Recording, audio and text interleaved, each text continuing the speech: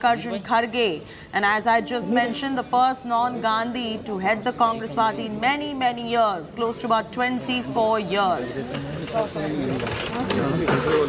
Kharge defeated Shashi Tharoor, if you already know, in a direct contest for the top post in the Grand Old Party after the Gandhis opted out of the race. Chairman of the Central Election Authority of the Congress, Madhusudan Mistry, is formally going to be handing over the election certificate to Kharge at the function, which is also going to be seeing the presence of outgoing chief Sonia Gandhi and even Rahul Gandhi.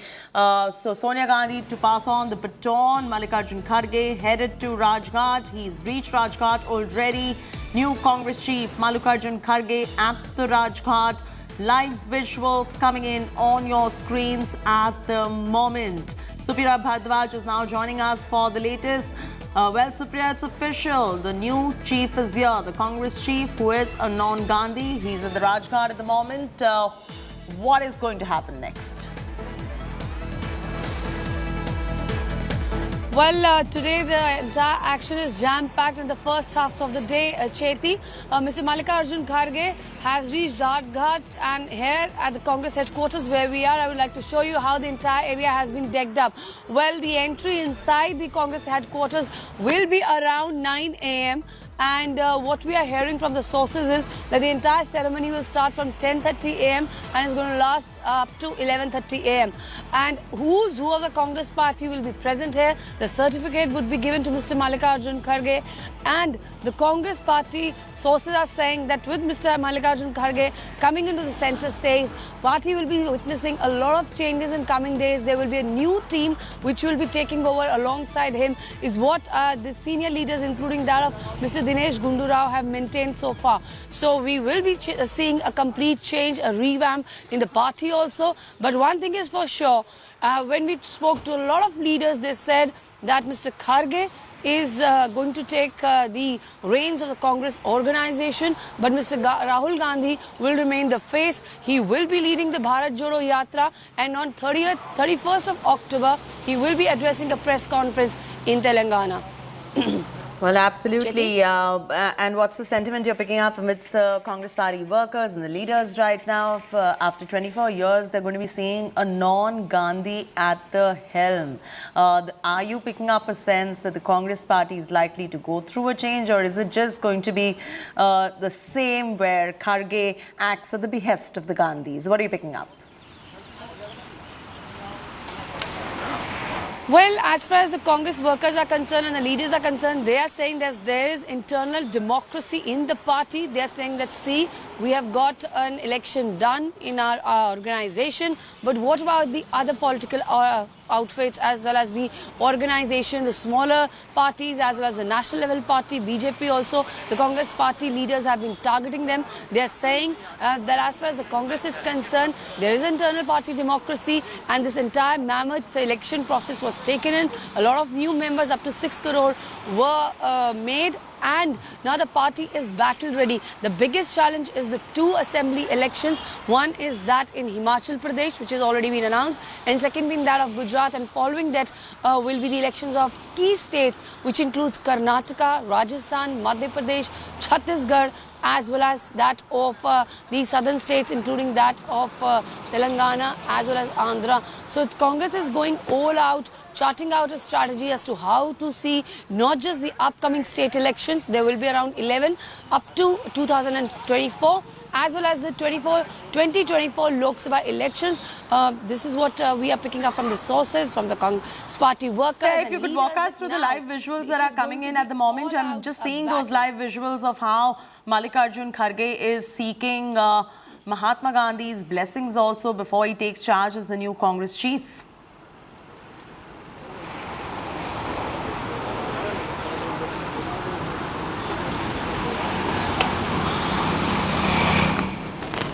All right, Supriya will be joining us in moments from now. Mallikarjun Kharge is a veteran in politics and a senior leader of Congress, but the task ahead of him is to stabilize and bring the Congress party back to its glory. His first challenge excuse me, is going to be the upcoming polls in Gujarat and Himachal Pradesh. Here's a special report. After 24 years, a non-Gandhi is taking the reins of the Congress. Mallikarjun Kharge, the newly elected president, assumes office. The 80-year-old Rajya Sabha MP from Karnataka overcame a spirited fight by MP Shashi Tharoor to wrest control of the grand old party. The entire senior leadership of the party had rallied behind Kharge, who was described as the unofficial official nominee. This had prompted Tharoor to claim that electors were being given the impression that Kharge has the blessings of the Gandhis. Kharge hit back, taking pot shots at Tharoor, calling him inexperienced. He is not my examiner. See, I have come on my own from block president to this level. Was Shashi Tharoor was there at that time was there? The two leaders since then have buried their differences. आज निर्णय लिया कि मल्लिकार्जुन खड़गे साहब हमारा नया अध्यक्ष होगा। मैं खबर सुन के उनके घर गए और उनको मेरी बधाई सुना दी। मेरे साथी श्री शशि थरूर को भी शुभकामना देता हूं। ये तो एक डेमोक्रेटिक प्रोसेस है, हमको मिलकर काम करना है, ये कहा, तो इसलिए मुझे बड़ी खुशी होती है। उनको भी मैं धन्यवाद देता हूं। Kharge takes charge of the party at a time when the Congress is at its lowest point electorally. The party is in power on their own in just two states, Chhattisgarh and Rajasthan. He will have to settle the feud between Ashok Gehlot and Sachin Pilot soon. Another challenge for Kharge would be the elections in Himachal Pradesh and Gujarat, which are just a month away. In 2023, the party faces a bigger challenge. 9 states go to polls next year. Kharge is tasked with reviving a Congress in coma and fighting the Modi-Shah juggernaut, something the Gandhis have miserably failed to do. Bureau Report, India Today. Rahul Gautam and Supriya Bhardwaj are joining us live now. Rahul, if you could walk our viewers through the latest live visuals that they're seeing on their screens right now. I believe Mallikarjun Kharge is seeking blessings from Bapu at this point of time. Well, absolutely. Just a short while back, Mr. Kharge reached here at Rajghat, offering his tributes to Mahatma Gandhi, and from here he'll be going to various other samadhis or resting places of Jawaharlal Nehru, Indira Gandhi, Rajiv Gandhi, Lal Bahadur Shastri, and also of Dalit icon Babu Jagjeevan Ram. Obviously, this is an attempt to send out a strong message that while after assuming the post of Congress President, Mr. Kharge would be taking forward the legacy of socialism of Jawaharlal Nehru. At the same time, he would also be taking forward the message of social justice, of Babu Jagjeevan Ram. But obviously, so far it has been a smooth journey for Mr. Kharge. But the real test begins now as to how he's going to revive the electoral fortunes of the grand old party. Around 10:30, a mega ceremony would be held inside AICC headquarters, where baton would be handed over to Mr. Kharge from Mrs. Gandhi in a grand ceremony. And obviously, it's going to be an historic moment because after a long gap of 24 years, it's going to be a non-Gandhi person going to head the grand old party. Certainly a historic moment as far as Congress party is concerned, but it seems that the real test is about to begin for Mr. Kharge as to how he's going to give fresh leaves of oxygen into the blood of Congress party. Stay on with us. Rajdeep Sardesai also joins us on this broadcast. Rajdeep, my first question to you is, Sonia Gandhi is going to be handing over the baton to Mallikarjun Kharge.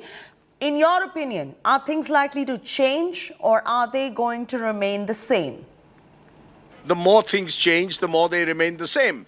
And really, Mr. Kharge being handed over the baton, as it were, by Sonia Gandhi will be seen as evidence that nothing substantial has changed in the Congress, because Mr. Kharge is seen as a firm Gandhi family loyalist, someone who will always be looking over his shoulder to see what the Gandhis would like to see done on a particular issue. Having said that, the optics of a non-Gandhi as the Congress president do have a certain relevance. they will suggest another port of call within the Congress leadership. A lot of Congress persons complain that they have no access to the Gandhis. Mr. Kharge will definitely be more accessible.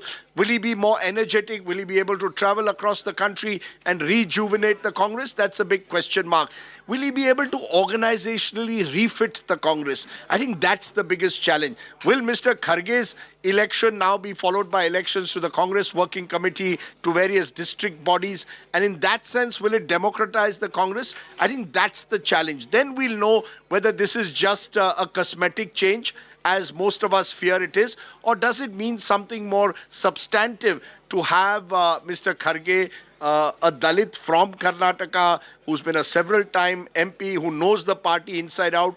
Will he be able to organizationally at least reboot the Congress and prepare it for future battles? That's going to be something that we'll have to wait and watch. Kharge defeated Shashi Tharoor, and of course, thanks Rajdeep for that. We'll play out that excerpt from your interview as well in moments from now. This was a one-sided contest, viewers. Here's an excerpt from an old interview that my colleagues had with the new chief, where he details the differences between his working style and Shashi Tharoor's. I have faced Modi in the house 5 years, and you see my debates. He himself said, Kharge जी ने तो हमको बहुत यहाँ पर बहुत सी बातें बताई, वो सीनियर लीडर है, हम रेस्पेक्ट करते हैं उनका, हमको मार्गदर्शन मिलता था। आने वाले चुनाव में वो आएंगे या नहीं मुझे मालूम नहीं, ये बोला। तो I am not afraid of Modi और Shah. I want to protect the constitution, democracy and my ideology, the party which I belong. That is my duty. Simply talking, I don't do. I will work, I will take practical decisions, and I will ask my people to go in various fields. Some people are creating is a rubber stamp, remote control. That. See, when I believe in democracy, when I take a collective leadership and I collectively consultancy from various other organizational people, some senior. For example, I will tell you, Sonia Gandhi ji has got 20 years experience as Congress president. If she has done good things for party and also government, should I not take those things? Slipping to a very short commercial break, lots more coming up on the other side. We'll get you this Congress story, and of course all the reactions that we are getting will continue, and many other national news stories as well. Stay with us.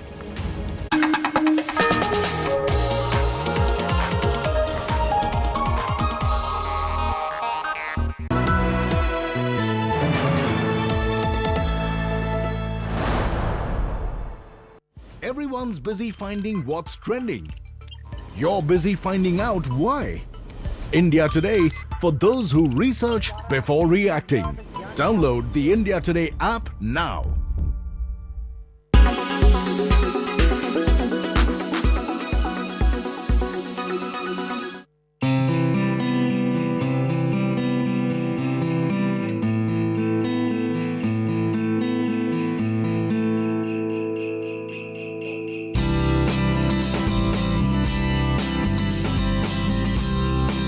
The largest producer of mustard in the world is facing a heat wave. We're talking about Canada. The delicious Dijon mustard is France's favorite condiment. A heat wave across the ocean in Canada has caused a drastic shortage. The shortage is evident in France. Canada supplies 80% of the mustard seeds to France. Because of the drought, the Canadian harvest became half in 2021. This has propelled France to grow their own crop. Remember, Europe is battling a fuel crisis and a power crisis post the Russia-Ukraine war. Mustard seeds have become more attractive after a drop in the prices of grains and oil seeds. Jérôme Garbes, a mustard expert, said that 15,000 tons of mustard seeds should be produced, meeting 40% of the requirement. Luc Vandermeysen, president of the Burgundy Mustard Association, said that store shelves should be replenished in October. He also said the shortage will be completely over in early 2023. We're very confident for Christmas. Being an agrarian economy, India produces its own mustard. Rajasthan is the largest mustard producing state in the country, therefore it's never going to be a problem for India.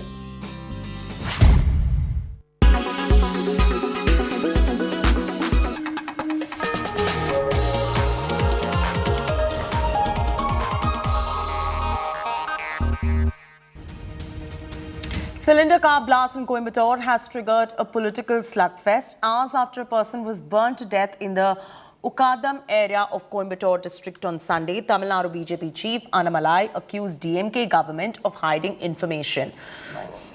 Annamalai dubbed it as an ISIS-linked terror attack. He said that Coimbatore blast is not just a cylinder blast, but a clear-cut terror act with the ISIS links. DMK Minister Balaji rubbished the allegation, saying Stalin government acted impeccably. Immediate arrests were made. Sources have told India Today that the note has been recovered from Mubin's residence that had a list of prominent government offices and public gathering areas. The bomb-making materials like potassium nitrate, charcoal, aluminum powder, sulfur, summing up to a total of 75 kilograms of explosives, were also recovered from the residence of the accused. This man, Jamisha Mubin, was killed when a gas cylinder kept in his car exploded close to a temple in Coimbatore. Police initially suspected it to be a cylinder blast, but closer scrutiny of the blast site revealed stunning details. Police found ball bearings, shrapnel, iron and aluminium nails at the blast site, all indicating towards a vehicle-borne improvised explosive device or a car bomb. Police identified the driver Mubin, and a subsequent search of his house revealed the presence of chemicals used to make low-intensity explosives, including potassium nitrate and sulfur. Police also scanned CCTV images around his house and found that several men had helped Mubin load the cylinder in the car. 5 men have now been arrested and are being questioned. They've been identified as Muhammad Thalka, 25 years, Muhammad Azharuddin, 23 years, Muhammad Riaz, 27, Feroz Ismail, 27, and Muhammad Nawaz Ismail, 27 years old. அந்த காரில் வந்து நமக்கு சில தடயங்கள் கிடச்சிருக்கு. அதில் ஆணிகள், கோலிக்குண்டு, அந்த பொருள் 2 பொருள் கிடச்சிருக்கு. மற்றபடி அது தடய அறிவியல் துறை அவங்க ஆய்வு செஞ்சிட்ருக்குறாங்க. இந்த நபருடைய வீடை சோதனையிட்டதில் சில low intensive explosives, potassium nitrate, aluminium powder, charcoal, sulphur, இது போன்ற இந்த நாட்டு வெடிகுண்டை தயார் பண்ணக்கூடிய சில பொருட்கள் கைப்பற்றியிருக்கிறோம். The BJP has come out all guns blazing, accusing the MK Stalin government in Tamil Nadu of downplaying the terror incident. The state BJP chief K. Annamalai took to social media platform Twitter to urge the chief minister to come out of hiding and own up to government's failure. As political party, we have waited for almost 48 hours. At least to use the word called terror attack has happened in Tamil soil. That is what we want. You are calling that as a cylinder blast, and you are trying.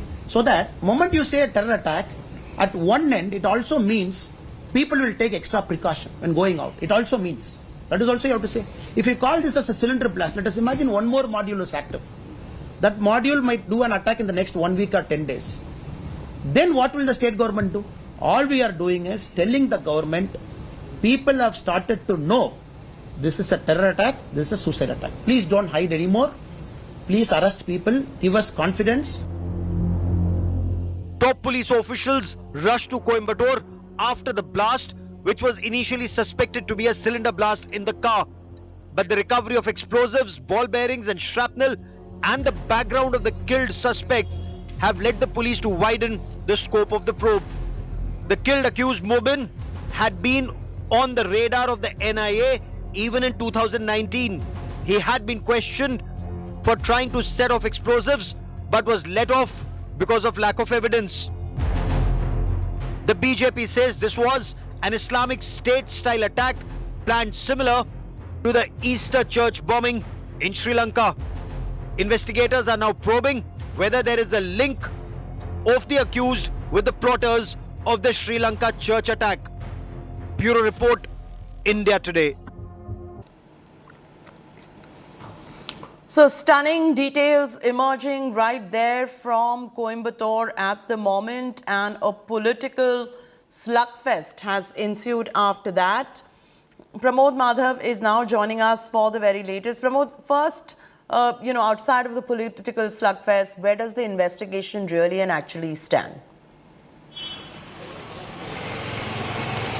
Well, Chaiti, we're currently standing at the location where the blast occurred, and this is a temple called as Kote Ishwaran Temple, where the blast occurred on Sunday around 4 a.m. in the morning. In fact, this entire area has been completely wiped up by Tamil Nadu police, and we couldn't find any sort of evidence except for this wall where you could see these paints chipped, and these are the ones which, because of this shrapnel kind of thing, that is the ball bearings and the nails, because of that, those damages occurred over there. Otherwise, this entire place has been completely cleared up. What happened is that earlier, one kind of a doubtful thing we still have is that the Tamil Nadu police is not yet calling it a terror plot or so, but for now 5 people have been arrested based on CCTV footage, and all those people have been UAPA has been invoked against them. In fact, not even 500 meters from the spot is where Jamesha Mubin lives, and that is on that street, and from there he drove the Maruti 800 car to this spot, and this is where the blast occurred. And yesterday all these 5 accused were produced before the court, and they have been sent to judicial custody until 8th of November, Chaiti. Thanks, Pramod, for getting us those details right there. We're slipping to a very short commercial break. When we return, my colleague Rajdeep Sardesai talks to experts over the beginning of the new regime of Rishi Sunak in the United Kingdom and the challenges that he faces ahead.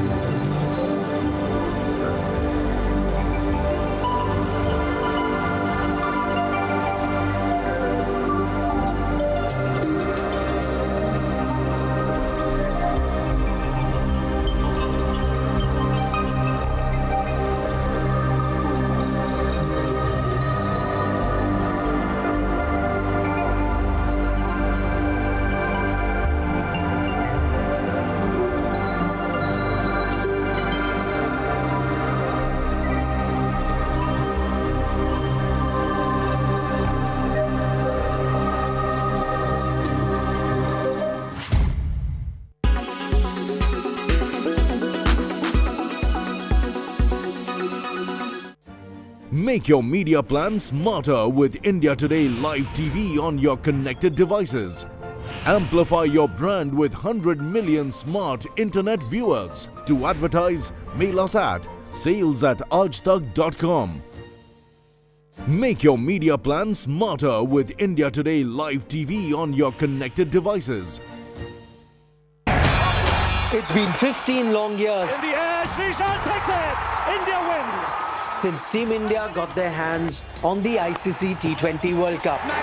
Will 2022 be the year, the moment the entire country's been waiting for? It's in self-run, and that is 50. Join us on India Today as we follow the men in blue. And bring you all the latest news and analysis with our cricket experts Harbhajan Singh, Sunil Gavaskar and Pragyan Ojha. Watch the Battle of Champions at these times throughout the World Cup on India Today.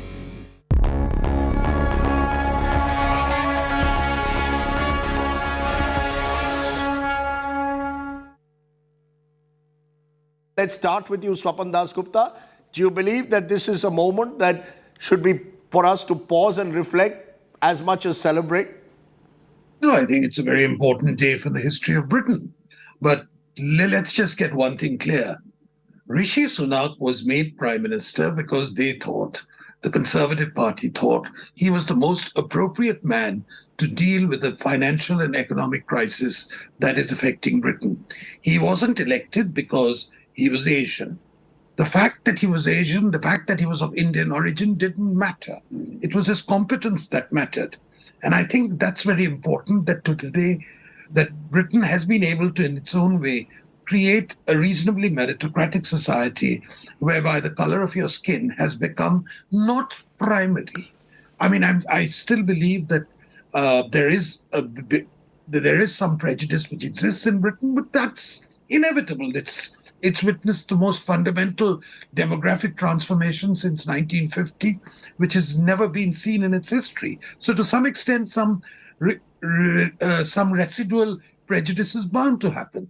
But Sunak, to my mind, I think what's very good about the system, what's very good and enlightened about the Conservative Party is that it chose what it considered the right person at this time to meet with a crisis. Just like, it was an unusual choice, but it was done with a particular purpose in mind, and it was not done because he was Asian, because he was Indian in origin. And neither was it done because he went to the right public schools or he went to Winchester and Oxford or had a stint in Goldman Sachs. It was done because he was just the appropriate person. Okay, And so you're saying it's a tribute to Rishi Sunak that he was an outsider in politics and he came in from the outside and made his way right to the top. That's how I see it. So you're seeing it pure meritocracy. Are you seeing it the same way, Lord Meghnad Desai, a triumph of meritocracy? In this country, there are politicians raising the question whether, for example, in India, would a Muslim become the Prime Minister even if he or she was meritocratic? The ruling party doesn't have a single Muslim in parliament. Is that the way we should see it, that Britain today is actually pushing for diversity versus India, or that Britain is pushing for meritocracy versus India? Yeah, and the thing is that Rishi Sunak has been selected because the Conservative Party is in a very big trouble. Like any other MP, he's perfectly qualified. And I think you have to say that UK has become a much more a multiracial, much more tolerant society than it used to be 50 years ago. But what is more important is that David Cameron in 2015 decided that he had to go after talented, aspiring people of other races. And that policy of the Conservative Party deliberately started to look for election candidates has now paid off. Neither the Labour Party nor the Liberal Democrats have had that kind of policy, because the left tends to patronize the weak and the people of other races. It is the right wing which has suddenly realized that we are all alike. It depends upon the class. And anybody in the middle class is qualified to be Prime Minister. And that, I think, is the secret of Rishi Sunak. Let me therefore bring in also Ed Luce, giving us an English perspective. Ed Luce of the Financial Times. Ed Luce, you've worked in India. You've seen what's happened in Britain. Is this a moment for Britain to truly having broken a major barrier? I think this is a landmark. This is a watershed moment that doesn't surprise anybody. Mass immigration in the 50s, 60s, 70s did spur a lot of racist backlash in the first few decades. There is still, as Swapan mentioned, there's still racist sentiment in Britain, but it's a multiracial reality has become so normalized. Interracial marriage has become so common that it was inevitable at some point or another, given the diversity already, particularly, ironically, as Lord Desai pointed out, of the Conservative Party, that you would get a leader of Indian origin. London, in fact, has a mayor of Pakistani Muslim origin, Sadiq Khan. The rather hapless outgoing former Chancellor of the Exchequer, Kwasi Kwarteng, was of African origin, and so forth. It's becoming unexceptional. I think it produces some peculiarly British ironies. The fact that, a prime minister, the first Hindu prime minister, who swore into office initially on the Bhagavad Gita, will now be advising the king on senior Church of England appointments, essentially deciding them. The next Archbishop of Canterbury, for example, is quite amusing. Harmlessly amusing, a feature of a very idiosyncratic British constitution. But the main reason why he's become prime minister, I think, is contained in those three words he used: accountability, integrity, and I think responsibility. I might have forgotten the third accountability, word, professionalism, and integrity. Sorry. Well, and all three, draw a line, a fairly strong implicit line between him and his two predecessors, Liz Truss and Boris Johnson, neither of whom are perceived as being abounding in those qualities. And I think that's why he's become prime minister. Britain needs some fiscal responsibility. It needs fewer unforced errors. And Sunak he's an adult. He's a grown-up in the room. He's got a sense of responsibility. I wouldn't wish this job on anybody at this stage in Britain's economic misfortunes. But I suspect he's the least unqualified amongst a pretty thin bench of conservatives. Can I just take that to Navtej Sarna? Because Navtej, I know you don't want to get into politics, and Shashi Tharoor will join us in a moment, but as a diplomat, do you see this as a watershed moment in Indo-UK relations? I think, Rajdeep, it's a watershed moment, firstly, for the UK. We have had Indian origin heads of state and heads of government in other countries before. But the fact that it is the UK, and this is the first time that a man of color, a man of Asia, a man of South Asia, a man of India is the prime minister, is particularly remarkable given, and it sort of resonates more with all of us, given the India-UK historical relationship. So I think that sort of, makes us ponder more over these things. It wouldn't happen if it was a country somewhere else in the world.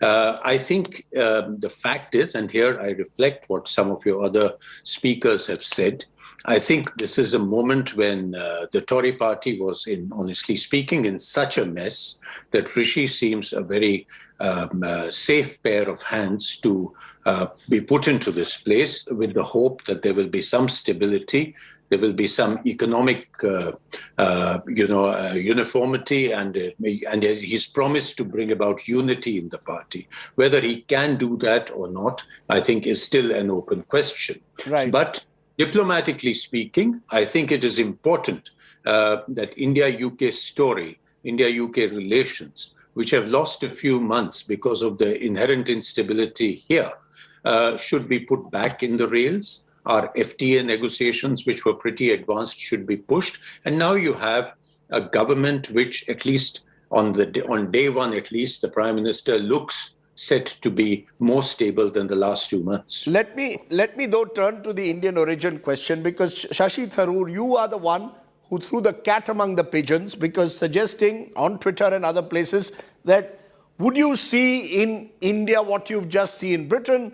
Would the Hindutva-vadis of the BJP be prepared to embrace someone of another ethnicity, suggesting would they be ready to make a Muslim, for example, as Prime Minister?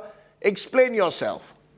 Well, look, we've already seen their reaction when Sonia Gandhi, as the leader of the UPA alliance in 2004, was offered the prime ministership by the victorious coalition at that time.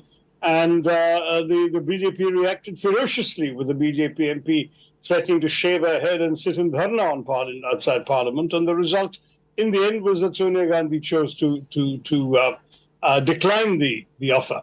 But there's no question that it doesn't sit well with the Hindutva-vadis, because they have a view which really doesn't accommodate people who belong to faiths that haven't originated in India. They don't see them in the same way as the Indic faiths. And the result then is that you have a situation where they're very happy to point to presidents or chief justices or cricket captains from the minority faiths, but never to a prime minister who actually wields the real power in our government. No, because we've had a Muslim, we've had 3 Muslim presidents, we've had a Sikh as a prime minister, a Sikh as a president, we've had 2 Dalit presidents. I mean, in a sense, diversity. You seem to be using Rishi Sunak as an example to suggest almost that we are less diverse. Well, you see, the question of presidency is, frankly, it's a largely ceremonial post. It is high in prestige and low in power. The only acid test is the job of prime minister, where Rishi Sunak, in this particular instance, has the most powerful job in the British government. The equivalent of that is our prime minister. The equivalent of our president is perhaps the British king.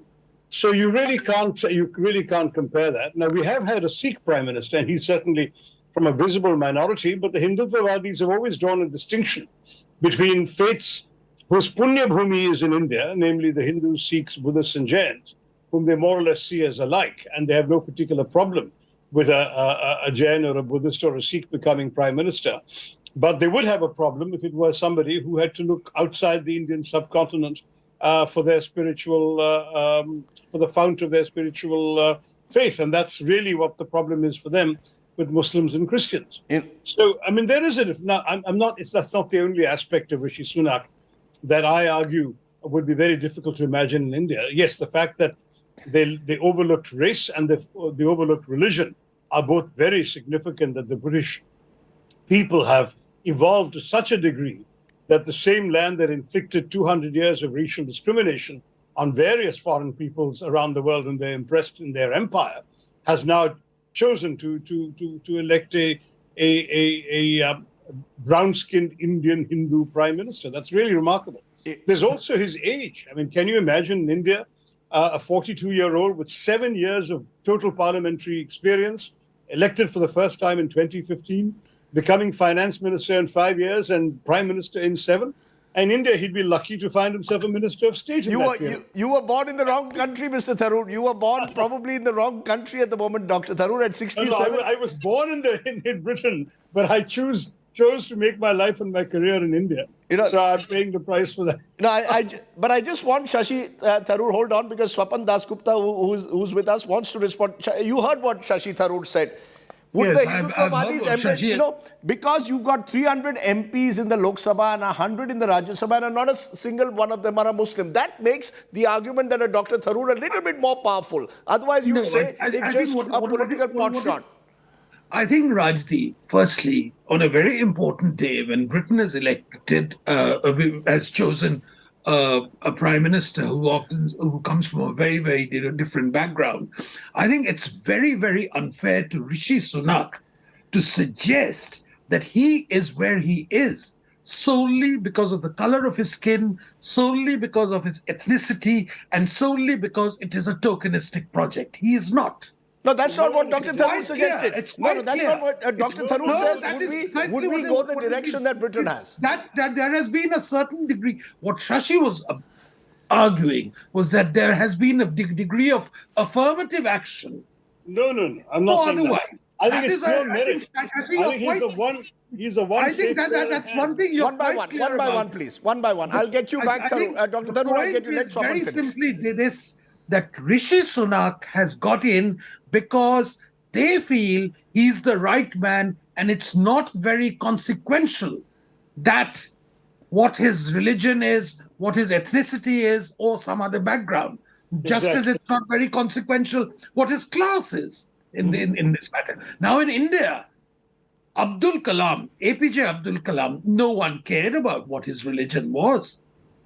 That he was Muslim was incidental, and therefore I think what is very important is that in a democracy, people are not often chosen for the top job solely because they have a certain tokenistic value about it, but because they have a degree of competence. Okay. Now, that competence comes about, and it can come about, and because they're acceptable to the large majority of MPs. Now, if you're saying that we must abolish this India and elect a new India, and create a new India, Shashi, you're most welcome to try and do it.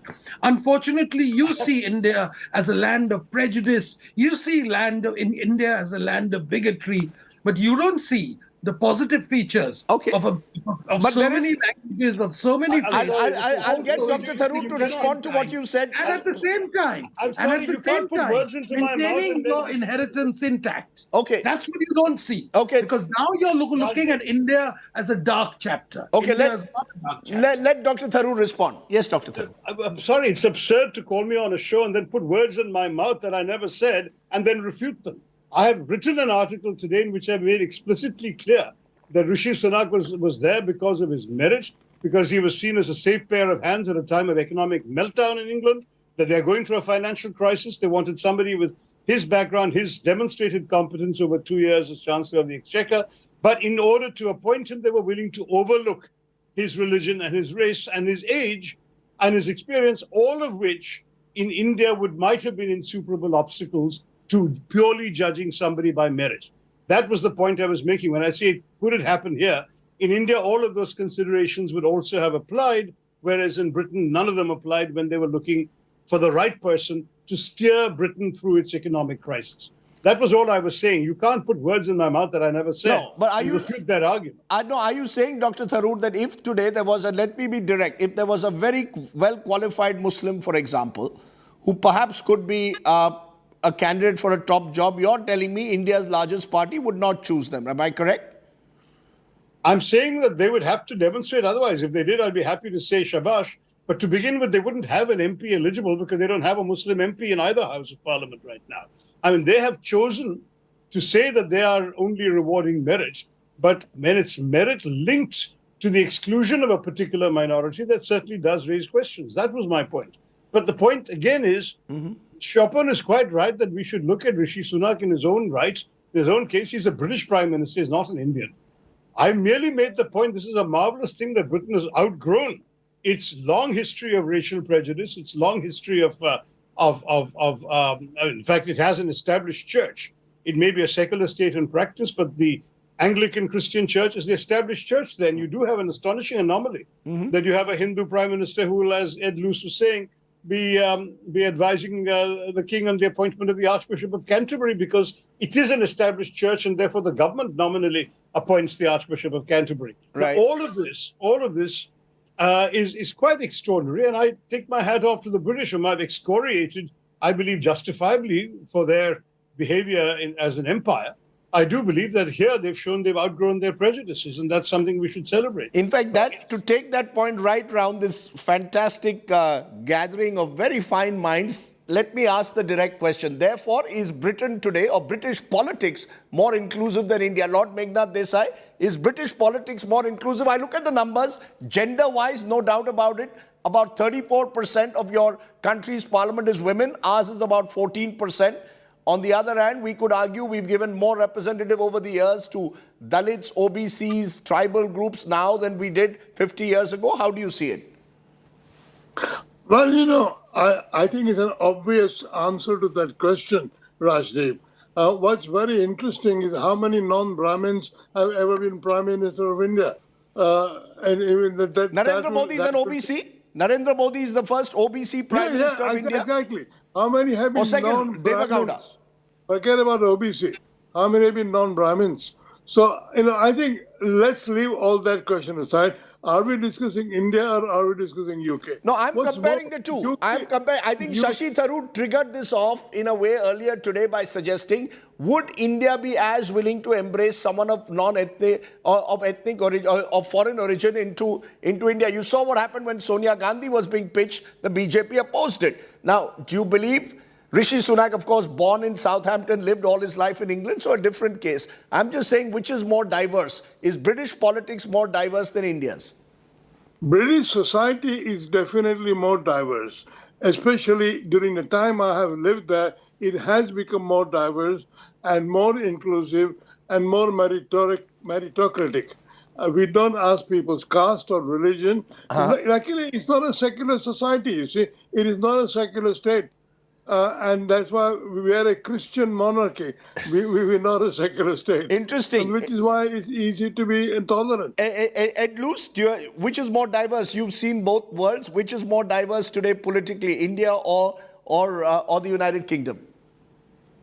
Look, I think it's incredibly difficult to make India undiverse. You know, despite the BJP's best efforts, India is just so inherently pluralistic that it will always be a country of many languages and religions. I like to look at the rate of change, and I think in the last or the direction of change, rather, I think in the last 30, 40 years, Britain has gone from being a largely white elite and politics to one that's much more multiracial.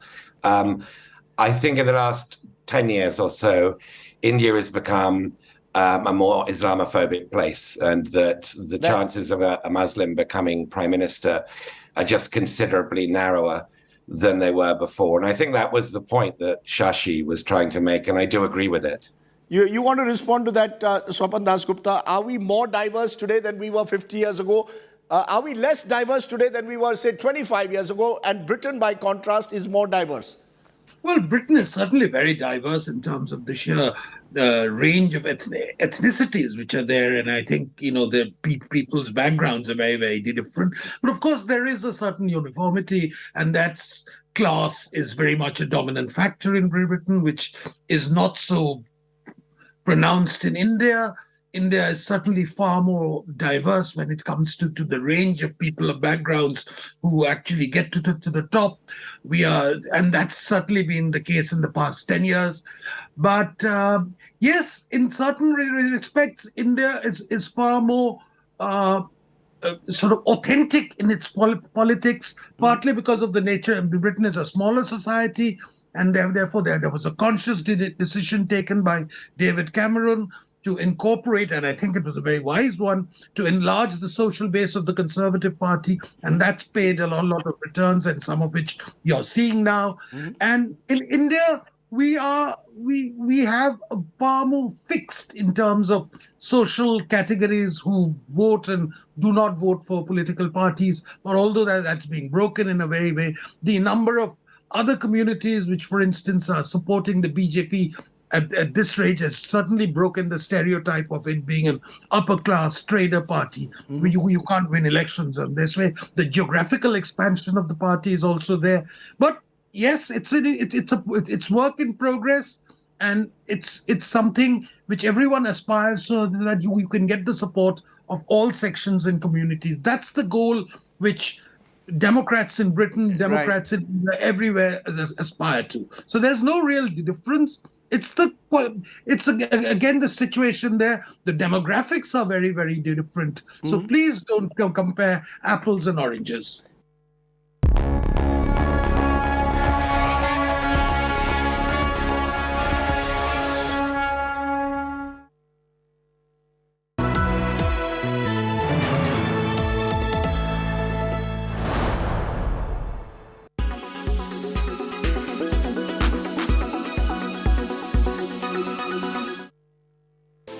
Fashion industry is all about new designs, styles and creations. Well, now fashion designers have a new playground for their creations, the metaverse. This digital world where, thanks to an avatar that gives us a virtual twin, we can evolve and act just as we would in the real world. We enter it through wearing a virtual reality headgear or by watching a computer or smartphone screen. The metaverse is a space for experimentation and testing out new products, allowing designers to push the boundaries of their creativity. This has economic advantages too. By testing out their collection in the metaverse, they can then analyze public reaction in it and adapt demand accordingly to avoid surplus production and unsold items in the real world. In other words, an eco-friendly approach. For other designers, their creations will stay digital. On specialized platform brands, commercialize their virtual clothes by attaching to them an NFT or a non-interchangeable unit of data stored on a blockchain that can be sold and traded using cryptocurrency. This kind of marketing saves brands from their worst nightmare: fakes flooding the marketplace. With the second-hand market booming, Reselling a pair of virtual shoes associated with an NFT will give the designer royalties on each transaction. Some brands link a virtual fashion item with its counterpart in reality.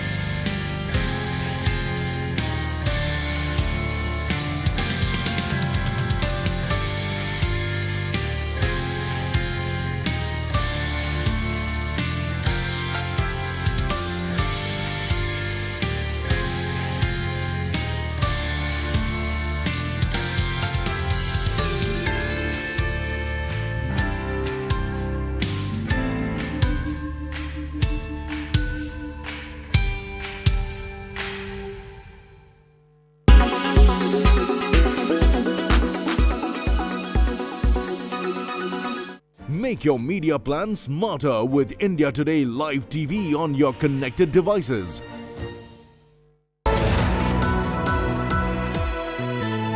So sorry.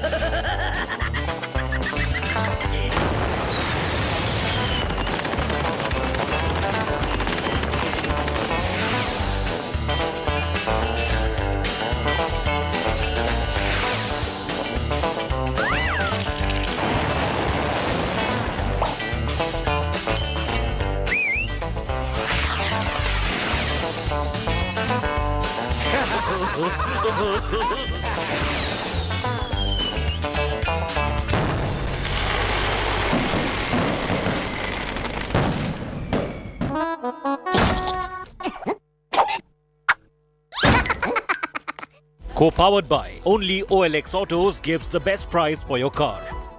In association with Hetic Fittings, make your furniture work beautifully. Tata Intra V50.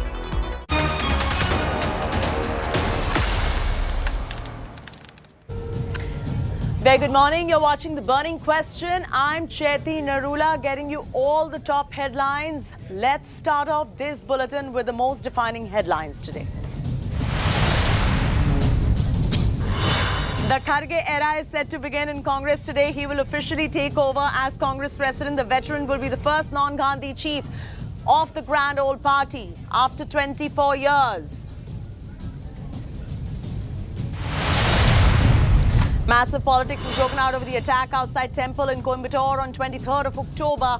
Tamil Nadu BJP chief accuses Chief Minister Stalin of downplaying the incident, writes to Amit Shah, demanding cops accept it as a suicide attack and NIA probe the incident. Murkier details emerge in connection to the violence that broke out in Vadodara on Diwali night. Cops say it was a pre-planned attack carried out as a part of a conspiracy to disrupt Diwali.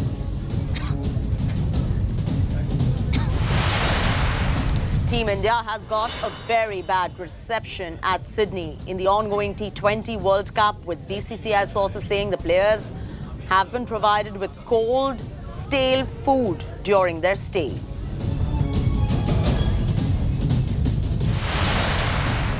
The Rishi Sunak regime has begun in UK. The new Prime Minister has rung in the changes, appointing Dominic Raab as his deputy, while Indian origin Conservative MP Suella Braverman has been given the position of the Home Secretary.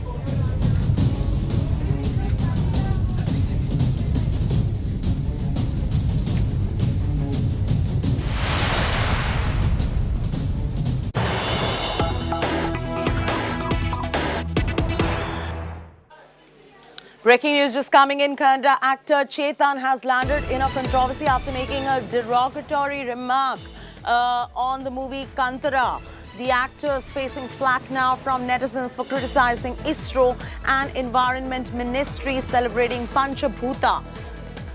He's put out a tweet, and I quote, Panchabhuta enumerated in Rig Veda's Aitareya Upanishad is a key aspect of Vedic Hinduism and should be kept separate from science, unquote. So it is a controversy. It's a controversial statement. Let's go straight across to Sagai Raj, who's getting us the details. Sagai, for the uninitiated, if you could explain why this comment and why this tweet of his is derogatory in nature and what is the controversy surrounding it? See, actor Chetan is always known for his controversial statement, whether it is Kantara movie or any other things in the past.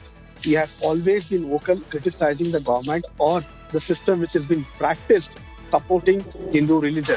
And now he has openly come out and criticized the government, stating that why they have to partner with an NGO and worship Panchabhutas, because this doesn't have any kind of association with rationalism. He feels that ISRO, environmental science, everything should be kept away from these kind of practices which comes in Vedic and Upanishads. He says that mixing together will have culmination of religion and rationalism, which will not work together. And he has also went on to say that all these 5 Panchabhutas, that is where water and other things, are part of Upanishads and Vedic. It should not be part of science. And that is the reason he is asking them not to mix together and keep it separately. And definitely he's been vocal about all this kind of controversial things. And even people have criticized for his rational thoughts on these kind of stuff.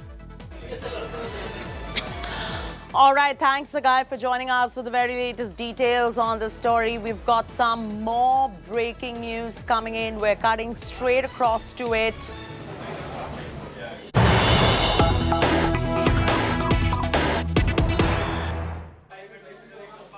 The breaking news is about Afsana Khan, who is a singer who was questioned by the Delhi NIA for nearly 5 hours. Let's bring you the full details in the gangster terrorist syndicate case. Punjabi singer Afsana Khan was questioned in Delhi by the NIA for nearly 5 hours, as I just mentioned. The agency has quizzed the singer in connection to the gangsters who were involved in Sidhu Moosewala murder case. Sources say that NIA believes Afsana was involved in the singer's killing plot Afsana's name has come under the NIA radar after the recent raids across North India. If you have Shreya with us, let's go straight across to Shreya. Shreya is joining us on this broadcast for the very latest. Shreya, if you could explain to us, singer Afsana Khan, her probe lasted for nearly 5 hours. She's being probed by the Delhi NIA. What was the line of questioning and what has emerged from the questioning at the moment? Well, Chaiti, what we're learning from our sources inside the National Investigative Agency is that there is enough evidence on the part of the agency of Afsana Khan being associated with the gangsters. Now, remember, this case is now being investigated by the NIA about the entire gangster nexus, and what the NIA believes that there is a link between Afsana Khan and those who actually plotted the murder of Sidhu Moosewala. It's also being alleged that she possibly has a close association with the Bambiha gang. Remember, the Bambiha gang is the rival of the Lawrence Bishnoi gang, who had went ahead and claimed the killing that was done in Mansa, which resulted in the death of Sidhu Moosewala. Also important to point out that just after this entire 5 hours of questioning by the NIA, Afsana Khan also took to Instagram, saying that she has some interesting revelations to make regarding Sidhu Moosewala, and she will be doing so on Instagram today at 2 p.m. So that's something that probably even the NIA would look at what are the statements that she's making. But so far, she's under the radar of the NIA, and they believe she's closely associated with the gangs who might have plotted the murder of Sidhu Moosewala. All right, Shreya, thanks so much for bringing our viewers up to speed with the very latest details as far as the story is concerned. We'll keep you updated once more details emerge from the investigation agencies. For now, thanks so much.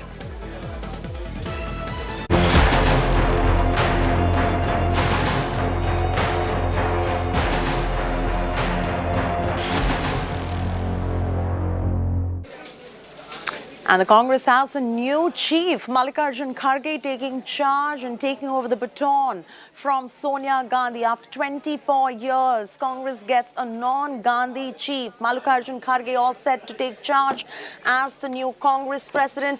The preparations are indeed underway at the Congress headquarters for the ceremony where Congress working president Sonia Gandhi will hand over the baton to Kharge, the first non-Gandhi to head the outfit in 24 years.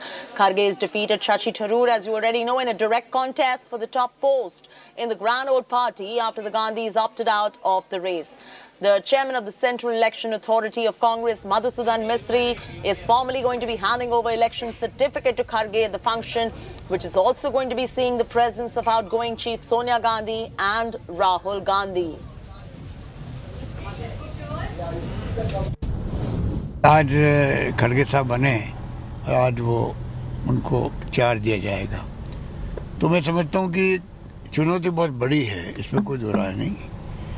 और हम सब मिलके पूरे देश के अंदर जो senior junior जो भी लोग हैं, नेता लोग, कार्यकर्ता हैं, सबका एक ही ध्येय हो कि एक बार सोनिया जी ने जो फैसला किया है नहीं बनने का गांधी फैमिली का, और नॉन गांधी फैमिली का बन गए हैं खड़गे साहब, तो हम सबकी जिम्मेदारी है कि हम कैसे उनको कामयाब करें, कांग्रेस को मजबूत करें, नए सिरे से कांग्रेस के अंदर booth, block, district, state level पर कांग्रेस मजबूत हो, कांग्रेस कार्यकर्ताओं में नया कॉन्फिडेंस पैदा हो।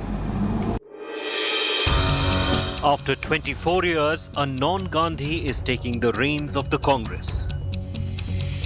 Mallikarjun Kharge, the newly elected president, assumes office.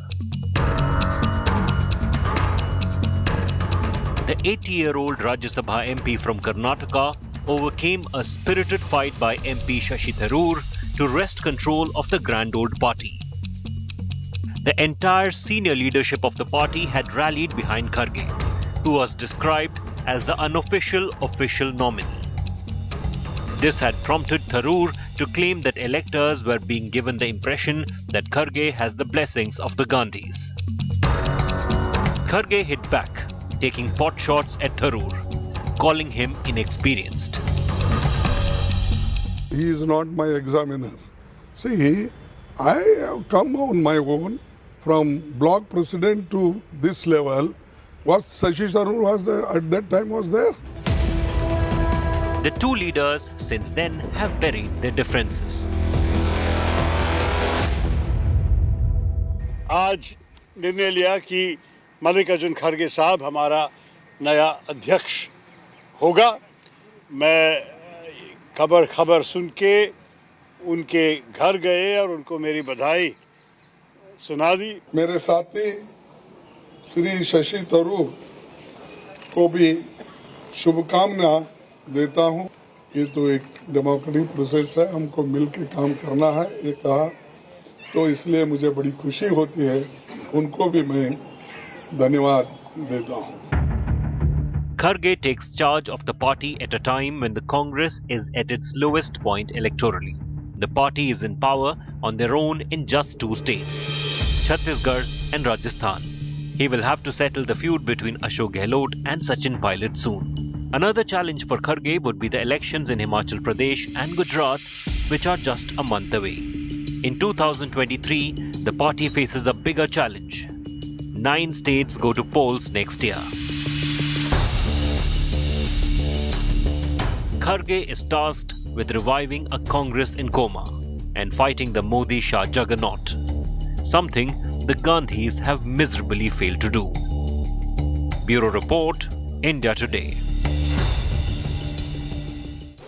Rahul Gautam is now joining us for the very latest on this. Rahul, it's a momentous day indeed. I mean, if there is a chief of Congress party which is non-Gandhi after 24 years, it is Mallikarjun Kharge who is going to be taking charge. But the question really is it going to be the same for the Congress party, or are things really going to be changing?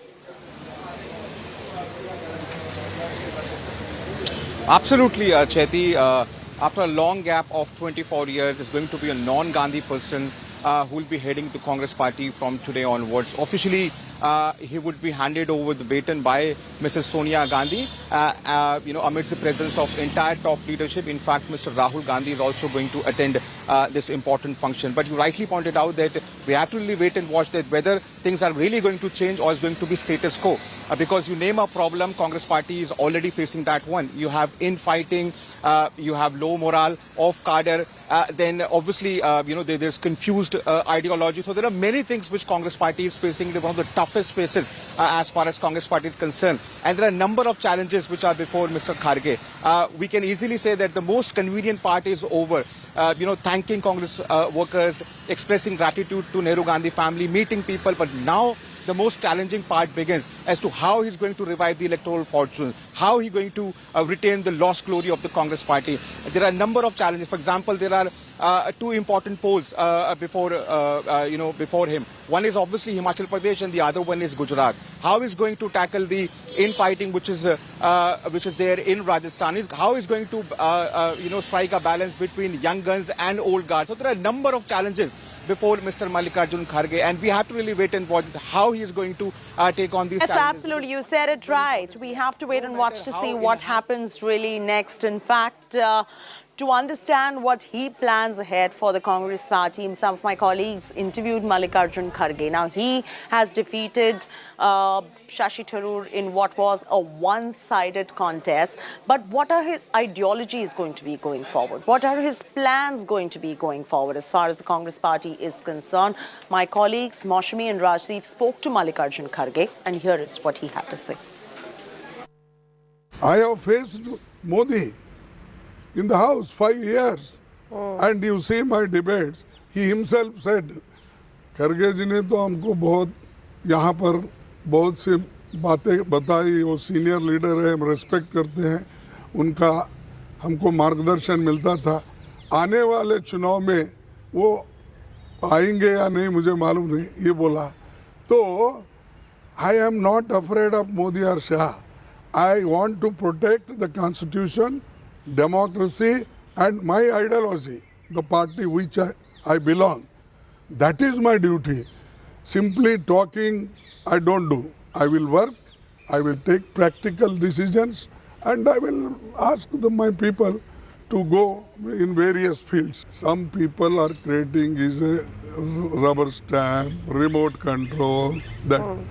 See, when I believe in democracy, when I take a collective leadership, and I collectively consultancy from various other organizational people, some senior. For example, I will tell you, Sonia Gandhi ji has got 20 years experience as Congress president. If she has done good things for party and also government, should I not take those things? Slipping to a very short commercial break, but when we return, we're bringing you the controversy that is coming in from Coimbatore after that particular temple attack. There is a political slugfest going on. Tamil Nadu BJP chief has accused Stalin of downplaying the incident over the attack outside temple in Coimbatore on 23rd October.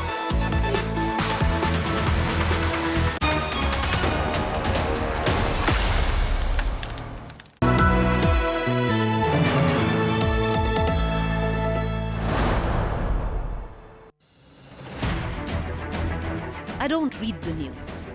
I read between the lines to tell you the true version of events, the true story of our times.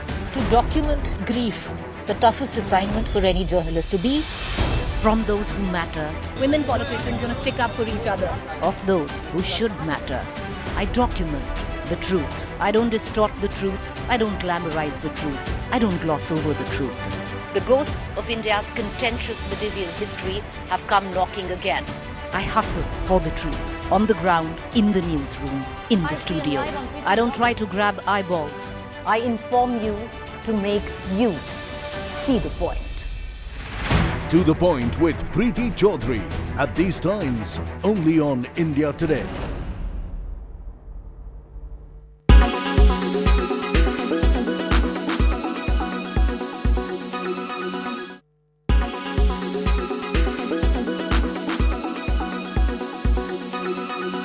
Make your media plan smarter with India Today Live TV on your connected devices. Everyone's busy finding what's trending. You're busy finding out why. India Today for those who research before reacting. Download the India Today app now. Make your media plan smarter with India Today Live TV on your connected devices.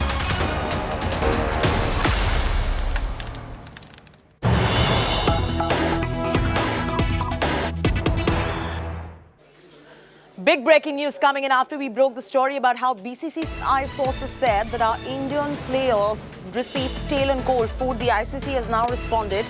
After those reports and our story that we broke, ICC sources have refuted these charges. Sources are saying that the practice venue has been allotted as per the protocol. Also, the accommodation is in rotation. Food menu is the same for all the teams and well mentioned in the handbook given to the players. If there was any issue, they should have objected before. As of now, there is no official word from the Indian camp regarding food. Once they will receive it, we'll respond accordingly. Nikhil Naz joins us for the very latest details on this. Nikhil, what the ICC statement says, of course, one part makes sense that all of this was mentioned beforehand, but how would they ever imagine that the food was actually stale and cold? Was that also mentioned? The answer evidently is no. But this is source-based information that we brought to our viewers about what the BCCI had to say as far as the stale and cold food is concerned. What do the players have to say about this?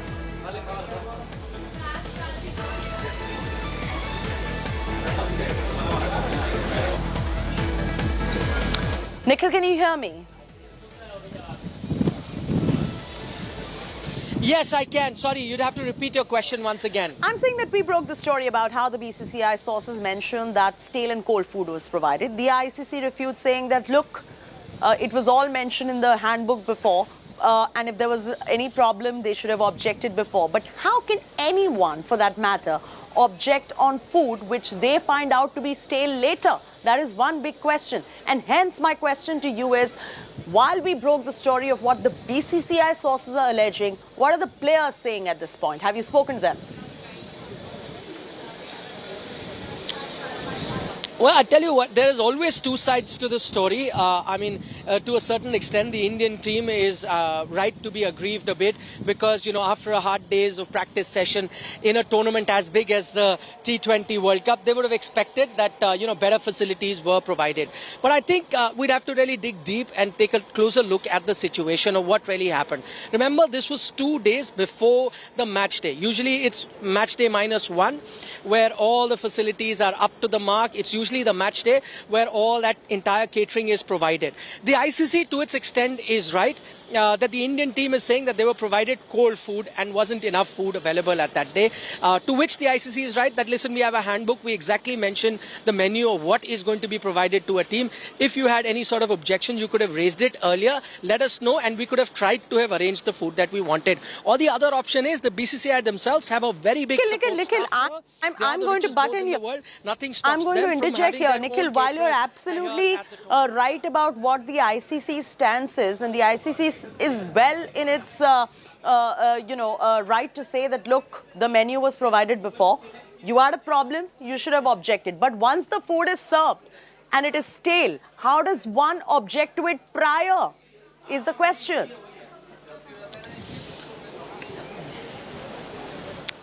So in terms of the conversation that I've had, there has been no objection to stale food. I think the objection has been to have been provided cold food. And I think that's the issue at hand. And I think that's a bit of a cultural difference as well. If you travel to Australia, if you come to, European countries, they're quite accustomed to be eating cold food, as in cold sandwiches, falafel, and a bit of salad and fruits is the norm sometimes in lunches, and that's the lunch that was provided. I can agree with the Indian team, which are used to eating hot food, and on most occasions hot food is provided, and probably should have been provided here as well. But as I said, this was an organizational issue, maybe a fault from the Indian counterpart, maybe a fault of the local organizing committee as well, to have looked into and to have ensured, listen, we are journalists. Sometimes when we are covering a match, we know that on days that you've got Indian journalists, they make sure that, Indian food is provided, hot food is provided, because they know that certain journalists would be traveling from India. Same norms could have been followed for the Indian team and is usually followed on match day and a match day before that. 2 days before that, that wasn't followed and it was out of the usual, which is why the Indian team is objected then the all-important question, here is, amidst the allegations, counter-allegations and the source-based information that is trickling in on this front, the bigger question here is, yes, the same food was provided to all the teams, and you can confirm that if it was the case. And in case that was the case, then have other teams from other countries also objected? No, Chetty. So as far as my information is, the local organizing committee has the same menu for multiple teams that are practicing. Remember, it was a practice day. On practice day, you have a schedule, and based on the schedule, you have different teams coming. Of course, it also makes a huge difference at what time a team is practicing. If it's in the evening or it's early evening, then it's not usually the dinner. It could be that high tea that they organize. If it's early, then sometimes the breakfast. But the Indian team felt aggrieved because it was lunchtime. They had practiced a lot and they were hoping for a well laid out buffet at lunch, which is also, the norm that we've seen in a lot of venues. It wasn't here, and that is probably the reason why the Indian team has spoken about it and probably told or expressed their displeasure to the organizers. So of course that was a miss, but they follow a set menu that is provided depending on the day or at the time that the team is practicing, and it wasn't out of the usual. Most other teams probably would have been given the same kind of food, but as I said, this could have been sorted out both from the local organizers' point of view as well as from the BCCI. I tell you, there are a 16-member support staff that the BCCI has with them that is traveling. Probably they could have looked as to what the players are being provided, but sometimes we take these things for granted because on most occasions you are provided a full buffet, a very well laid out buffet that the team is usually happy with. This time that wasn't the case, and maybe this is something for the ICC also to look at, that if you have an Indian team, a Pakistani team of Asian origin, maybe better to provide hot food rather than cold sandwiches. All right, so there are many aspects to this particular story. We'll continue getting you all the angles, and we'll wait for more information to come in from you, Nikhil, because you're right there reporting from ground zero on this story as well. For now, thank you very much for joining us with those details. Moving on to the other big national story that we're tracking here on India Today this morning on the burning question. It is coming in from Coimbatore. After the blast that took place, there has been a massive political slugfest on the back of it. Cylinder car blast in Coimbatore has triggered it hours after a person was burnt to death in the Ukadam area of Coimbatore district on Sunday. Tamil Nadu BJP chief Annamalai accused the DMK government of hiding information. Annamalai dubbed it an ISIS-linked terror attack. He said that Coimbatore blast is not a mere cylinder blast, but a clear-cut terror act with the ISIS terror links. DMK Minister Balaji has rubbished the allegations, saying Stalin government acted impeccably. Immediate arrests were made. Sources have told India Today that the note has been recovered from Mubin's residence, which had a list of prominent government offices and public gathering areas. Bomb-making materials like potassium nitrate, charcoal, aluminum, sulfur, summing up to a total of 75 kilograms of explosives, was recovered from the residence of the accused.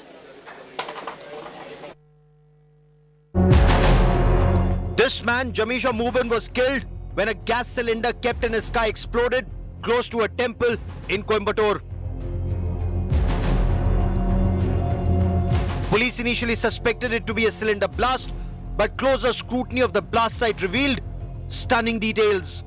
Police found ball bearings, shrapnel, iron and aluminium nails at the blast site, all indicating towards a vehicle-borne improvised explosive device or a car bomb. Police identified the driver Mubin, and a subsequent search of his house revealed the presence of chemicals used to make low-intensity explosives, including potassium nitrate and sulfur. Police also scanned CCTV images around his house and found that several men had helped Mubin load the cylinder in the car. 5 men have now been arrested and are being questioned. They've been identified as Muhammad Thalka, 25 years, Muhammad Azharuddin, 23 years, Muhammad Riaz, 27, Feroz Ismail, 27, and Muhammad Nawaz Ismail, 27 years old. அந்த காரில் வந்து நமக்கு சில தடயங்கள் கிடச்சிருக்கு. அதில் ஆணிகள், கோலிக்குண்டு, அந்த பொருள் 2 பொருள் கிடச்சிருக்கு. மற்றபடி அது தடய அறிவியல் துறை அவங்க ஆய்வு செஞ்சிட்ருக்குறாங்க. இந்த நபருடைய வீடை சோதனையிட்டதில் சில low intensive explosives, potassium nitrate, aluminium powder, charcoal, sulphur, இது போன்ற இந்த நாட்டு வெடிகுண்டை தயார் பண்ணக்கூடிய சில பொருட்கள் கைப்பற்றியிருக்கிறோம். The BJP has come out all guns blazing, accusing the MK Stalin government in Tamil Nadu of downplaying the terror incident. The state BJP chief K. Annamalai took to social media platform Twitter to urge the chief minister to come out of hiding and own up to government's failure. As political party, we have waited for almost 48 hours.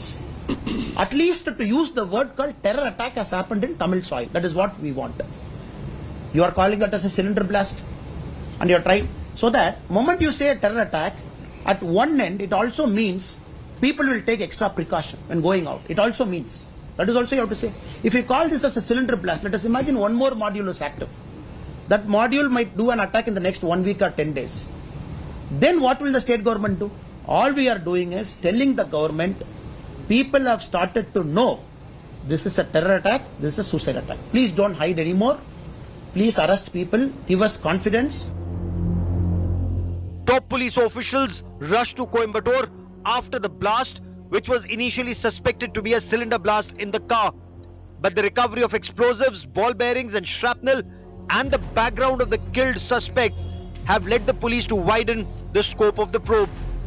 The killed accused Mubin had been on the radar of the NIA even in 2019. He had been questioned for trying to set off explosives but was let off because of lack of evidence.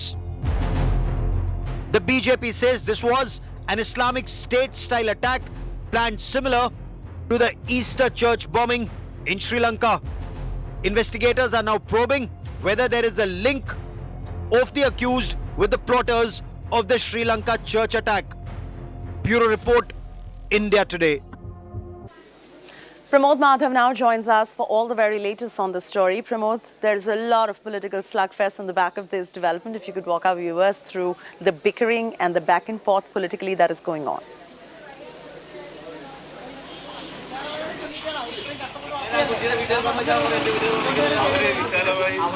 Well, certainly we are standing in front of the temple and you could see the kind of protection that has been provided over here. Yes, we are currently standing in front of the temple, which is called as a Kote Ishwaran temple. And the protection over here, you could see the policemen at this location.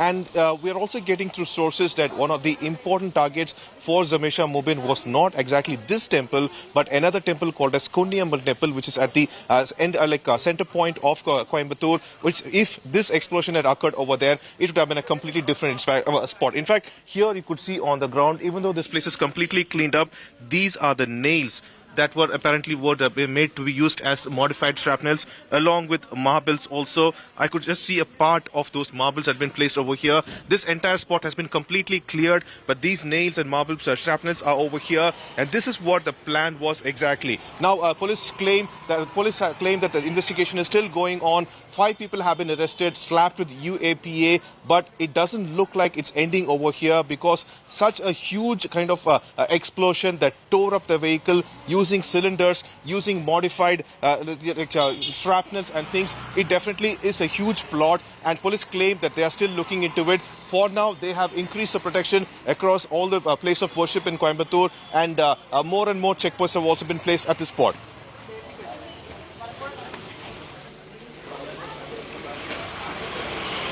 Thank you so much, Pramod, for joining us for the very latest details on that.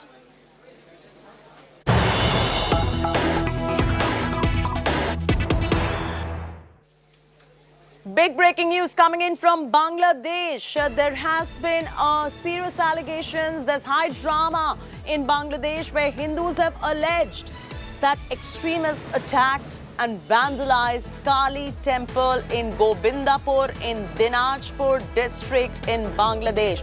It's a very serious allegation. Hindus alleging that extremists have attacked and vandalized the Kali temple in Bangladesh, and there is high drama which is going on the back of this development. If we have our reporters with us, let's get you more on this story, but that's the latest coming in from Bangladesh at the moment. We're playing those visuals out that are coming in from Bangladesh as well. The visuals particularly are coming in from Dinajpur district. Allegation coming in from the Hindu community that extremists attacked and vandalized the Kali temple. Suryagini joins us live for the very latest. Suryagini, what's the high drama that you're picking up from Bangladesh at the moment? And walk us through the allegations. Well, the Hindu community from Bangladesh, they have come up with this major allegation at the backdrop of Kali Puja in Bangladesh as well, wherein a temple, a Kali temple rather, at Gobindapur in Dinajpur district of Bangladesh was allegedly, vandalized by miscreants.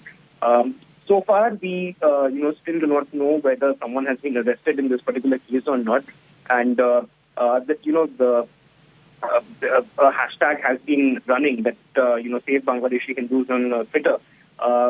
Even last year during, after Durga Puja, we had seen how, there was clashes in Bangladesh where people lost their lives at the backdrop of Durga Puja and Lakshmi Puja. And this one, however, this year, it was, there were no law and order issues reported from Bangladesh during Durga Puja or Lakshmi Puja. But however, this particular allegation has surfaced wherein a Kali temple was attacked by we'll continue to keep a close watch on the story. In the meanwhile, we're getting some breaking news coming in, cutting straight across to it.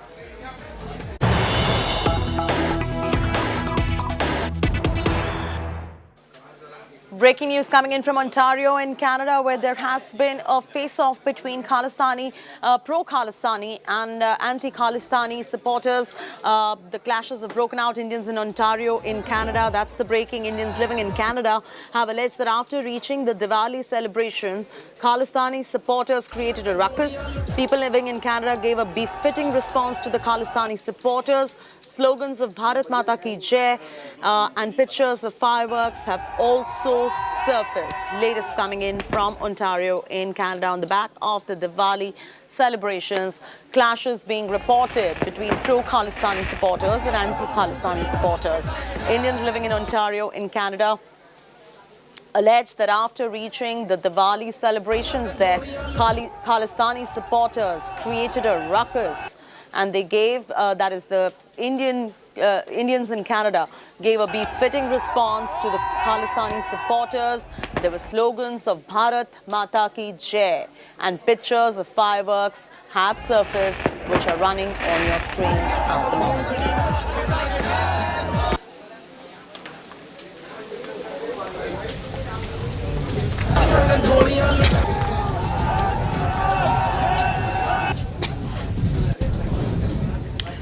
Well, shifting focus from Canada back in India now, the focus is from Vadodara, where communal clashes took place, and we're getting you more details of what happened in Gujarat right there. It's on the edge, Vadodara, after the communal clashes marred Diwali celebrations in the city.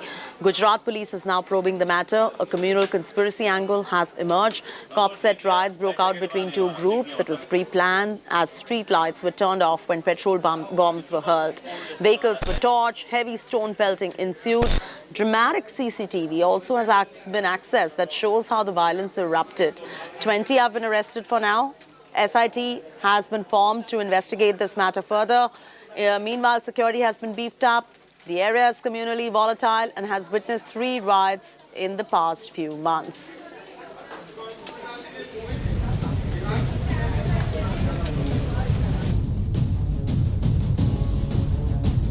Major riots occurred in Vadodara after heated arguments over busting firecrackers.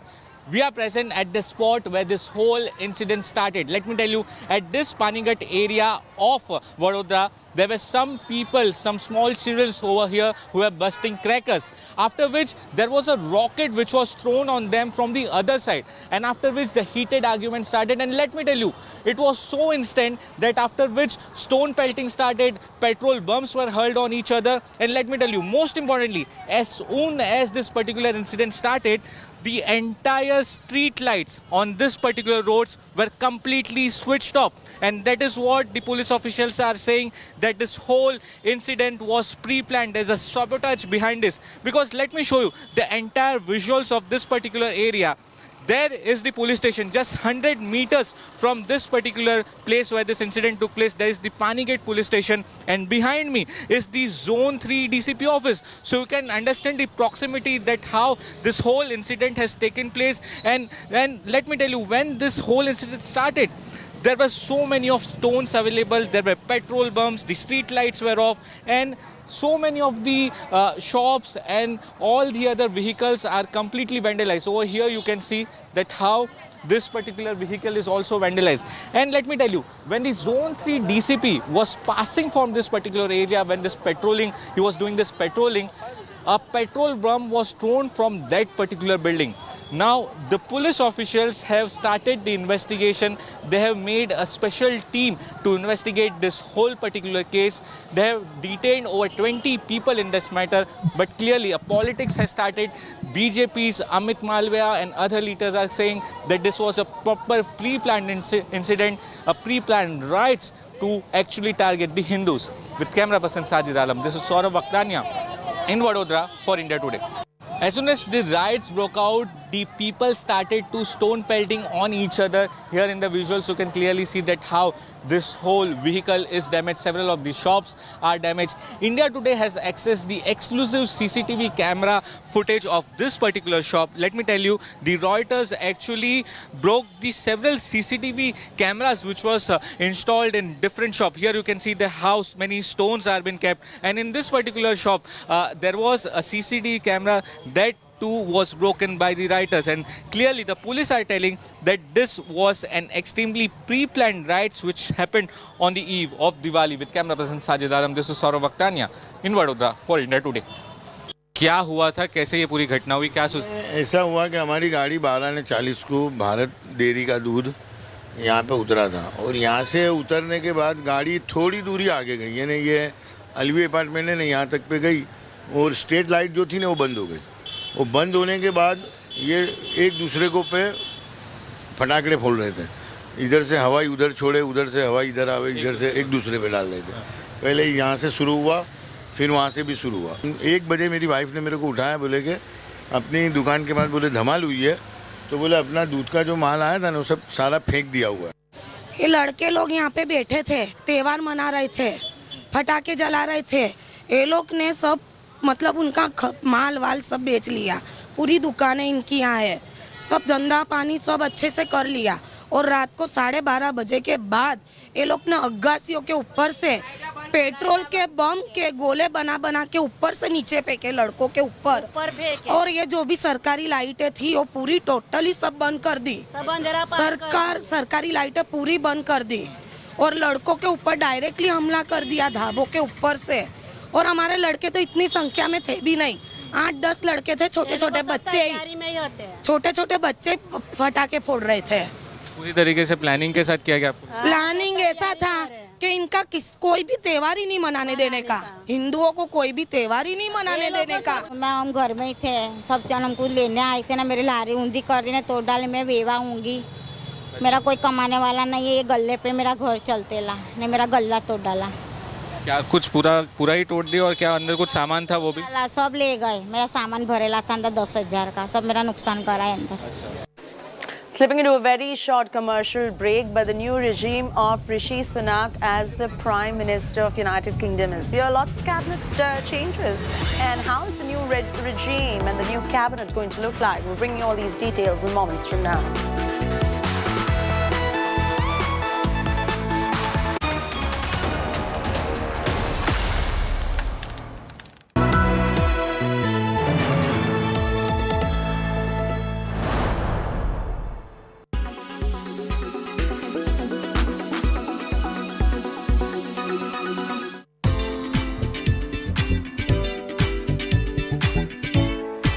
Horse racing and polo in India are as much of a celebration as they're a sport.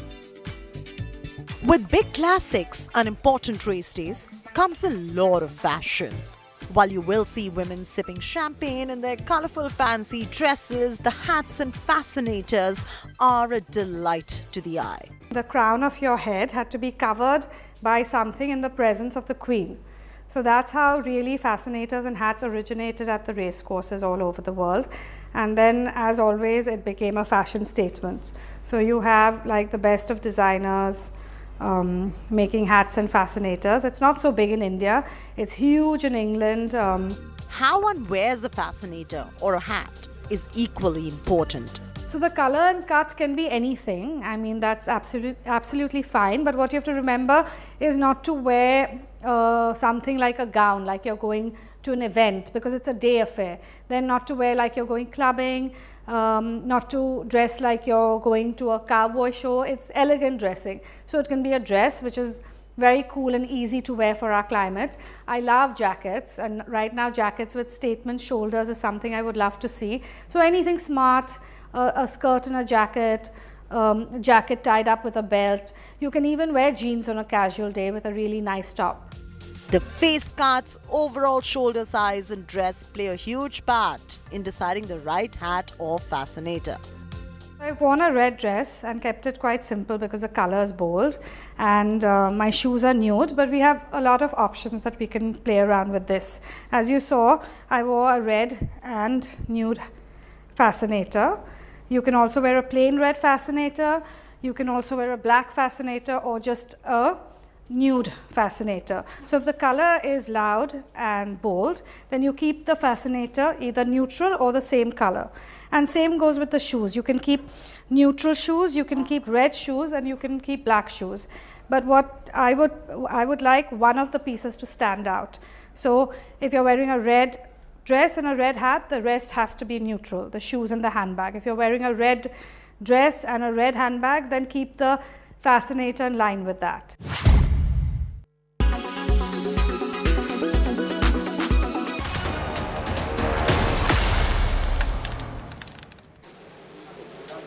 Welcome back. United Kingdom gets a new Prime Minister, the 42-year-old of Indian origin, Rishi Sunak. This a week after Liz Truss stepped down.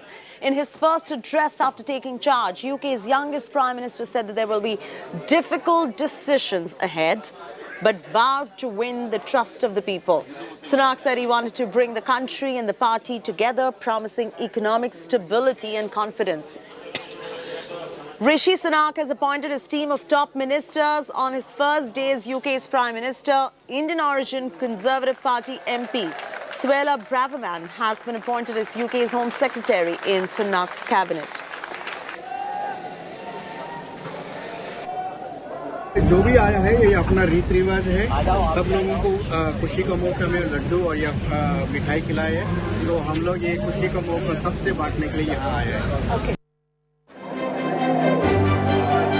Rishi Sunak's Raj has begun in the United Kingdom.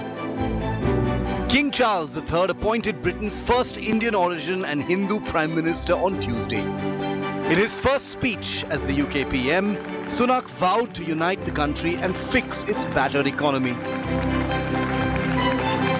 I have been elected as leader of my party and your Prime Minister, in part, to fix them. And that work begins immediately. I will unite our country, not with words, but with action. Sunak also warned his country of the tough decisions he will be forced to take.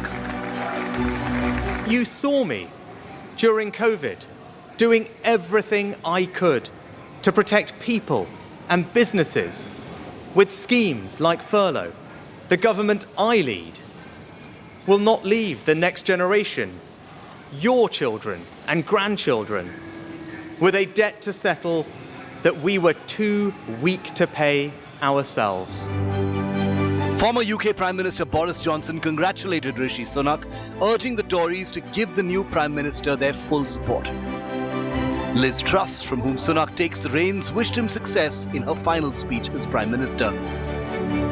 Our country continues to battle through a storm. But I believe in Britain. I believe in the British people.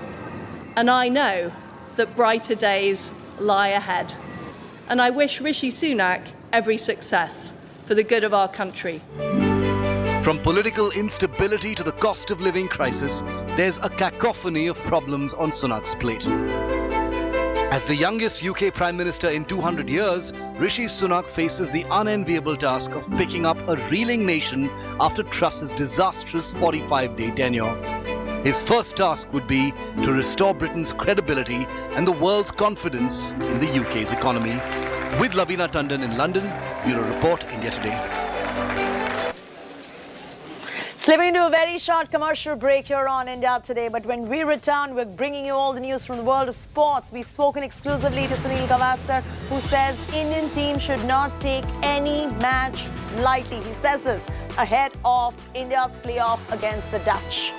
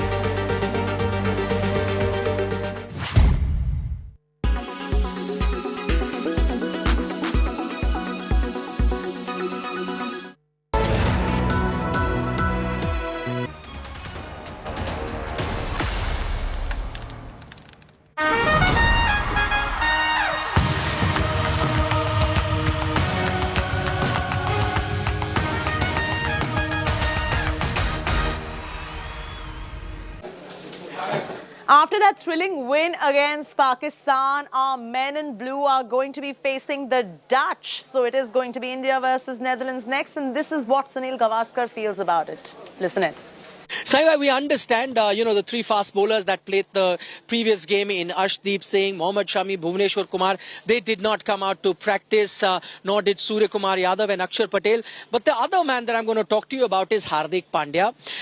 Do you reckon that he didn't come out for practice today? Do you reckon that this would be a good game to rest Hardik Pandya? We saw it in the last game. Towards the end of that game, he was having some sort of difficulty running between the wickets. And then we've often seen, we saw it in the Asia Cup as well, that he was rested when India were playing a slightly weaker opposition. So that makes a perfect case, and most likely we may not see Hardik play the next encounter. Well, if he's got a bit of a niggle, it makes sense to rest him, because the game on Sunday against South Africa is going to be a big game too. So yes, I think anybody who's got a bit of a niggle, you want to keep them a little fresh for the Sunday game. But again, it's a T20 format. You don't want to take any team lightly. I would have liked Mohammad Shami to come and bowl, because he has had very little cricket. And I really think that despite having bowled his 4 overs in Melbourne, I do believe he should have come in and practiced, because that's only good for him. But never mind, he's not there. India has got a fantastic victory. Netherlands might not be as formidable as, say, Pakistan and South Africa.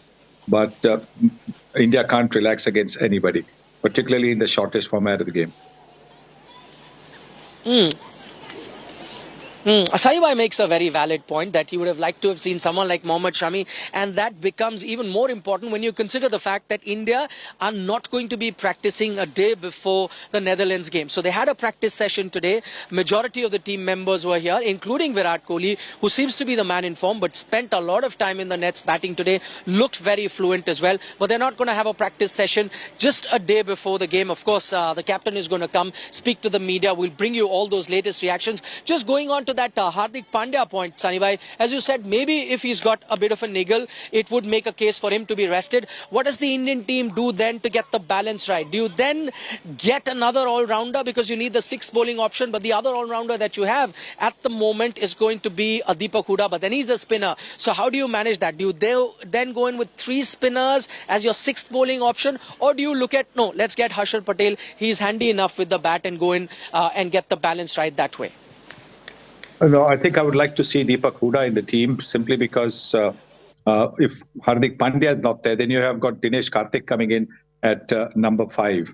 And that might be just a little bit of a concern, because if early wickets fall down, then you might be just a little bit short of batting. So I do believe that you should bring in Deepak Hooda, let him bat at 5, and then that'll take care of the Hardik Pandya overs, because then Deepak Hooda doesn't have to bowl his full quota of overs. Akshar Patel can bowl his quota of overs, and we will still get 20 overs done. Kanye West recently made rather derogatory, controversial, anti-Semitic remarks, and that has created a big flurry on social media. So much so that there have been brands that have boycotted Kanye West over it. Here's a complete story. Made that bitch famous. Goddamn. I made that bitch famous. From famous to being infamous, and how the unraveling of Kanye West continues. Adidas, the brand collaborator for Yeezy, has finally snapped all ties with Kanye, aka Yee, amid massive fallout over his anti-Semitic and racist remarks. But we still hood famous. The German sportswear brand stated, and we quote, Adidas will end production of Yeezy branded products and stop all payments to Yee and his companies. Adidas will stop the Adidas Yeezy business with immediate effect. But people expect that if you're black, you have to be Democrat. The backlash over his social media rant against Jews and even black people has further spiraled the rapper's downfall. The best factories, and we have to make our core be in power. We have to bring jobs. The Kardashians have publicly denounced Yee's anti-Semitic comments, including the mother of his children, Kim Kardashian, who called for an immediate end to Yee's hate speech. Adidas is only the latest brand to dump Kanye. He has been dropped by his talent agency, his lawyer, his stadium shows have been cancelled, his documentary has been shelved. Balenciaga has snapped ties with him. He's been shunned by Vogue and its editor-in-chief Anna Wintour, who literally put him on the fashion map. And he has been restricted on his go-to rant platforms, Instagram and Twitter. Isolated and shunned is his career in fashion and music nearing its end. With Alicia in Delhi, Bureau Report, India Today. That's it from me, Chaiti Narula, on The Burning Question right here on India Today. Seeing you in moments from now with the top headlines. In the meanwhile, don't forget to log on to indiatoday.in or go ahead and download the India Today app. Thanks for watching. Thanks for your time.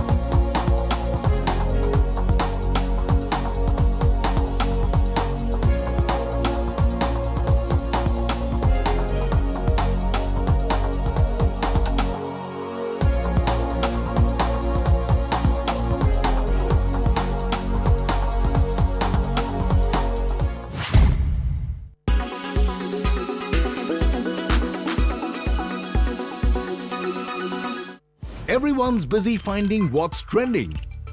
You're busy finding out why. India Today, for those who research before reacting. Download the India Today app now. Oh, sorry.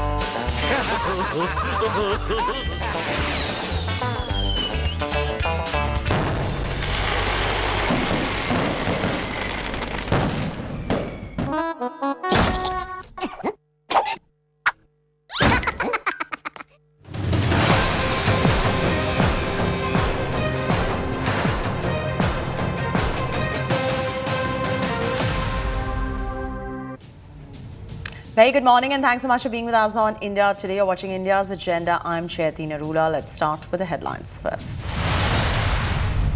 The Kharge era is set to begin in Congress today. He will officially take over as Congress president. The veteran will be the first non-Gandhi chief of the Grand Old Party after 24 years.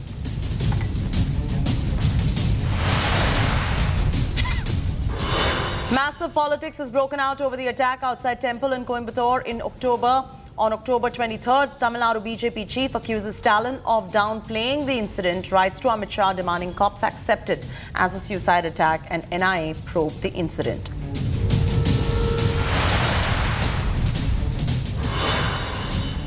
Murkier details emerge in connection to the violence that broke out in Vadodara on Diwali night. Cops say it was pre-planned and carried out as a part of a conspiracy to disrupt Diwali. Team India has gotten a very bad reception at Sydney in the ongoing T20 World Cup, with BCCI sources saying players being provided cold, stale food during their stay.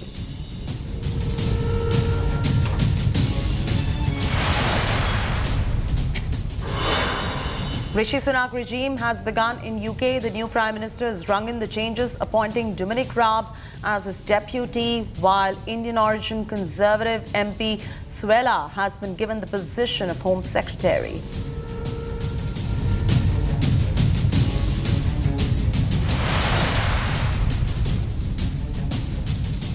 Team India has been facing trouble in their stay in Sydney ahead of the fixture against Netherlands in the T20 World Cup.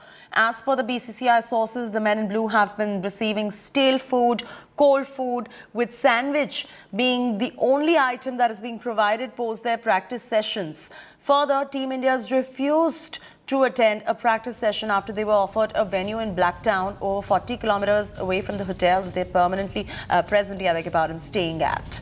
ICC sources, though, have refuted the charges, claiming players were informed well in advance about the food items on the menu. As far as practice venue is concerned, ICC sources say venue and food is provided as per the protocol.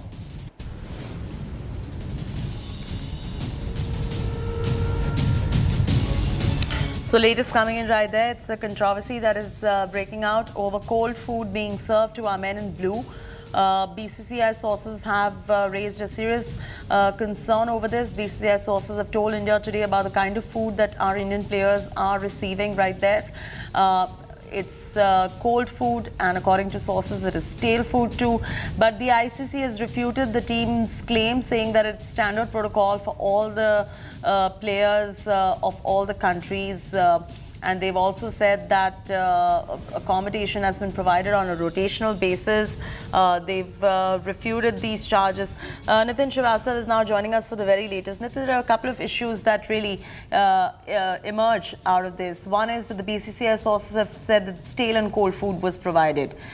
The question is whether it was provided to all the teams or was it only provided to Team India. Secondly, the ICC sources say that, that this food was provided, it's standard protocol, and they should have objected before if they have a problem. Question is, how can you know beforehand if the food is stale or not?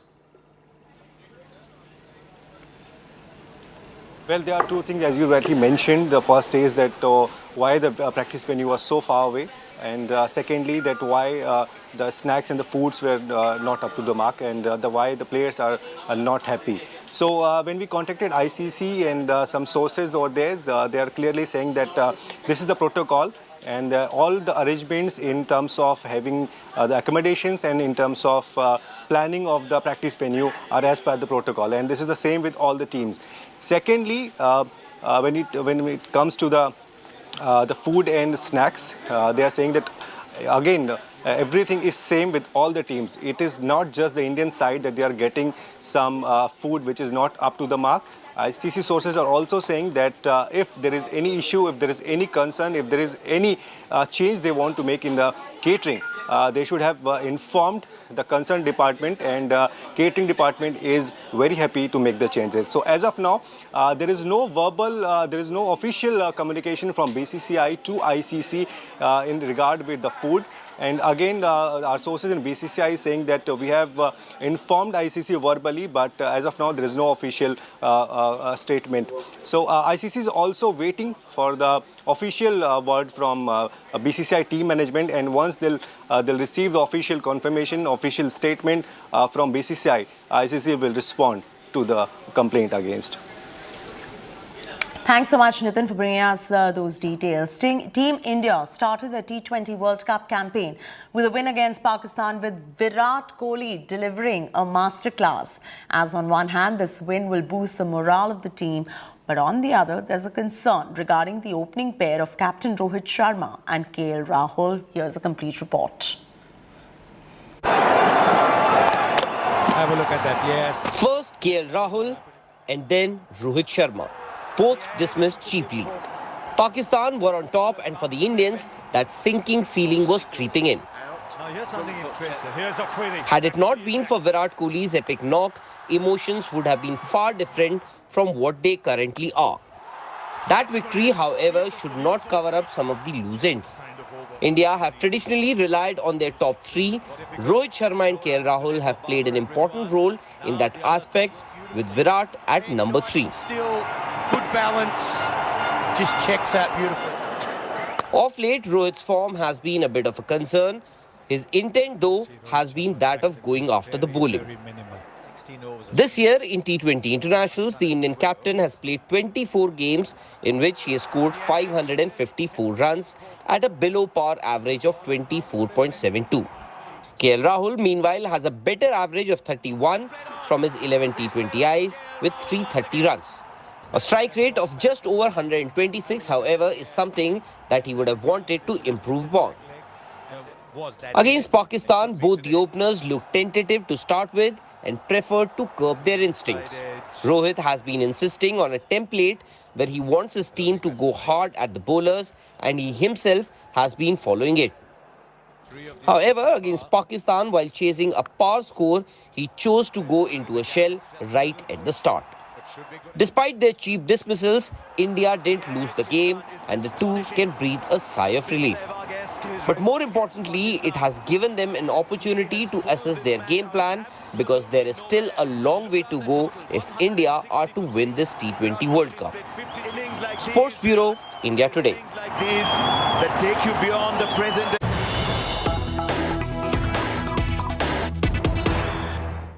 Breaking news coming in. BJP rains fire on Owaisi after he said a hijabi Prime Minister should become India's Prime Minister one day. BJP spokesperson Shehzad Poonawala has asked the AIMIM MP, when will the day come when AIMIM makes a hijab-clad woman its party chief? So there you go, arguments and counter-arguments right there. Let's get you more details and get Shehzad also, if possible, on the phone line. Owaisi says he wants a hijabi Prime Minister in India. Shehzad Poonawala of the BJP says, fine, I'm waiting for the day when AIMIM makes a hijab-clad woman its party chief. So that's the latest coming in. BJP raining fire on Owaisi after this particular statement. Now there's more breaking news coming in. Let's listen to Owaisi as well.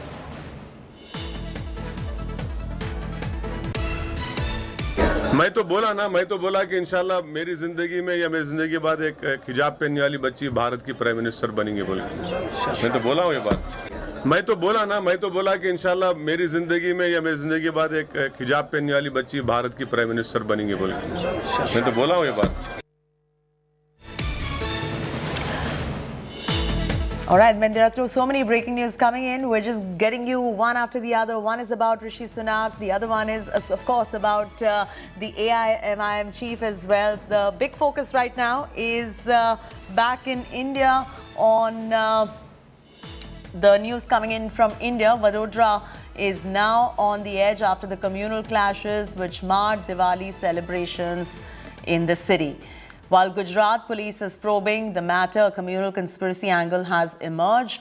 Cops said the riots that broke out between two groups was pre-planned as street lights were turned off when petrol bombs were hurled, vehicles torched, heavy stone pelting ensued. Dramatic CCTV also accessed, which shows how violence erupted. Till now, 20 have been arrested in the matter. An SIT has been formed for investigation. Security has been beefed up. Area is communally volatile, has witnessed 3 riots in the past few months.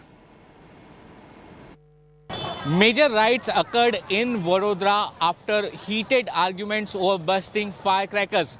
We are present at the spot where this whole incident started. Let me tell you, at this Panigat area of Vadodara, there were some people, some small children over here who were bursting crackers.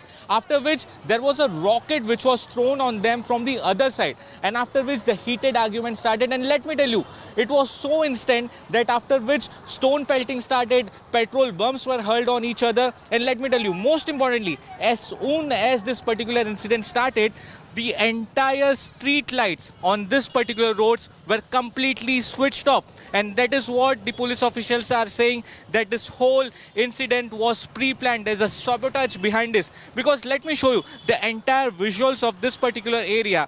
There is the police station, just 100 meters from this particular place where this incident took place. There is the Panigat police station, and behind me is the Zone 3 DCP office. So you can understand the proximity that how this whole incident has taken place. And let me tell you, when this whole incident started, there were so many of stones available. There were petrol bombs, the street lights were off, and so many of the shops and all the other vehicles are completely vandalized. Over here you can see that how this particular vehicle is also vandalized. And let me tell you, when the Zone 3 DCP was passing from this particular area, when this patrolling, he was doing this patrolling, a petrol bomb was thrown from that particular building. Now, the police officials have started the investigation. They have made a special team to investigate this whole particular case. They have detained over 20 people in this matter. But clearly, a politics has started. BJP's Amit Malviya and other leaders are saying that this was a proper pre-planned incident, a pre-planned riots to actually target the Hindus. With camera person Sajid Alam, this is Saurav Vakhtania in Vadodara for India Today. As soon as the riots broke out, the people started to stone pelting on each other. Here in the visuals, you can clearly see that how this whole vehicle is damaged. Several of the shops are damaged. India Today has accessed the exclusive CCTV camera footage of this particular shop. Let me tell you, the Reuters actually broke the several CCTV cameras which was installed in different shops. Here you can see the house, many stones are been kept. And in this particular shop, there was a CCTV camera that too was broken by the rioters, and clearly the police are telling that this was an extremely pre-planned riots which happened on the eve of Diwali. With camera person Sajid Alam, this is Saurav Vakhtania in Vadodara for India Today. क्या हुआ था, कैसे ये पूरी घटना हुई, क्या ऐसा हुआ कि हमारी गाड़ी 12:40 को भारत डेयरी का दूध यहाँ पे उतरा था, और यहाँ से उतरने के बाद गाड़ी थोड़ी दूरी आगे गई, यानी ये अलवी अपार्टमेंट है ना, यहाँ तक पे गई, और स्ट्रीट लाइट जो थी ना वो बंद हो गई। वो बंद होने के बाद ये एक दूसरे को पे फटाकड़े फोड़ रहे थे, इधर से हवाई उधर छोड़े, उधर से हवाई इधर आवे, इधर से एक दूसरे पे डाल रहे थे। पहले यहाँ से शुरू हुआ, फिर वहाँ से भी शुरू हुआ। 1 बजे मेरी वाइफ ने मेरे को उठाया, बोले कि अपनी दुकान के पास बोले धमाल हुई है, तो बोले अपना दूध का जो माल आया था ना वो सब सारा फेंक दिया हुआ है। ये लड़के लोग यहाँ पे बैठे थे, त्योहार मना रहे थे, फटाके जला रहे थे। ये लोग ने सब मतलब उनका माल वाल सब बेच लिया, पूरी दुकानें इनकी यहाँ है, सब धंधा पानी सब अच्छे से कर लिया। और रात को 12:30 बजे के बाद ये लोग ने अग्गासियों के ऊपर से पेट्रोल के बम के गोले बना बना के ऊपर से नीचे फेंके लड़कों के ऊपर, और ये जो भी सरकारी लाइटें थी वो पूरी टोटली सब बंद कर दी। सरकारी लाइटें पूरी बंद कर दी और लड़कों के ऊपर डायरेक्टली हमला कर दिया ढाबों के ऊपर से। और हमारे लड़के तो इतनी संख्या में थे भी नहीं, 8-10 लड़के थे, छोटे छोटे बच्चे फटाके फोड़ रहे थे। पूरी तरीके से प्लानिंग के साथ किया गया आपको? प्लानिंग ऐसा था कि इनका कोई भी त्योहार ही नहीं मनाने देने का, हिंदुओं को कोई भी त्योहार ही नहीं मनाने देने का। मैं हम घर में ही थे, सब जन हमको लेने आए थे ना, मेरे लारी ऊंधी कर दी ना, तोड़ डाले, मैं बेवा होंगी। मेरा कोई कमाने वाला नहीं है, ये गल्ले पे मेरा घर चलते ला, ने मेरा गल्ला तोड़ डाला। क्या कुछ पूरा ही तोड़ दिया और क्या अंदर कुछ सामान था वो भी? सब ले गए, मेरा सामान भरेला था अंदर 10,000 का, सब मेरा नुकसान करा है अंदर।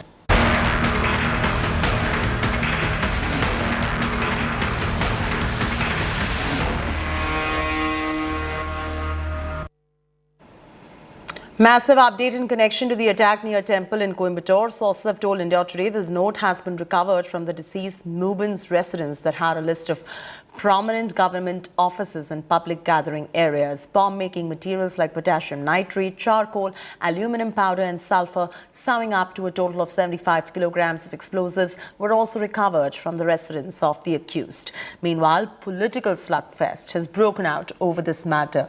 Tamil Nadu BJP chief Annamalai has accused DMK government of hiding information. Annamalai has dubbed it as an ISIS-linked terror attack. He said that Coimbatore blast is not a mere cylinder blast, but a clear-cut terror with ISIS links. DMK Minister Balaji rubbished these allegations, saying Stalin acted impeccably. Immediate arrests were made by the Stalin government.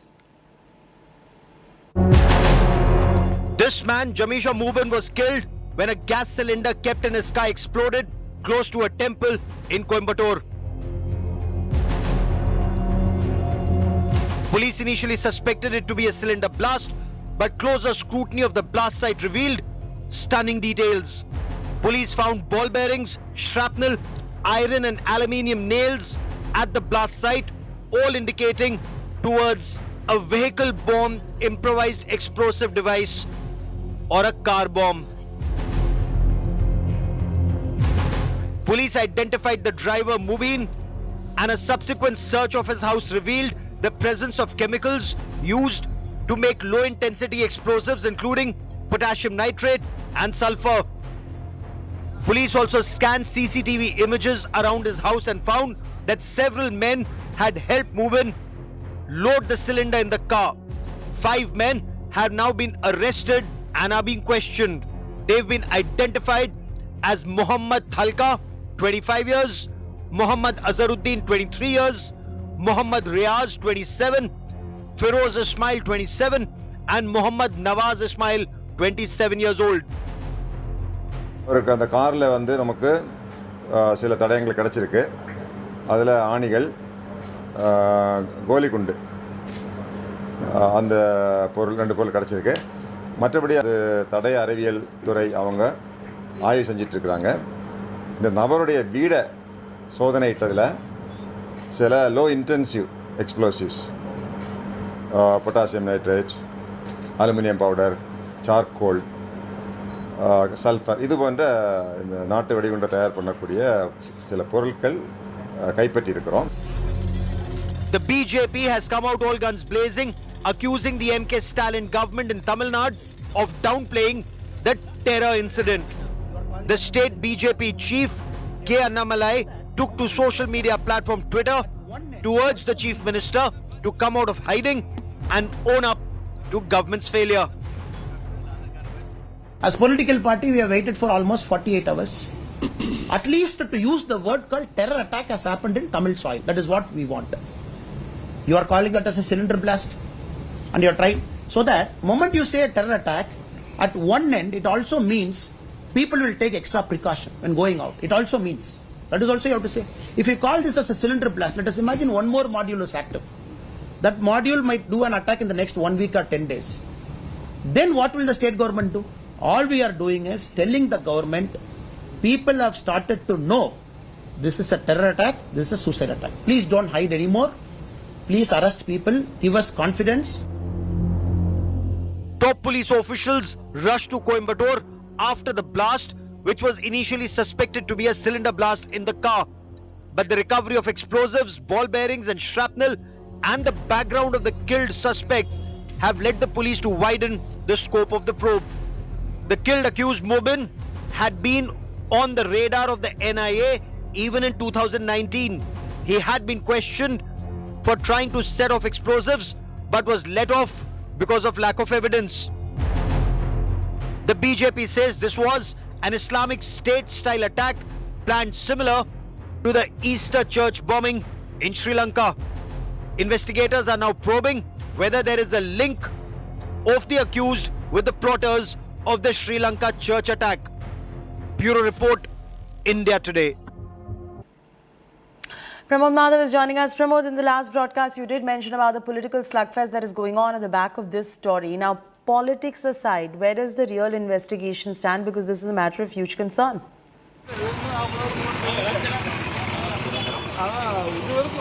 Well, it absolutely is, and we're currently standing in front of the Koteshwaran temple. This is the exact spot where the blast occurred, and just like you mentioned, yes, that had turned out to be a slugfest between BJP's Annamalai and Senthil Balaji of the DMK minister, who is trying to say indirectly that people are trying to create unrest. For now, there is a large presence of police personnel at this location. The biggest point, just like you mentioned, is that this case has taken twist after twist after twist. Initially, it was thought that it was a cylinder blast that killed Jamisha Mubin. Then we found, police found shrapnels and everything, and I'm carrying one in my hand. This is a nail that was found at the spot. It was spotted by a policeman, and we've taken over it. And then what happened is that now we just visited his house, at his residence. We were able to find black silk that looks like charcoal powder, and also salt that could look like potassium nitrate in the terrace as well. And then later, based on a CCTV from that spot only, it was confirmed that Jamisha Mubin was having ulterior motives, and that explosion was set off deliberately.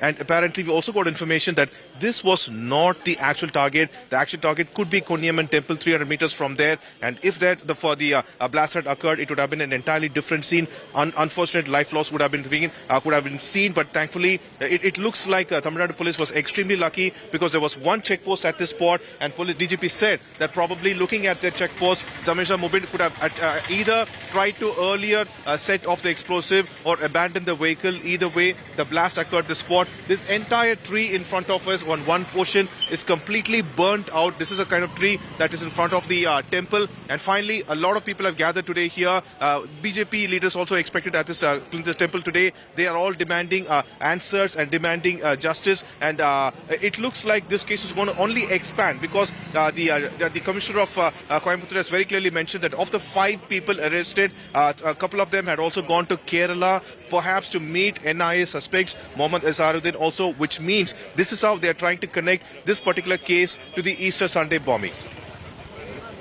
All right, Pramod, thank you so much for joining us with those latest details on this story. We'll keep coming back to you for more. There's a big update coming in, but we're bringing you all of that in moments from now. We're slipping into a very short commercial break. Coming up next, the Kharge era is set to begin in Congress today. He's officially going to be taking over as the Congress president. Details on the other side.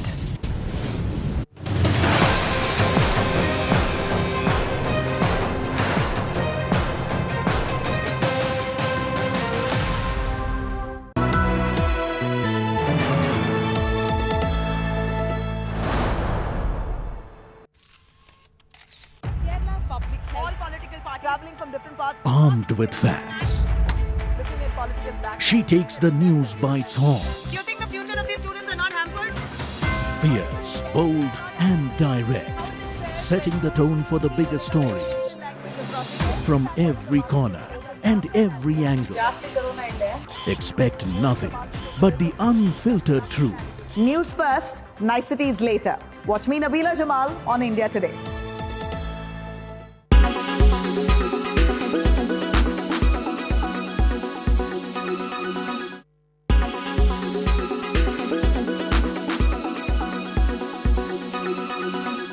Everyone's busy finding what's trending. You're busy finding out why. India Today, for those who research before reacting.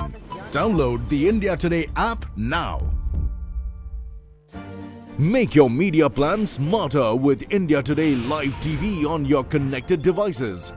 Amplify your brand with 100 million smart internet viewers. To advertise, mail us at sales@aajtak.com. Make your media plan smarter with India Today Live TV on your connected devices. Everyone's busy finding what's trending. You're busy finding out why. India Today, for those who research before reacting. Download the India Today app now.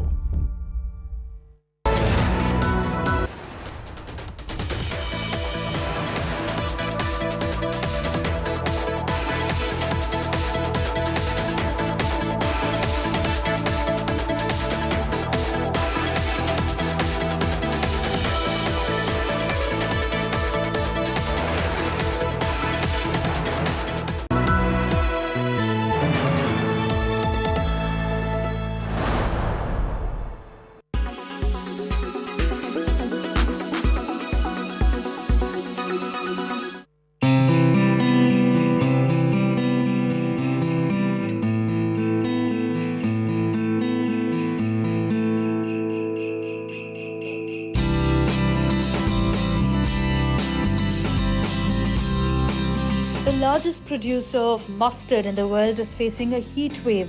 We're talking about Canada. The delicious Dijon mustard is France's favorite condiment. A heat wave across the ocean in Canada has caused a drastic shortage. The shortage is evident in France. Canada supplies 80% of the mustard seeds to France. Because of the drought, the Canadian harvest became half in 2021. This has propelled France to grow their own crop. Remember, Europe is battling a fuel crisis and a power crisis post the Russia-Ukraine war. Mustard seeds have become more attractive after a drop in the prices of grains and oil seeds. Jérôme Garbes, a mustard expert, said that 15,000 tons of mustard seeds should be produced, meeting 40% of the requirement. Luc Vandermeysen, president of the Burgundy Mustard Association, said that store shelves should be replenished in October. He also said the shortage will be completely over in early 2023. We're very confident for Christmas. Being an agrarian economy, India produces its own mustard. Rajasthan is the largest mustard producing state in the country, therefore it's never going to be a problem for India.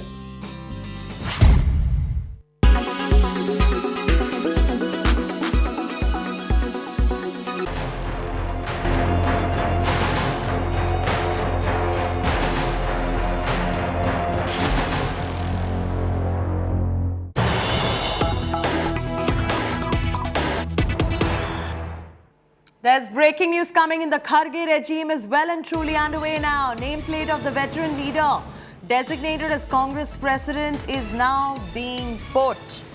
So after 24 whole years, the Congress gets a new chief, Kharge. And now it is official that the Kharge regime has begun. Is it going to be different for the Congress party or not? Time will only tell, but the Mallikarjun Kharge regime well and truly underway. Nameplate of the veteran leader designated as the president of the grand old party, of the Congress party, being put up now. Mallikarjun Kharge is now the new King Kong. Preparations underway at the Congress headquarters for the ceremony where Congress working president Sonia Gandhi is going to be handing over the baton to Kharge, the first non-Gandhi to head the outfit in 24 whole years. Kharge defeated Shashi Tharoor in a direct contest for the top post in the grand old party after the Gandhis opted out of the race. Chairman of the Central Election Authority of the Congress, Madhusudan Mistry, will formally hand over the election certificate to Kharge at the function, which will also see the presence of outgoing chief Sonia Gandhi and Rahul Gandhi.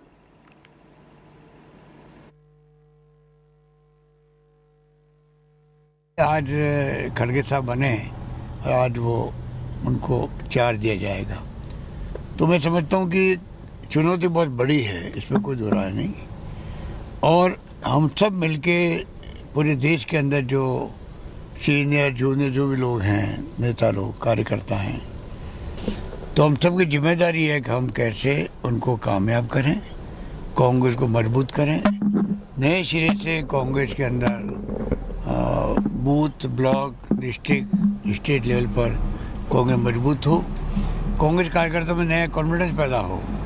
It's an absolute delight in many ways. In many ways, we have a new president, and obviously when there is a new president, vastly experienced president, a person with a great ability to bring people together, it'll give great strength to the party, and it'll give great strength to our top leadership that has been instrumental in ensuring that there is a free and fair election.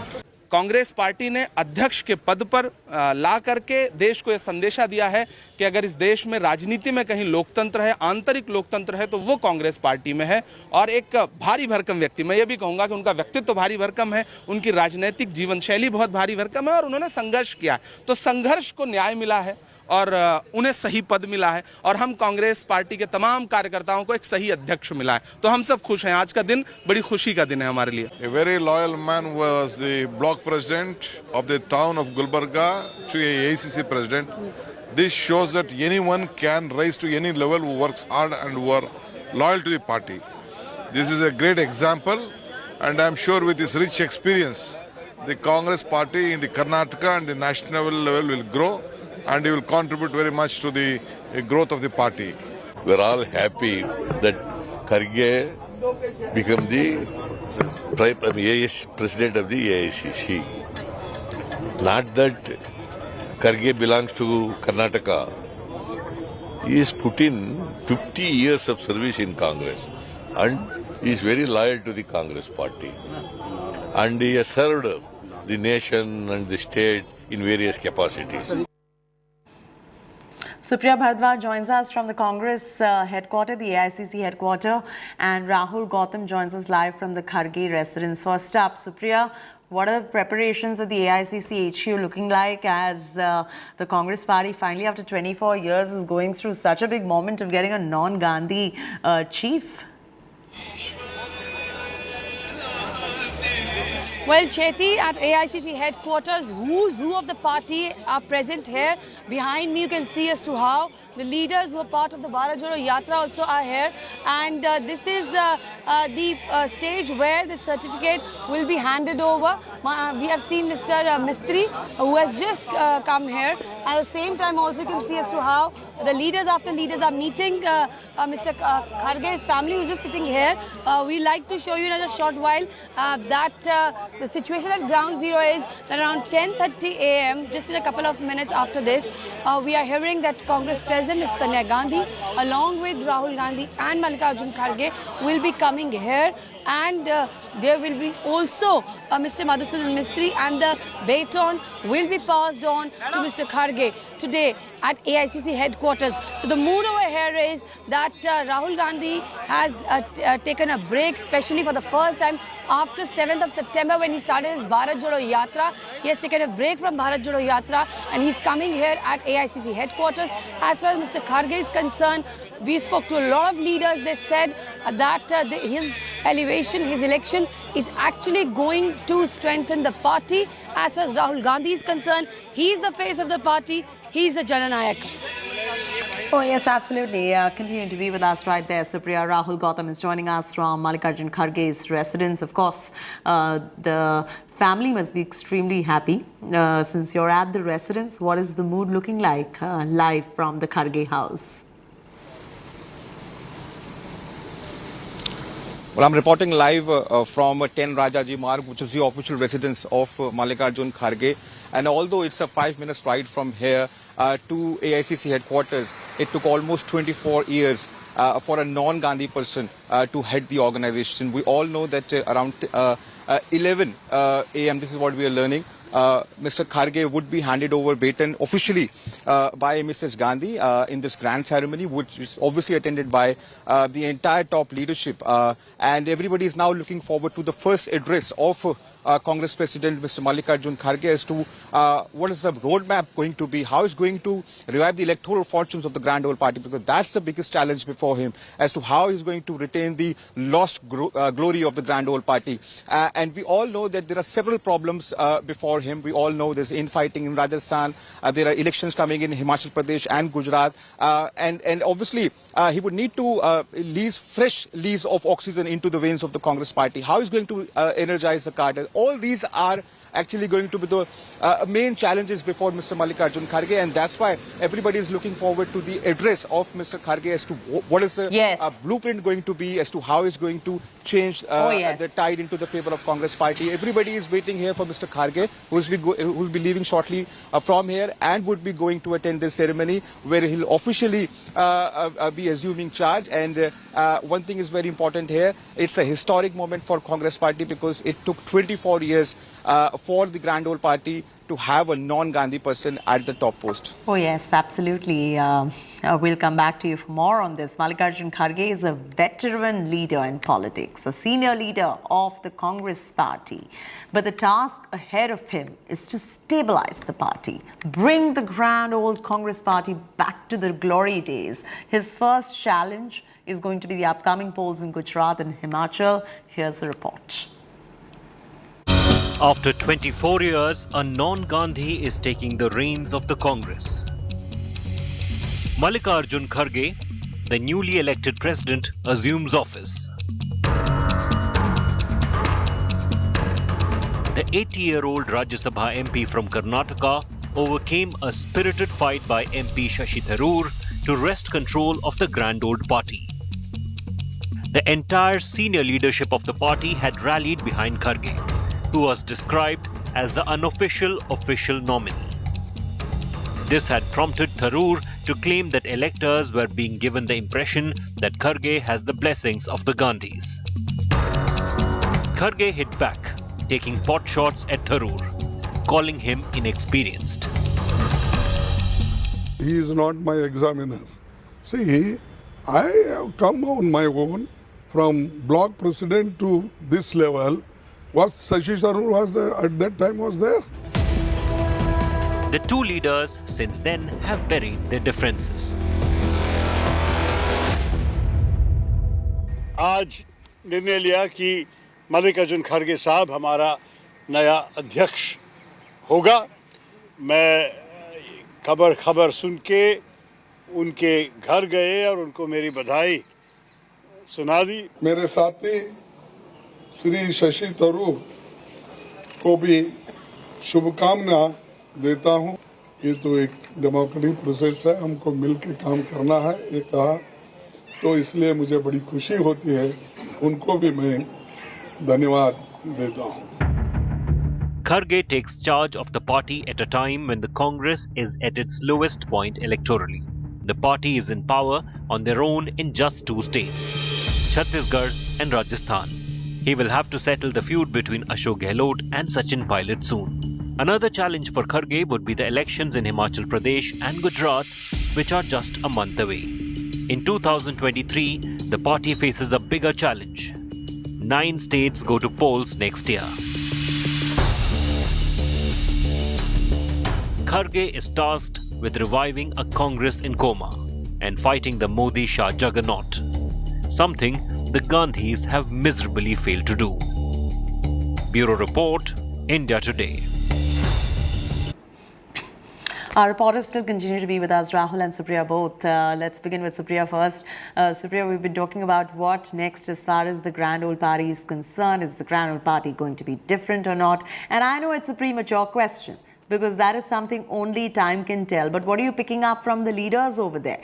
Whether Kharge is going to be acting still on the behest of the Gandhis, or is he going to be acting independently?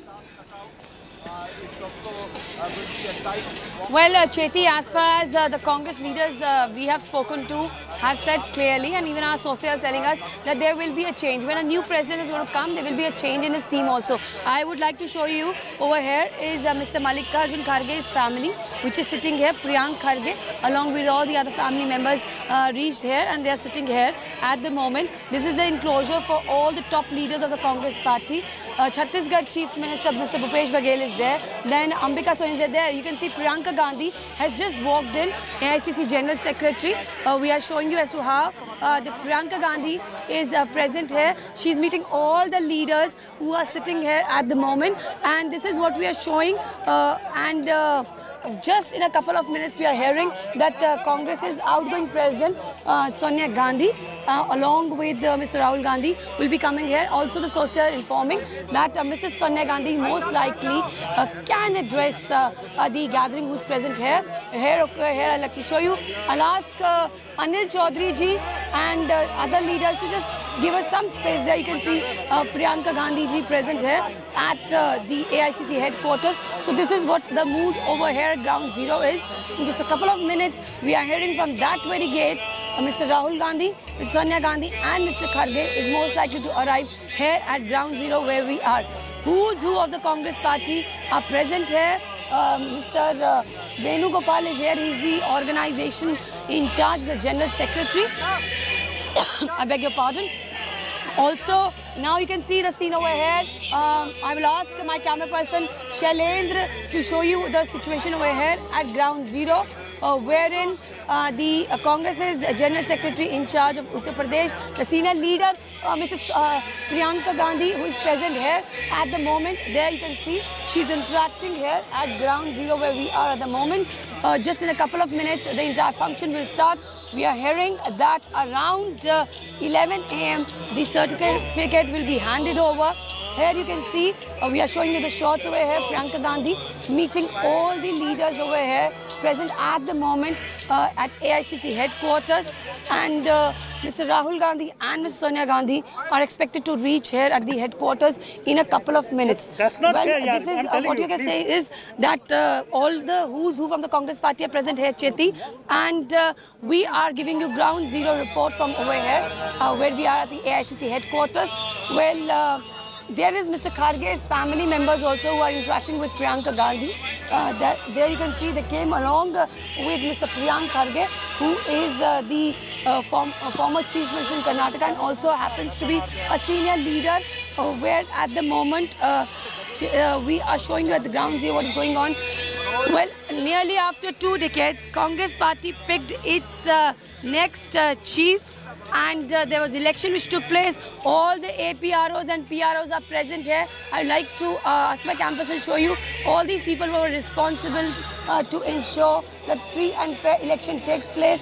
And we are showing you over here that Congress President and Mrs. Sonia Gandhi, who is the outgoing President, along with the Congress President-elect, Mr. Mallikarjun Kharge, to arrive here in a short while.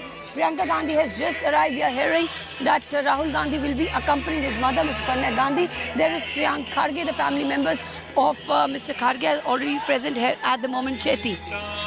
There's a lot of action happening right behind you, right there.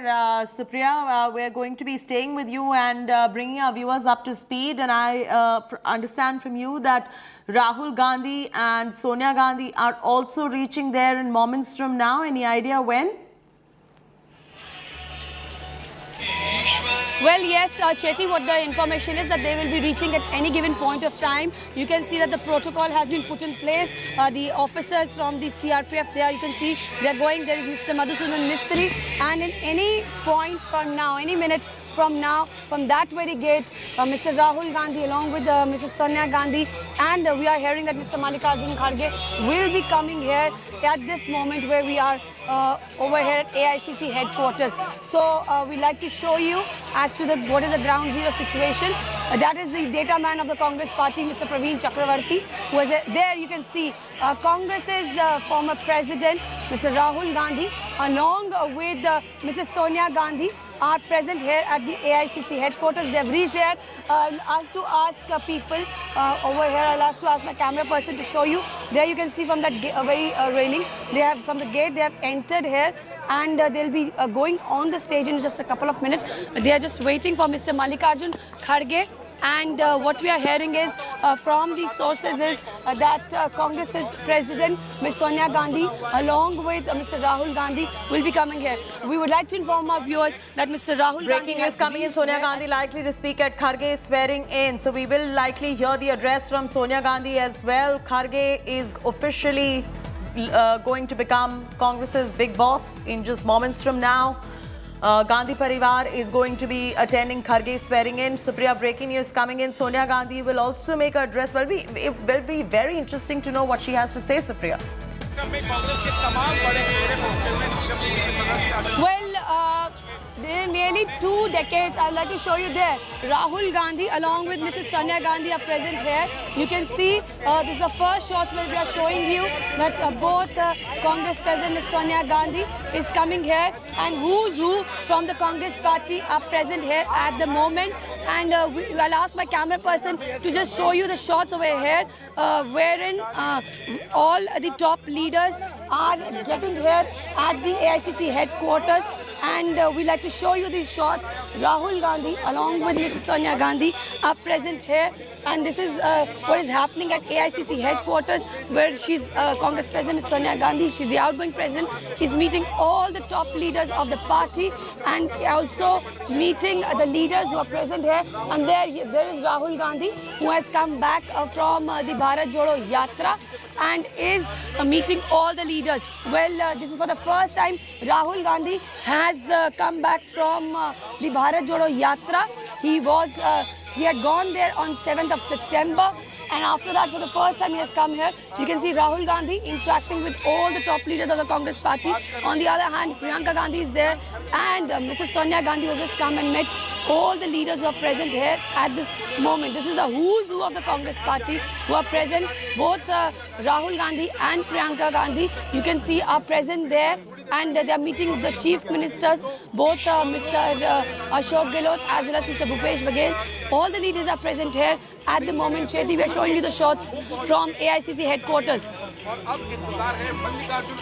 Well, the entire ceremony, yes, go ahead. what we are hearing is will start just in a couple of minutes, Chethi. And also, I'd like to show you that the wait is there. Mr. Mallikarjun Kharge also has arrived. I'd like to ask my camera person to show you. Mr. Mallikarjun Kharge along with Mr. Madhusudan Mistry are present here at AICC headquarters. There you can see Mr. Rahul Gandhi, who is present here, and he has come back from the Bharat Jodo Yatra. He was the favorite, Chethi. We know as to how there were more than 10 states of the Congress party who had passed the resolution that Rahul Gandhi, who is going from here and is heading towards the state side, should be made the Congress president. Rahul Gandhi was elected Congress president in 2017, and that was the time similar situation we had seen. We are showing you as to how Mr. Mallikarjun Kharge has reached here on the stage. Along with him is Ms. Sonia Gandhi and also Madhusudan Mistry and the entire team which was there involved in the election process. There is Mr. Rahul Gandhi, who left his Bharat Jodo Yatra and came here. Mr. Rahul Gandhi was the favorite as far as Congress's next presidential candidate is concerned, and we heard as to how he had categorically said no. More than 10 states, the organizations, the state units had said Rahul Gandhi should be made the Congress president. But he declined, he said no. And now you can see as to how there's outgoing Congress president is Sonia Gandhi. Then there's Mr. Mallikarjun Kharge, Mr. Rahul Gandhi is there and Mr. Mistry is there. Technically, the tenure of Mr. Rahul Gandhi was for 5 years, but after 2017, when he resigned after the 2019 elections, he said that he takes the responsibility, he resigned and he stick on his stand and he never came back. There you can see Mr. Rahul Gandhi as well as the Congress President Sonia Gandhi and Mallikarjun Kharge. What we are hearing is that Mrs. Sonia Gandhi most likely is going to address the people who are present here. We are hearing from the sources there is a chance that she might speak, she might address, because this has been a long journey as a Congress President. She has been the longest serving Congress President in the history of the party. Behind me you can see Mr. Rahul Gandhi along with the who's who of the Congress party are present here at the AICC headquarters. Mrs. Sonia Gandhi as well as Mr. Mallikarjun Kharge is there. Mr. Gandhi was elected in 2017, and this very place we had seen a similar ceremony. But after 2019 election polls, he resigned and then there was no looking back. Now he's leading party's Bharat Jodo Yatra, and he's again, when the leaders from across the party were asking him to take over, he said no, and he said that he will continue to work for the party as a worker. Now what is really interesting over here is this, Chethi, that as far as Congress is concerned, in Udaipur Chintan Shivur, Congress's outgoing president Sonia Gandhi had categorically said party ka कर्ज चुकाने का समय आ गया है. The entire campaign of Mr. Kharge was Karyakarta Kharge. So there is a very big, the ceremony has started at the moment where Gopal, who is the General Secretary in charge, is speaking. Over to you. Continue to be right there. The ceremony has truly begun. Let's dip in. Let's dip in.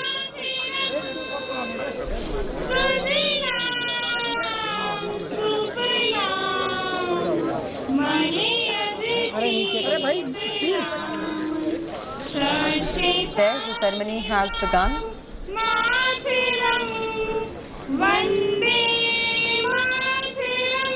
You can see the Gandhis on the stage. Mallikarjun Kharge, Rahul Gandhi, Sonia Gandhi. Live visuals coming from AICC headquarters here in the national capital.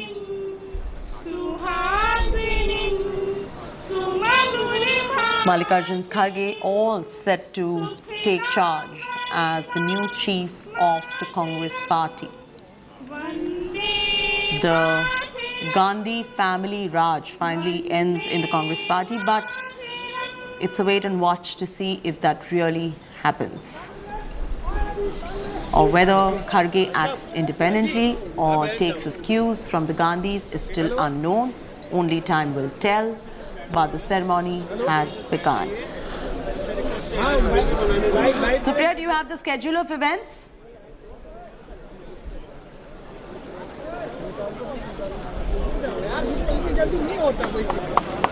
Supriya?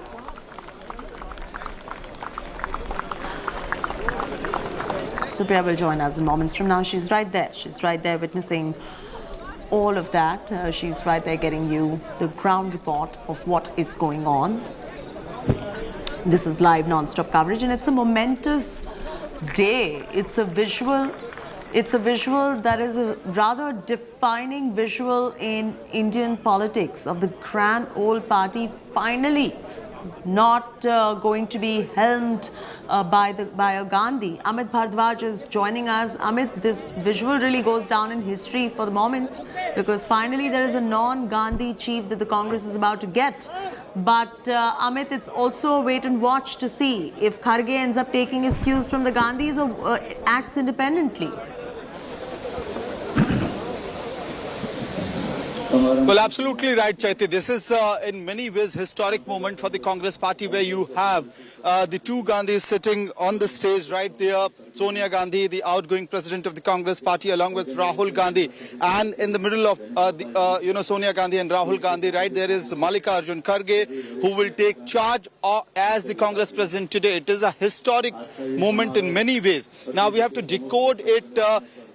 In terms that who is Mallikarjun Kharge? Somebody who has been a party loyalist for decades now. 1972, the first time he became MLA in Karnataka, and continued to be the MLA from Karnataka until he became MP in 2009. And after that, 3 terms as MP, LOP in Lok Sabha, LOP in Rajya Sabha. Is known somebody who is, a loyalist to the Gandhi family. So this is going to be quite interesting as to how things, pan out from here, because Mallikarjun Kharge is somebody who has risen from the ground, from being the foot soldier of the Congress party to becoming the Congress party president. So that is in fact a historic journey in itself. And Mallikarjun Kharge is not somebody who was highly placed in the party structure right from the beginning. He has actually covered his own journey over decades, over years, step after step.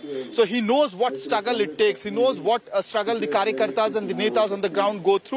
But the biggest challenge, Chaiti, right now, which awaits Mallikarjun Kharge, is the Gujarat election and the Himachal Pradesh election. Himachal election is barely, in less than 20 days from now. 12th is the voting in Himachal. But Gujarat battle is going to play out very interesting, where Aam Aadmi Party is actually challenging the Congress party and is trying to snatch away the position of second largest party in Gujarat. So these are big challenges that Mallikarjun Kharge faces right now. And obviously, yes, you rightly pointed out, Chaiti, that this question will always remain in front of him, whether he is able to grow beyond the shadow of the Nehru-Gandhi family, whether he is seen as an independent president, whether he is seen as somebody who can take his decisions on his own and does not need to take any approval from the Gandhi family. So these are going to be big challenges, perception challenges that Mr. Kharge will be facing. But one thing is very clear right now, Chaiti. I'll also show you the visuals as the ceremony begins right there. Madhusudan Mistry, the head of the election body of the Congress party, is speaking right now. He is the person who will actually officially hand over the certificate, winning certificate to Mr. Kharge, and from there Mr. Kharge will be taking charge of the Congress party from the outgoing president Sonia Gandhi. On the stage right to Sonia Gandhi is K.C. Venugopal.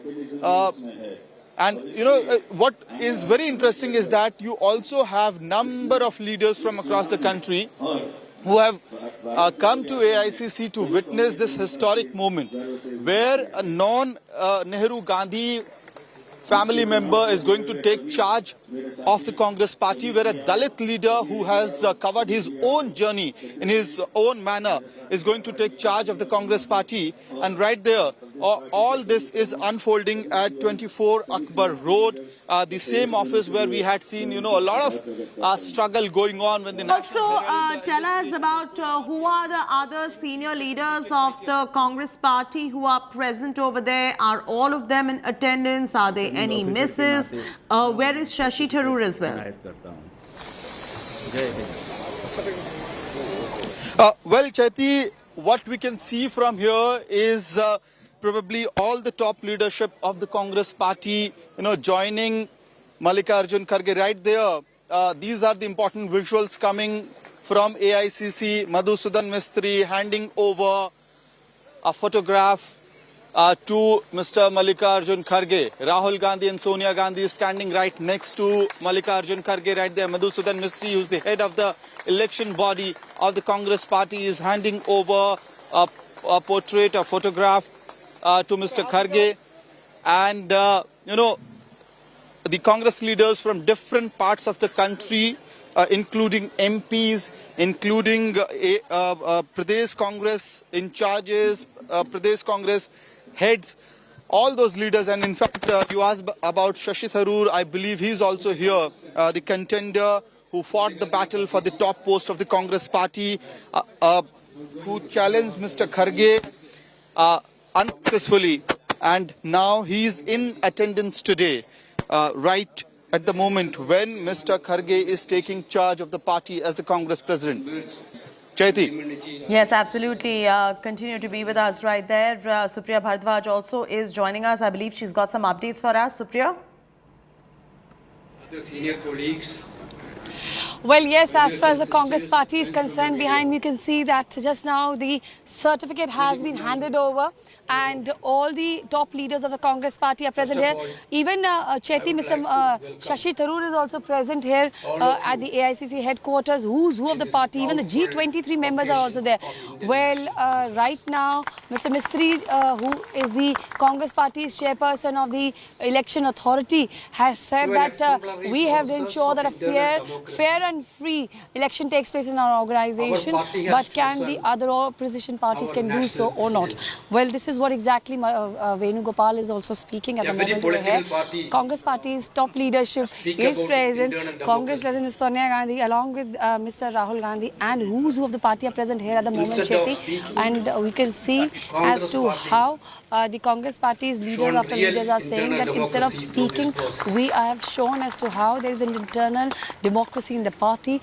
Earlier, the favorite among the entire party leaders and workers was Mr. Rahul Gandhi, but that didn't happen because Mr. Gandhi himself put his foot down, and more than 10 state organizations has said that Rahul Gandhi should be made the Congress president. The resolutions were passed, the front organization has passed the resolutions, but that didn't happen. And finally what has happened now is that now the Congress's president is Mr. Mallikarjun Kharge. They are the names during the round were that of Mr. Ashok Gehlot, Mr. Digvijay Singh, but that didn't happen on 30th of September. It was Mr. Mallikarjun Kharge and Mr. Shashi Tharoor came to AICC headquarters, filed the nomination. Who's who of the Congress party became the proposer of Mr. Kharge, and finally the election took place on October 17th. And now, at the moment, after the results on October 19th, today, formally, Mr. Kharge has taken the charge as the Congress party's as the Congress president-elect outgoing Congress president. Ms. Sonia Gandhi is also present, and K.C. Venugopal at the moment is addressing the people who are gathered here. Rahul Gandhi. Sir, Rajdeep Sardesai joining us on this broadcast. Rajdeep, Sonia Gandhi is going to be handing over the baton to Mr. Kharge. Are things likely to change, or are they going to remain the same? And that's been the all-encompassing and most important question. The more things change, the more they remain the same. And really, Mr. Kharge being handed over the baton, as it were, by Sonia Gandhi will be seen as evidence that nothing substantial has changed in the Congress, because Mr. Kharge is seen as a firm Gandhi family loyalist, someone who will always be looking over his shoulder to see what the Gandhis would like to see done on a particular issue. Having said that, the optics of a non-Gandhi as the Congress president do have a certain relevance, they will suggest another port of call within the Congress leadership. A lot of Congress persons complain that they have no access to the Gandhis. Mr. Kharge will definitely be more accessible. Will he be more energetic? Will he be able to travel across the country and rejuvenate the Congress? That's a big question mark. Will he be able to organizationally refit the Congress? I think that's the biggest challenge. Will Mr. Kharge's election now be followed by elections to the Congress Working Committee, to various district bodies? And in that sense, will it democratize the Congress? I think that's the challenge. Then we'll know whether this is just a cosmetic change, as most of us fear it is, or does it mean something more substantive to have Mr. Kharge, a Dalit from Karnataka, who's been a several-time MP, who knows the party inside out? Will he be able to organizationally at least reboot the Congress and prepare it for future battles? That's going to be something that we'll have to wait and watch. Stay on with us right there, Rajdeep. Supriya's joining us live from the AICC headquarters in Delhi. Supriya, walk our viewers through these visuals that are coming in. Who would have imagined after 24 years, really, the Gandhis would let go of the Congress and allow a non-Gandhi to be at the helm of affairs? That there is a place in their heart for Madam Sonia Gandhi. His passion, dedication, sincerity. Can I take the same question with you if you're with us? The images on our screens are iconic to say the least, because who would have imagined 24 whole years, and after 24 years the Gandhis would finally let go of the control of the Congress party and give it to somebody who is a non-Gandhi. And these are visuals, it is actually happening. If you could walk us through the live visuals coming in from the AICC headquarters.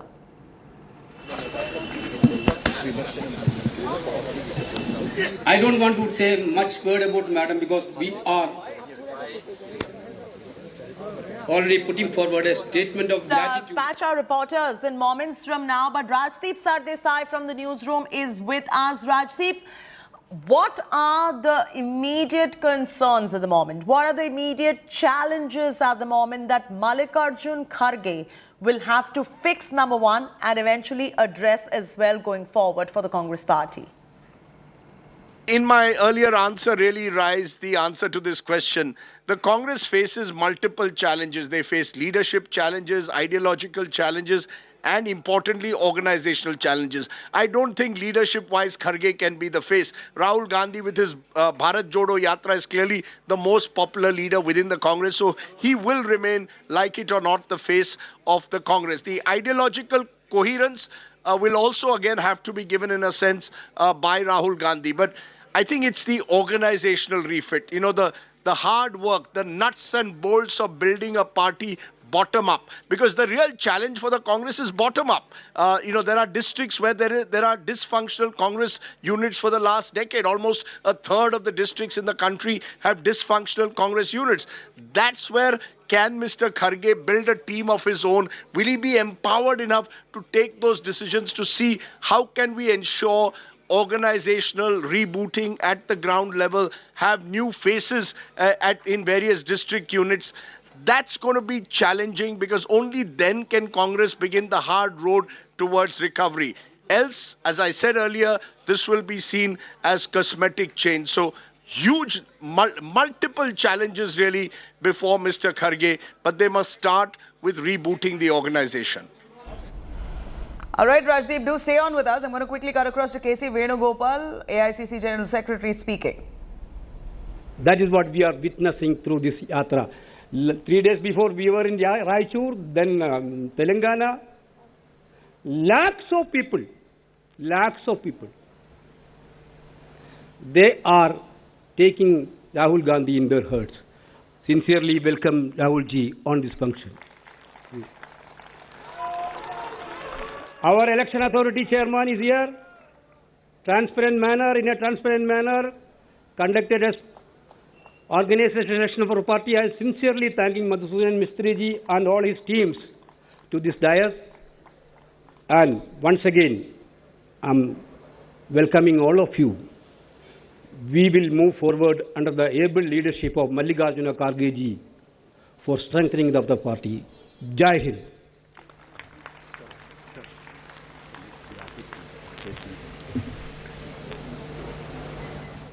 K.C. Venugopal speaking on Mallikarjun Kharge taking over. This is, of course, a huge development coming in within the Congress party. They've always wanted a non-Gandhi face, but how much of control will Mallikarjun Kharge really have? Of course, all eyes set on him, whether he will be able to function independently.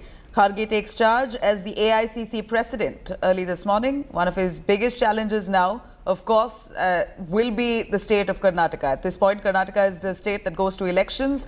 The Congress really eyeing Karnataka to come back to power, and it appears that Mallikarjun Kharge's biggest challenge will be to revive his prospects in his own home state of Karnataka. जिन भी शब्दों का इस्तेमाल सोनिया जी के धन्यवाद प्रस्ताव में किया जाए, मैं समझता हूं वो कम पड़ जाएंगे। इतने सारे बातें और इतने सारे कार्य श्रीमती सोनिया गांधी जी ने पिछले 25 वर्षों में देश के लिए और कांग्रेस के लिए किए, लेकिन फिर भी हम लोगों ने कोशिश किया है कि इस प्रस्ताव के अंदर कुछ भावनाएं जो कांग्रेस के कार्यकर्ताओं All right, let me quickly cut across to Supriya Bharadwaj. Supriya, we see Ajay Makin, K.C. Venugopal, the likes addressing the media there. It's a big move for the Congress after nearly 25 years. They've put up a non-Gandhi face. Questions are quite natural. How much independence will Mallikarjun Kharge act with? Tell us a little more on the mood at the Congress office today. Well, Chetty, as far as what we are seeing right now is the transition which has got completed in the Congress party. Behind me, you can see that Congress's outgoing president, Ms. Sonia Gandhi, along with Mr. Mallikarjun Kharge, and then there is Rahul Gandhi and Venugopal and Ajay Makan is there. The who's who of the Congress party are present here at the AICC headquarters. Well, right now, a vote of thanks has been given to Congress's outgoing president, Ms. Sonia Gandhi. What is really interesting is, Chetty, at the moment over here is that as far as the Congress party is concerned, we had seen in Udaipur Chintan Shivir, there are a lot of steps were announced that and they were cleared by CWC that the Congress party will take a new direction, they will head into a new direction. What has happened here is that our sources are informing us there's a two-pronged strategy which the party has come up with. On one hand, there will be Mr. Mallikarjun Kharge holding the fort for the party as far as the organization is concerned. He's a very seasoned leader. At the age of 30, he became he became a minister. He is a 9-time MLA. He's a 2-time MP. A long history as far as Congress is concerned, rising from the grassroots level, right from the booth level, up to the topmost level, which is that of the Congress president. Now we're here, you can see as to how Mr. Kharge takes the center stage as far as the organization is concerned. But when it comes to reaching out to the opposition as well as that of reaching out to the people, connecting with them, the Gandhis will take the lead. We spoke to a lot of leaders who said that Congress President Ms. Sonia Gandhi still is the UPA chairperson. And as far as Rahul Gandhi is concerned, he is the face of Bharat Jodo Yatra. And also leaders like Ashok Gehlot, Ramesh Shenitala, Salman Kashmir, and you name it, all the top brass of the Congress party is saying Rahul Gandhi will remain the face of the party, is going all out, reaching to the people. On 7th of September, Rahul Gandhi went to Kanyakumari, and there from there he started his Bharat Jodo Yatra. It is nearly after 50 days he has come here to Delhi to take part in this ceremony where the certificate has been handed over to Mr. Mallikarjun Kharge. What we are seeing is at the moment the Congress president, Mr. Mallikarjun Kharge, and then along with him is Mrs. Sonia Gandhi. So Nabila, this is what is happening at ground zero. You and I, we both were there during the Bharat Jodo Yatra, and we are seeing as to how it has got a good traction. A lot of workers have come out from Tamil Nadu to Kerala. But you know, Supriya, I'm sure you'd agree with me when I say that as much as it's a non-Gandhi face taking over as the Congress president, ultimately the Gandhi face itself makes headlines. The Bharat Jodo Yatra is all about Rahul Gandhi. Speaking of a non-Gandhi face, clearly the Gandhi face itself is somehow he's the one making headlines, less of Mallikarjun Kharge. Isn't that true? That's true, because of a simple reason that when we questioned Mr. Gandhi in Tamil Nadu during his press conference, he said that he is also taking part in Congress's Bharat Jodo Yatra. There are more than 150 leaders who are walking the top brass, but the media sees him because the entire party cadre is rallying behind Rahul Gandhi, and you can see as to how a proposal has been passed, and there Mr. Rahul Gandhi as well as Congress's President Sonia Gandhi is being given the vote of thanks, and Mrs. Gandhi is present here. She's the outgoing president, the longest serving president of the Congress party, who is present here at AICC headquarters. And Chetty, as far as Rahul Gandhi is concerned, he is the topmost leader as far as the opposition is concerned. The Congress itself is saying that when it comes to taking on the BJP and the Modi government, it is none other than Rahul Gandhi from the opposition camp, who has led from the front since 2019. And today also it is Congress party. नवनिर्वाचित कांग्रेस अध्यक्ष मल्लिकार्जुन खड़गे जी, कांग्रेस कार्य समिति के सदस्य, प्रदेश कांग्रेस अध्यक्ष, कांग्रेस विधायक दलों के नेता, चुनाव प्राधिकरण के अध्यक्ष मधुसूदन मिस्त्री जी, यहाँ उपस्थित पार्टी के सभी वरिष्ठ नेता, बहनों और भाइयों, सबसे पहले मैं हमारे नए पार्टी अध्यक्ष खड़गे जी को हृदय से बधाई देती हूँ। अभी मेरे बारे में जो भावनाएं व्यक्त की गई है उसका मैं सम्मान करती हूँ और आप सबके प्रति आभार व्यक्त करती हूँ। मैं बहुत प्रसन्न हूँ। सच कहूँ तो बड़ी राहत महसूस कर रही हूँ। सबसे अधिक संतोष इस बात का है कि अपने अपने विवेक से जिन्हें अध्यक्ष चुना है वे एक अनुभवी नेता है, धरती से जुड़े हुए नेता है, एक साधारण कार्यकर्ता के रूप में काम करते हुए अपनी निष्ठा से, अपनी मेहनत से, अपनी लगन से और अपने समर्पण से इस ऊंचाई तक पहुंचे हैं। मुझे पूरा विश्वास है कि उनसे पूरी पार्टी को एक प्रेरणा मिलेगी, एक संदेश मिलेगा और उनके नेतृत्व में कांग्रेस लगातार मजबूत होगी। मैंने अभी कहा कि मैं राहत महसूस कर रही हूँ। मैं इसे स्पष्ट करना चाहती हूँ।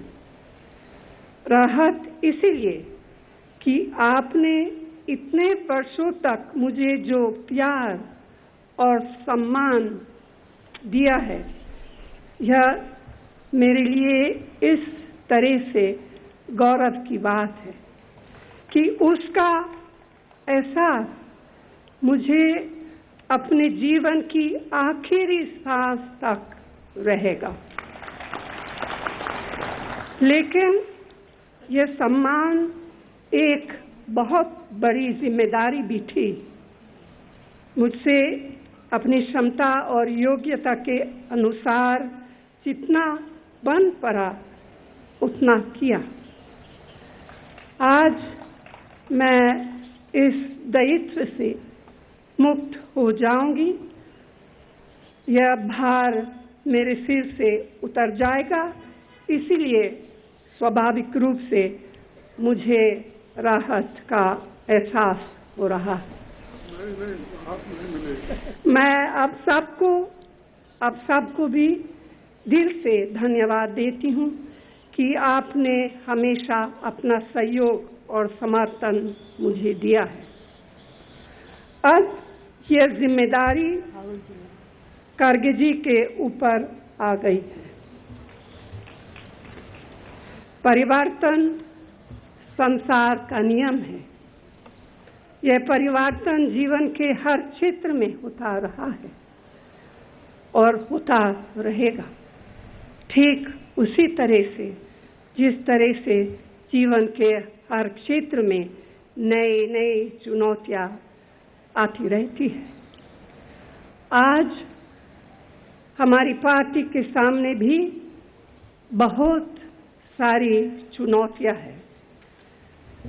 सबसे बड़ी चुनौती यह है कि आज देश के सामने लोकतांत्रिक मूल्यों के लिए जैसा संकट पैदा हुआ है, उसका मुकाबला हम सफलतापूर्वक कैसे करें। आपने जिस तरह लोकतांत्रिक तरीके से कांग्रेस अध्यक्ष के चुनाव में अपना नया अध्यक्ष चुना है, मुझे विश्वास है कि उसी तरह पार्टी के सभी कार्यकर्ता और नेता आपस में मिलजुल कर एक ऐसी शक्ति बनेंगे जो हमारे महान देश के सामने उपस्थित समस्याओं का सफलतापूर्वक सामना कर सके। कांग्रेस के सामने पहले भी बड़े बड़े संकट आए हैं, लेकिन पार्टी ने कभी हार नहीं मानी। हमें अब भी पूरे संकल्प के साथ, पूरी मजबूती के साथ, पूरी एकता के साथ आगे बढ़ना है और सफल होना है। आज इस विशेष अवसर पर मैं बस यही चंद शब्द कहना चाहती थी। अंत में मैं सबको अपने लगातार सहयोग के लिए एक बार फिर धन्यवाद देती हूं और इस अवसर पर पार्टी के चुनाव प्राधिकरण के अध्यक्ष मिस्त्री जी को भी खास तौर से धन्यवाद देती हूं कि उन्होंने और उनके सहयोगियों ने पार्टी के यह चुनाव बहुत अच्छी तरह संपन्न कराए हैं। मैं मल्लिकार्जुन खड़गे जी का नए अध्यक्ष के रूप में स्वागत करते हुए अपनी बात समाप्त करती हूँ। धन्यवाद। जय Hind.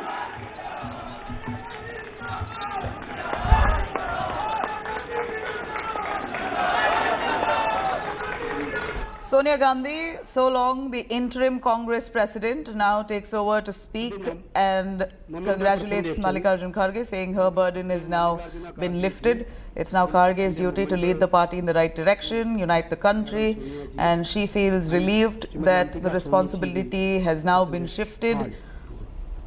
We saw even Kharge for a brief moment interrupting, saying that she's very much part of it, and tried to, of course, convey his message while she was speaking. So clearly the bond between Kharge and the Gandhi family is evident, visible. They rest all their responsibility on him, their faith on him. They believe that he will deliver, and that's how we see this entire event playing out, as the certificate of election has been handed over to Mallikarjun Kharge. Basically, Sonia Gandhi handing over the baton to Kharge 25 years later.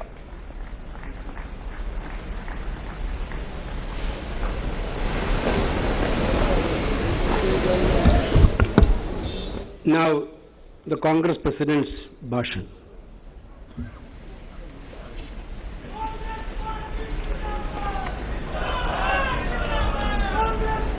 Mallikarjun Kharge, one must know, is a senior leader. He's one of the most seniors within the Congress party. 9-time MLA, twice MP. Very recently lost the election though, but always has been called Soul Illada Sardar. Man who's never lost. Sonia Gandhi ji,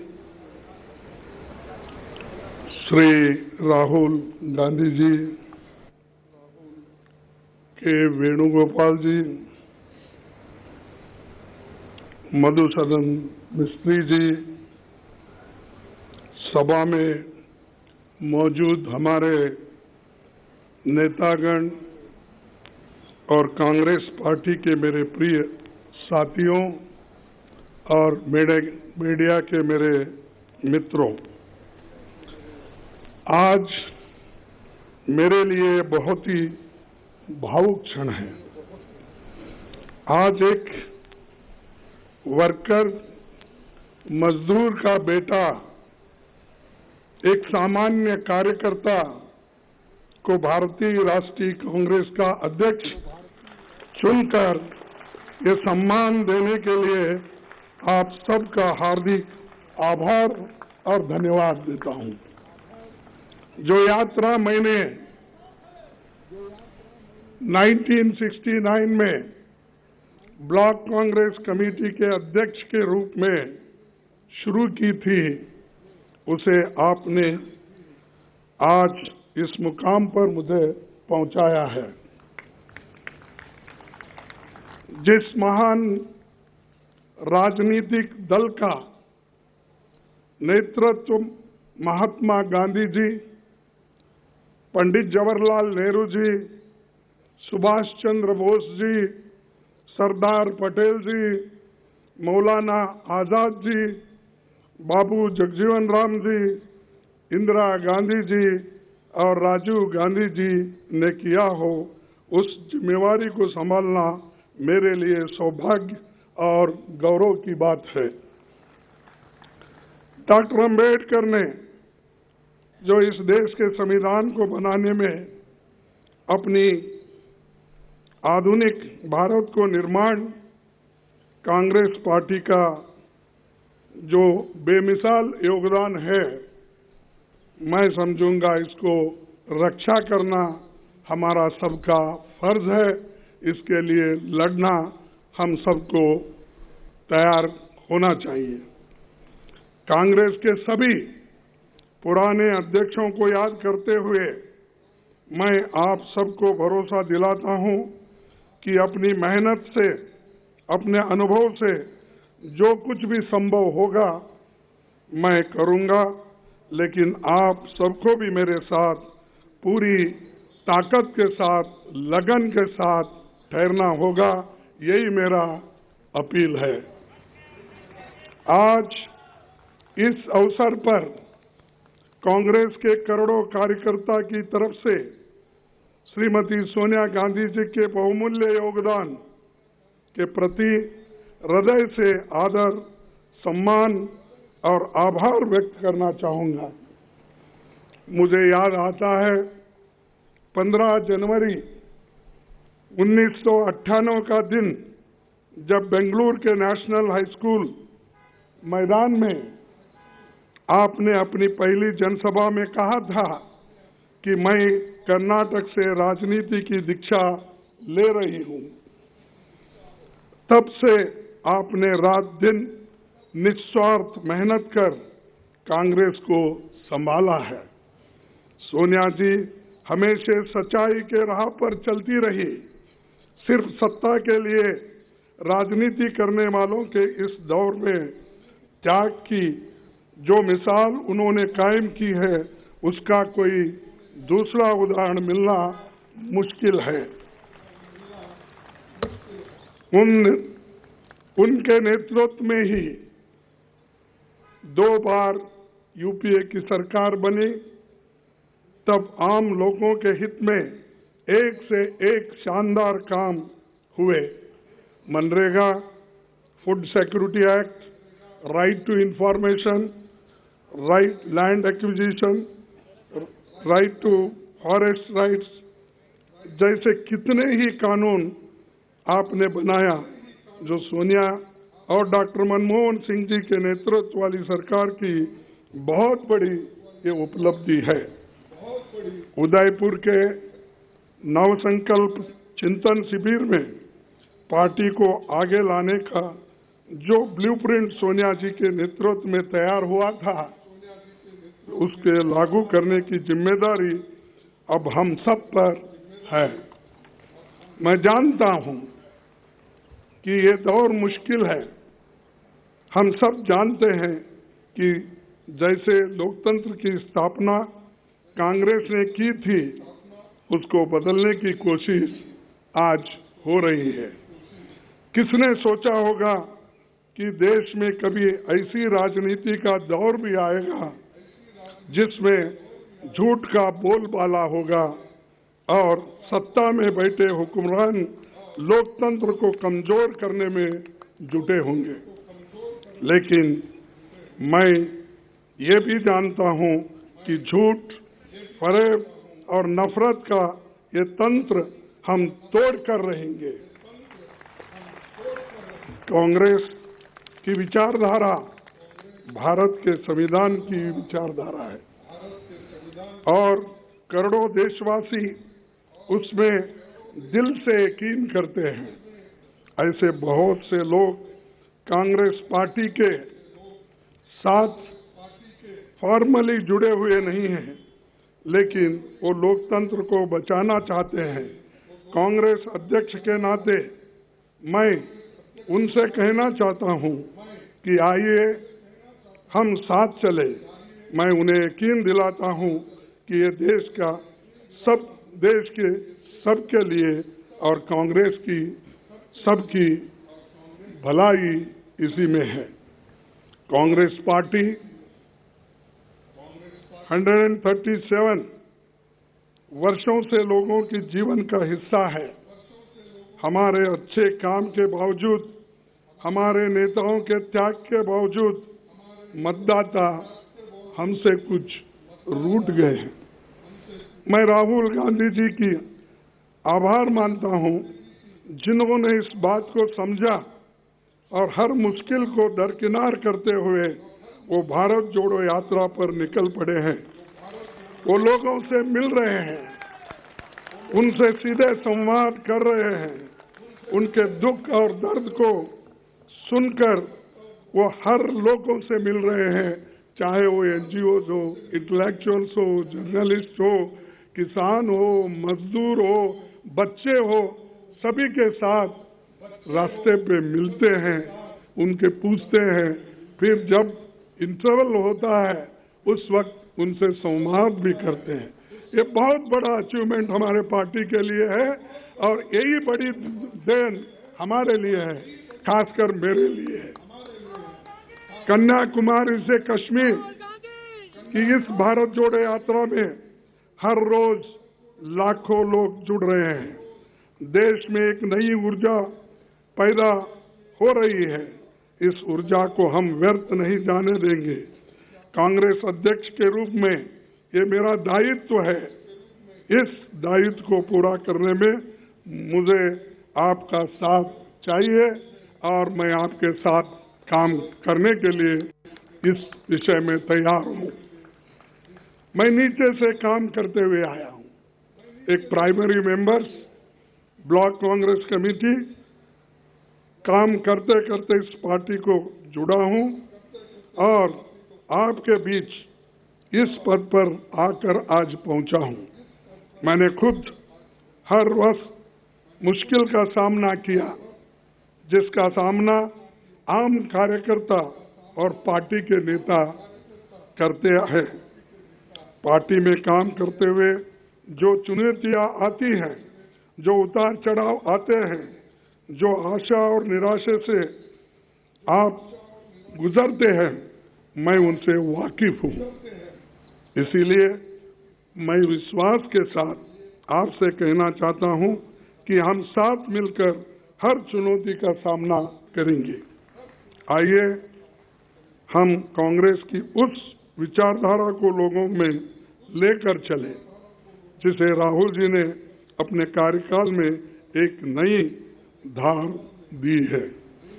हम जानते हैं कि इस देश में करोड़ों युवा जो भारत को धर्म, जाति, जेंडर के बंटवारे से ऊपर देखना चाहते हैं, जो भारत में शांति चाहते हैं, रोजगार चाहते हैं, विकास चाहते हैं, वैज्ञानिक सोच चाहते हैं, लोकतंत्र चाहते हैं, ये युवा ही देश की और कांग्रेस की उम्मीद है।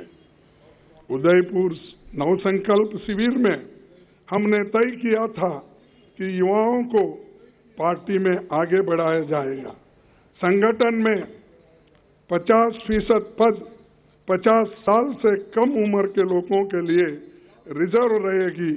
युवाओं की इस उम्मीद को पूरा किया जाएगा आप सभी के कोऑपरेशन से।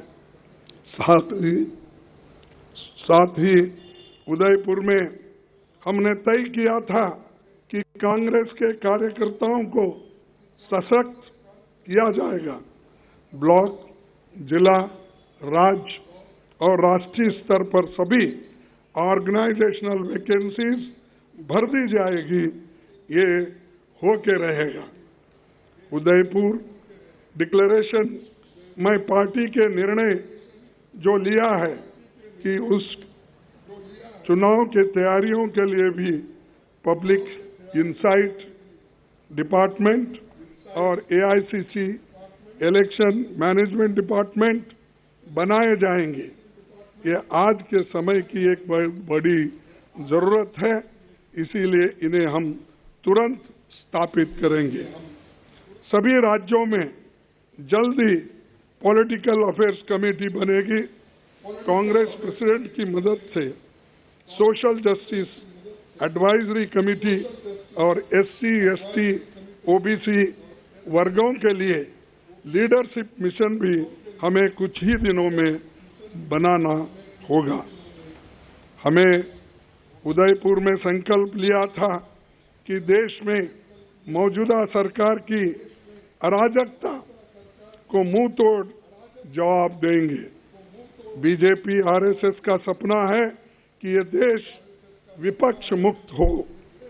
वो लोग न्यू इंडिया की बहुत बात करते हैं, पर ये कैसा न्यू इंडिया है जिसमें युवाओं को रोजगार नहीं मिल रहा है, जहाँ किसानों को जीप के नीचे कुचल दिया जा रहा है, जिसमें महिलाओं पर अत्याचार बढ़ता जा रहा है और अत्याचारियों को सम्मान होते जा रहा है। ये कैसा न्यू इंडिया है जहाँ जनता महंगाई से त्राही त्राही कर रहे हैं, लेकिन सरकार आंखें बंद करके बैठी हुई है। भारत की जनता की कमाई और मेहनत से बने हुए सारे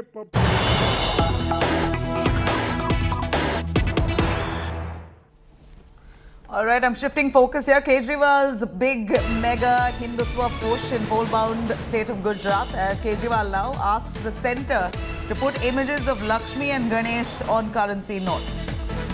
Kejriwal's Hindutva push. Now, he's asked the centre to put Lakshmi and Ganesh's faces on currency notes. This is Arvind Kejriwal as he campaigns in the poll-bound state of Gujarat aggressively.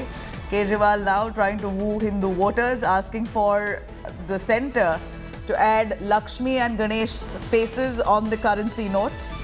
This is his bid, it appears, to attract Hindus in the state of Gujarat. Arvind Kejriwal right now campaigning hectically in the state of Gujarat. Let's take a listen what Kejriwal said, asking for Ganesh and Lakshmi's faces on currency notes. आज मेरी केंद्र सरकार से, प्रधानमंत्री जी से appeal है, भारतीय currency के ऊपर एक तरफ गांधी जी की तस्वीर है, वो वैसे ही रहनी चाहिए, लेकिन दूसरी तरफ श्री गणेश जी की और श्री लक्ष्मी जी की तस्वीर भारतीय करेंसी के ऊपर लगाई जाए।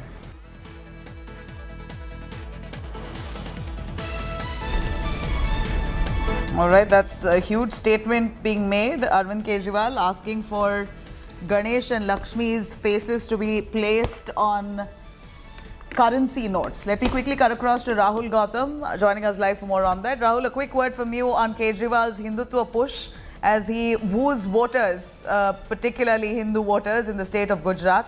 Kejriwal asking for Ganesh and Lakshmi's images on currency notes. Let me quickly cut across to Amit Malviya, BJP's IT cell chief. Mr. Malviya, we are seeing Kejriwal speaking, pushing for Lakshmi and Ganesh's face on the currency notes, asking the centre to roll out new currency notes with the faces of Lakshmi and Ganesh. Your take on that? Look, Arvind Kejriwal has got a mandate from people of Delhi, and he should focus on delivering on it. A man who issues fatwa against bursting firecrackers on Deepavali, anything that he says is actually not to be taken seriously. I don't know why he is given so much obstruction just because Delhi state government funds media to the extent of 600 crores. Everything that he says runs in media ad nauseum. Is it great to be even talking about these things? We should focus on ensuring that Delhi is not a smog chamber. The governance is there, the infrastructure is built. He doesn't do any of that. And no one questions him on that. He comes out and makes these bizarre claims and requests and whatnot, and we are expected to respond to it. He's really making this push in the poll-bound state of Gujarat, the hometown of Prime Minister Modi, at a time like this when we see Kejriwal has been accused of being anti-Hindu. This is his push, asking for Lakshmi and Ganesh's faces on currency notes. Do you think voters will buy into this push? Aam Aadmi Party and Arvind Kejriwal are non-entities in Gujarat. They are just making a lot of noise, and he's making these kind of pronouncements to distract from his failures in Delhi. We should ask him about what he has done to contain pollution in Punjab. Why have the Parali fires not stopped in Punjab? Why have 1,000 rupees per acre not been given to Punjab farmers for their Parali? Where are those industries that he promised will buy Paralis and convert them into energy? These are the questions that will be asked of Arvind Kejriwal, and not some random announcements and press conferences he does every day at 11 in the morning. You know, Kejriwal here very evidently seems to be joining the race to woo Hindu voters. He did that in multiple poll-bound states, and now in Gujarat he seemed to be making a very strategic push at a time when Aam Aadmi Party was accused of being part of mass conversions in Delhi. A quick word as Kejriwal tries to tap into the same vote bank as the BJP. Arvind Kejriwal is the Chief Minister of Gujarat. I meant Delhi. He should be asked questions on Delhi and governance failures in Delhi. Anything else that he says makes no sense at all. Mr. Malviya, for joining us on that. Let me quickly go across to Arvind Kejriwal as he spoke just a little while ago, asking for Lakshmi and Ganesh's faces to be placed on currency notes. This is his request to the centre. Listen in. आज मेरी केंद्र सरकार से, प्रधानमंत्री जी से appeal है, भारतीय currency के ऊपर एक तरफ गांधी जी की तस्वीर है, वो वैसे ही रहनी चाहिए, लेकिन दूसरी तरफ श्री गणेश जी की और श्री लक्ष्मी जी की तस्वीर भारतीय करेंसी के ऊपर लगाई जाए. I'm going to cut across to Rahul Gautam. Rahul, right from the start of his campaigning spree in Gujarat, Arvind Kejriwal has been trying to woo Hindu voters. Predominantly, we believe that he has granted 40 rupees a day for upkeep and maintenance of cows in Gujarat. That's one instance to show how he's really trying to tap into the same vote bank as the BJP. And now his fresh request to the centre, asking for Lakshmi and Ganesh's faces to be placed on currency notes. Really an ambitious plan that he has, but do tell us more on that. Absolutely, and you see, one can say that Mr. Kejriwal is seeking divine intervention to stop the free fall of Indian currency against dollar. But the real idea is to woo voters, Hindu voters particularly, ahead of... सेवा भाव से काम करने का कोई उनकी नीति नहीं है. दिल्ली के प्रदूषण को लेके देखिए, वाह वाह करना, लेकिन जब पंजाब में पराली जलाई जाती थी और उनकी सरकार नहीं थी, तब उस समय कहते थे क्यों नहीं एक्शन लिया जा रहा है। आज उनकी सरकार है, कर क्या रहे हैं वो? शराब नीति और घोटाला से उनको फुर्सत नहीं मिली। उनके एक मंत्री जेल में रहे, उनको याद नहीं आ रहा कि पैसे कहां से लिए। आज जो है वो कहते हैं लक्ष्मी गणेश जी नोट पे आ जाना चाहिए, जब गुजरात में उन्हीं के प्रदेश के अध्यक्ष कहते कि मंदिर मत जाओ, ये शोषण के घर है। प्रधानमंत्री मोदी जी को नीच कहते हैं। तो आप खुद ही देख सकते हैं कि केजरीवाल जी की राजनीति किन तथ्यों पे आधारित है। राजनीति के लिए कुछ भी कह सकते हैं, जनता के साथ खिलवाड़ कैसे भी कर सकते हैं। Arvind Kejriwal says that there should be a photo of Lakshmi Ganesh on the other side of photo of Mahatma Gandhi on the newly printed notes. Arvind Kejriwal ji's entire politics is based on the premise, say anything so that you can try to get some political mileage without any concern to what should be done or whether it should be an agenda of governance. When he was not in government, his party was not in government. All right, I'm cutting across to Rahul Gautam. Rahul, I really like to know if this was a statement made with sarcasm, or was Kejriwal really meaning to have Lakshmi and Ganesh's faces on currency notes, his request to the centre? Was it sarcasm? Well, Chetty, as I was telling you earlier, also, here, one can Rahul. say that Mr. Kejriwal is seeking divine intervention to stop the... I beg your...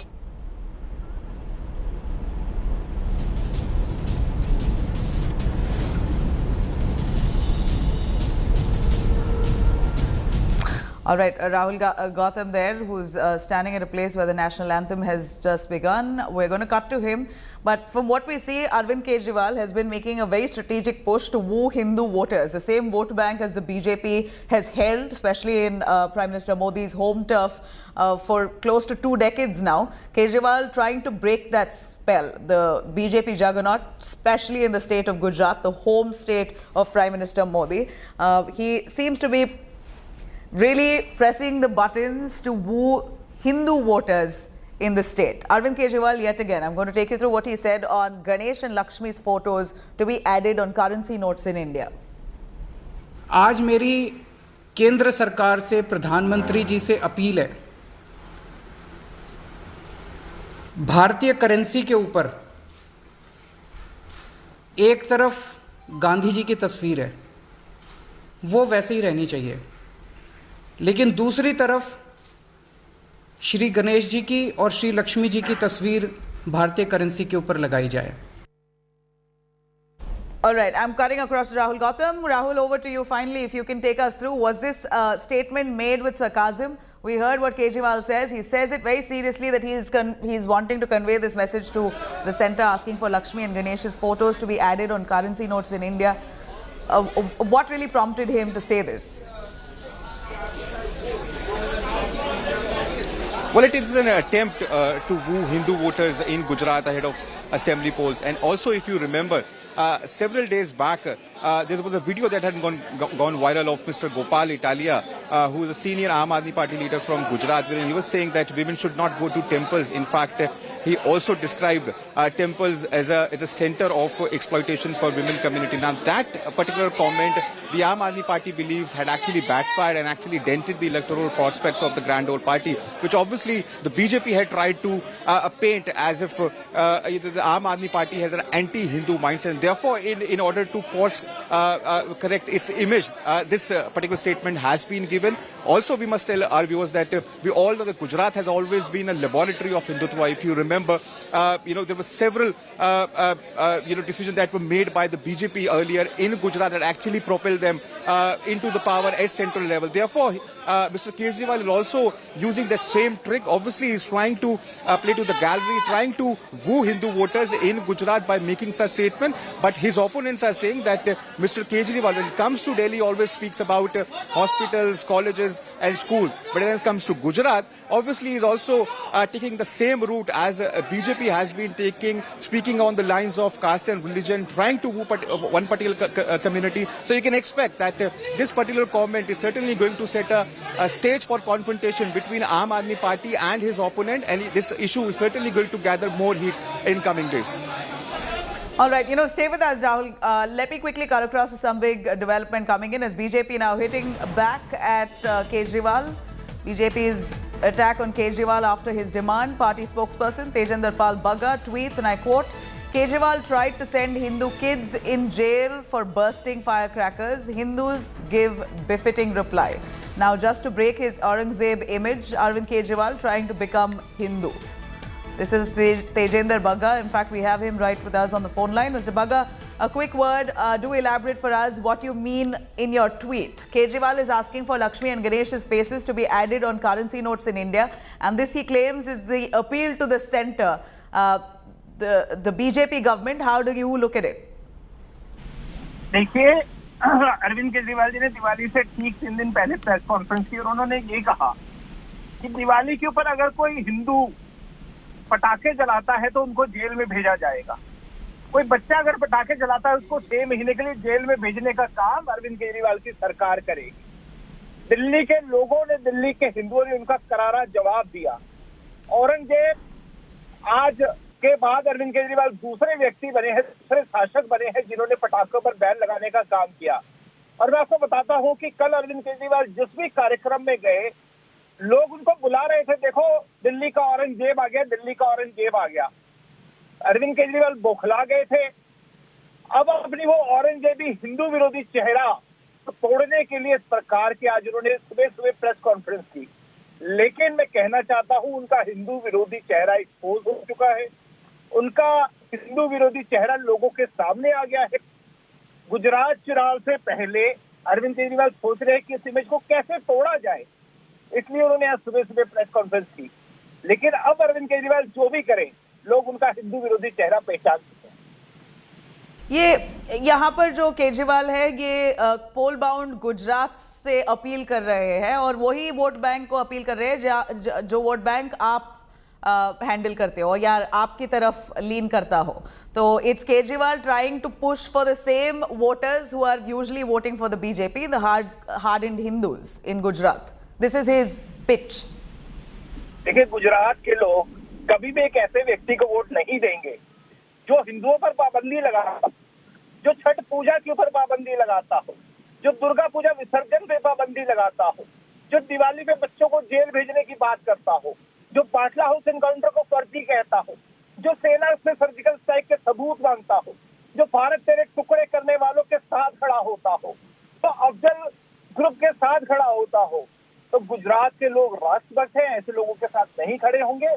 अब अरविंद केजरीवाल जो भी करे, उनका हिंदू विरोधी, राष्ट्र विरोधी चेहरा लोगों के सामने है। Thank you very much, Tejinder Bagga ji, BJP spokesperson there, responding to what Kejriwal has asked for, Ganesh and Lakshmi's images on currency notes in India. That's his push as he appeals to the poll-bound state of Gujarat. Clearly, as he's trying to tap into the Hindu voters in Modi's home state. We're going to continue tracking those developments. For now, a short break. We'll be right back with news and updates on the other side.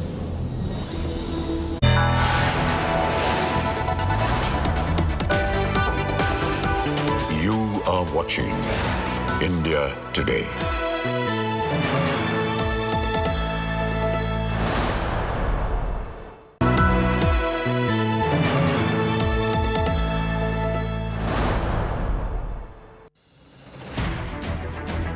I don't read the news. I read between the lines to tell you the true version of events, the true story of our times. To document grief, the toughest assignment for any journalist to be. From those who matter. Women politicians going to stick up for each other. Of those who should matter. I document the truth. I don't distort the truth. I don't glamorize the truth. I don't gloss over the truth. The ghosts of India's contentious medieval history have come knocking again. I hustle for the truth. On the ground, in the newsroom, in the studio. I don't try to grab eyeballs. I inform you to make you see the point. To the point with Preeti Chaudhary. At these times, only on India Today.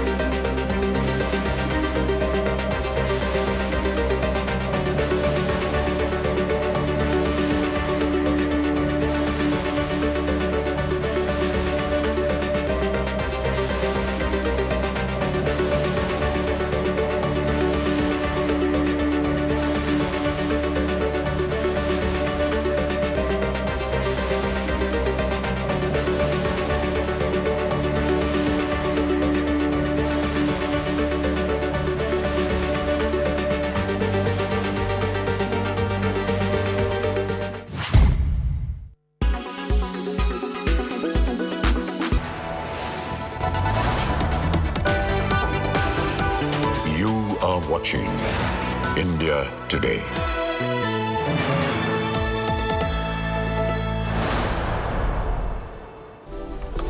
All right, taking you through a quick roundup of the top global stories that we're tracking this hour. Ukrainian President Volodymyr Zelensky has said that he's discussed Russian threats with German President Frank-Walter Steinmeier during a news conference in Kiev. He further added that Ukraine and Germany assess similar Russian threats. Extremists attacked and vandalized the Kali temple at Govindpur, Kotwali in Dinajpur district of Bangladesh. Local Islamist Tushar Islam and his group were involved in this incident, is what initial reports suggest.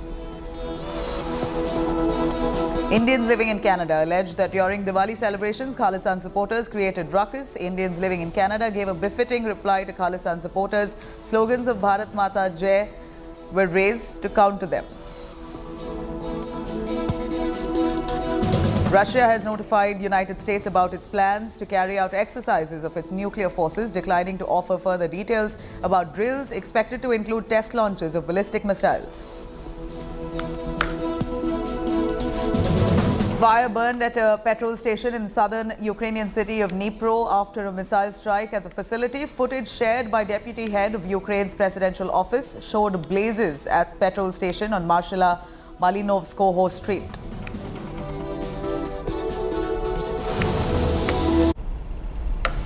In the latest, Adidas has ended its partnership with Kanye West over his offensive anti-Semitic remarks. The latest company, in fact, who's cut ties with Ye, and this decision has surely hurt the bottom line of the company. That's what the German company claims. Let's take a quick look at this detailed report. Made that bitch famous. Goddamn. I made that bitch famous. From famous to being infamous, and how the unraveling of Kanye West continues.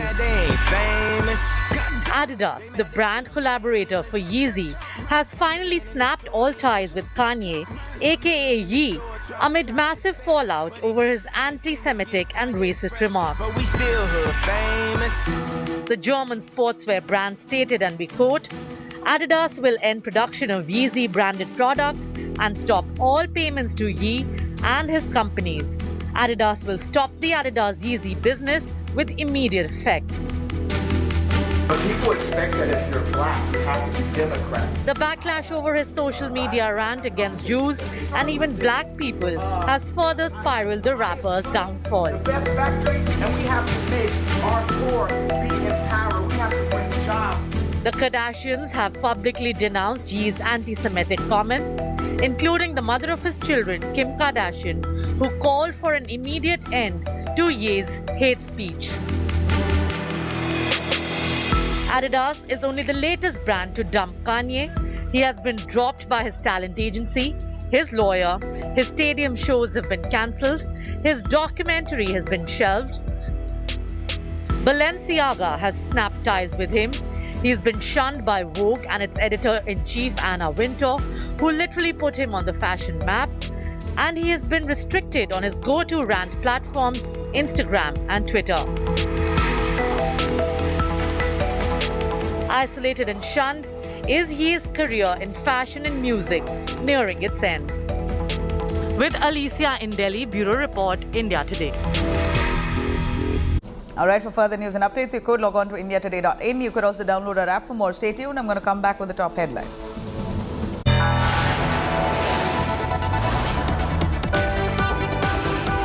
You are watching India Today.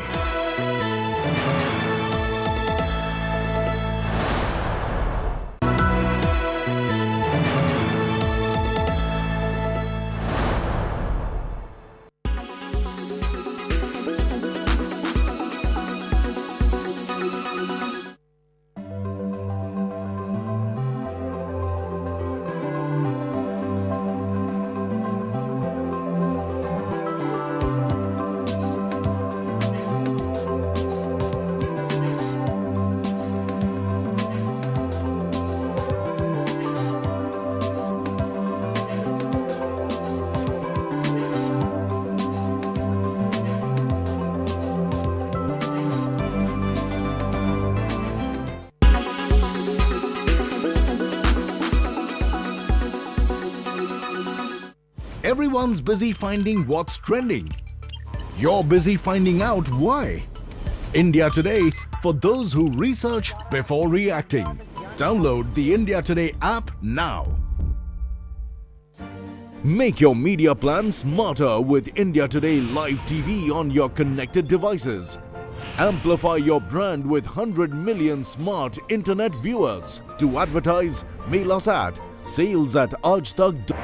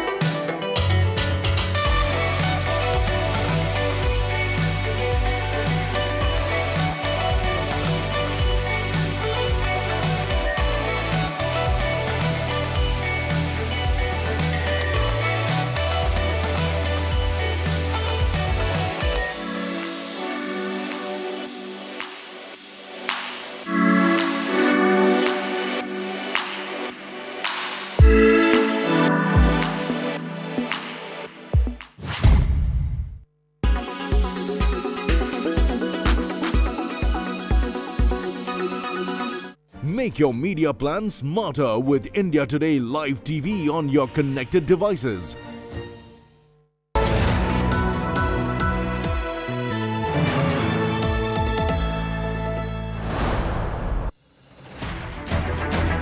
I don't read the news. I read between the lines to tell you the true version of events. The true story of our times. To document grief, the toughest assignment for any journalist to be. From those who matter. Women politicians going to stick up for each other. Of those who should matter. I document the truth. I don't distort the truth. I don't glamorize the truth. I don't gloss over the truth. The ghosts of India's contentious medieval history have come knocking again. I hustle for the truth. On the ground, in the newsroom, in the studio. I don't try to grab eyeballs. I inform you to make you see the point. To the point with Preeti Chaudhary. At these times, only on India Today. Co-powered by RK Marble, Khoobsurat Imandari. In association with JioMart, Har Ghar Ka Mart.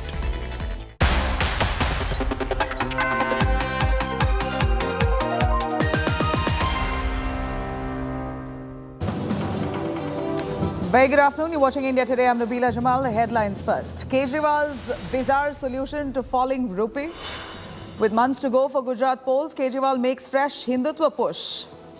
With pitch to place Lord Ganesh and Lakshmi's images on the rupee. The Kharge era begins and Congress takes over as Congress president, and the presence of the Gandhis. Sonia Gandhi says that she's quite relieved to relinquish the post to Kharge. मैं बहुत प्रसन्न हूँ। सच कहूँ तो बड़ी राहत महसूस कर रही हूँ। Massive politics breaks out over attack outside temple in Coimbatore on October 23rd. Tamil Nadu BJP chief accuses Chief Minister Stalin of downplaying the incident, writes to Amit Shah demanding cops accept it as suicide attack and NIA probe the incident. Murkier details emerge in connection to violence which broke out in Vadodara on Diwali night. Cops say that it was a pre-planned attack carried out as part of a conspiracy to disrupt Diwali. Team India has gotten very bad reception at Sydney in the ongoing T20 World Cup, with BCCI sources saying that players being provided cold and stale food during their stay.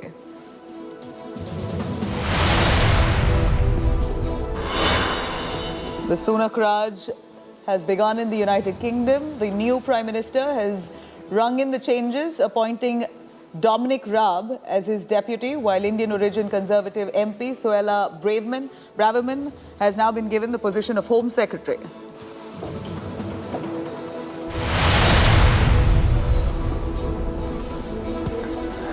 All right, now just ahead of Gujarat polls, Kejriwal's bizarre Hindutva push. Aam Aadmi Party chief, in an attempt to woo Hindu voters in poll-bound state of Gujarat, has urged Prime Minister Narendra Modi to include images of Goddess Lakshmi and Lord Ganesh on fresh currency notes. He suggested the new currency notes could have a picture of Mahatma Gandhi on one side and images of Goddess Lakshmi and Lord Ganesh on the other.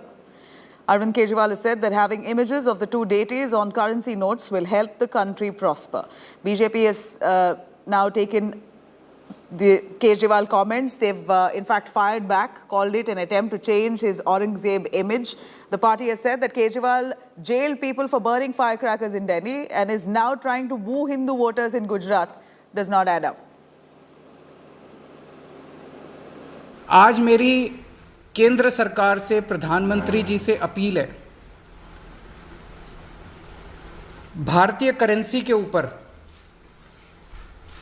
एक तरफ गांधी जी की तस्वीर है, वो वैसे ही रहनी चाहिए, लेकिन दूसरी तरफ श्री गणेश जी की और श्री लक्ष्मी जी की तस्वीर भारतीय करेंसी के ऊपर लगाई जाए। ऐसी बहुत सारी चीजें हमारे देश के यशस्वी प्रधानमंत्री जी कर रहे हैं। अब सवाल उठता है कि अरविंद केजरीवाल जी क्या कर रहे हैं। अरविंद केजरीवाल जी तो दिल्ली में स्थित यमुना मैया की सफाई भी नहीं करा सकते।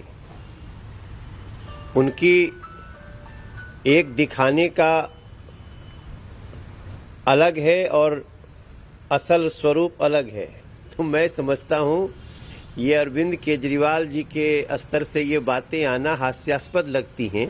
सवाल उठता है कि अरविंद केजरीवाल जी की जब सोच ही ये सही नहीं है तो उनकी बात को कोई कैसे सही मान सकता है। मुझे तो लगता है कि वो चुनाव आया है तो इसमें भी कुछ न कुछ अपनी वो जो साजिशें हैं वो देने की कोशिश करेंगे। Arvind Kejriwal ji's entire politics is based on the premise, say anything so that you can try to get some political mileage without any concern to what should be done or whether it should be an agenda of governance. Now, because it's Deepavali, he suddenly brings in Lakshmi Ganesh ji and puts up a demand like this, while at the same time his state president in Gujarat says don't go to temples. He tells ladies don't go to temples because these are places of exploitation, calls Prime Minister Modi neech.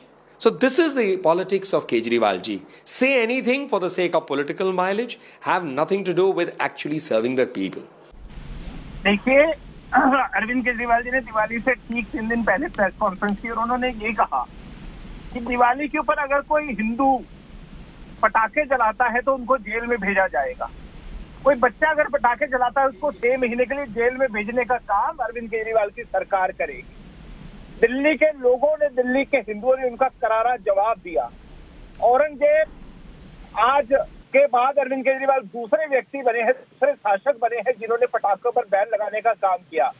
और मैं आपको बताता हूं कि कल अरविंद केजरीवाल जिस भी कार्यक्रम में गए, लोग उनको बुला रहे थे, देखो दिल्ली का औरंगजेब आ गया, दिल्ली का औरंगजेब आ गया। अरविंद केजरीवाल बौखला गए थे। अब अपनी वो औरंगजेबी हिंदू विरोधी चेहरा तोड़ने के लिए सरकार की आज उन्होंने सुबह प्रेस कॉन्फ्रेंस की। लेकिन मैं कहना चाहता हूं उनका हिंदू विरोधी चेहरा एक्सपोज हो चुका है, उनका हिंदू विरोधी चेहरा लोगों के सामने आ गया है। गुजरात चुनाव से पहले अरविंद केजरीवाल सोच रहे हैं कि इस इमेज को कैसे तोड़ा जाए, इसलिए उन्होंने आज सुबह प्रेस कॉन्फ्रेंस की। लेकिन अब अरविंद केजरीवाल जो भी करें, लोग उनका हिंदू विरोधी चेहरा पहचान चुके हैं। All right, let me cut across to Rahul Gautam, our India Today correspondent, joining us live for more. Rahul, what was this statement made by Arvind Kejriwal? Was it in sarcasm? Was it to do with the falling rupee? Or was it a real, genuine pitch to woo Hindu voters in Modi's home state of Gujarat?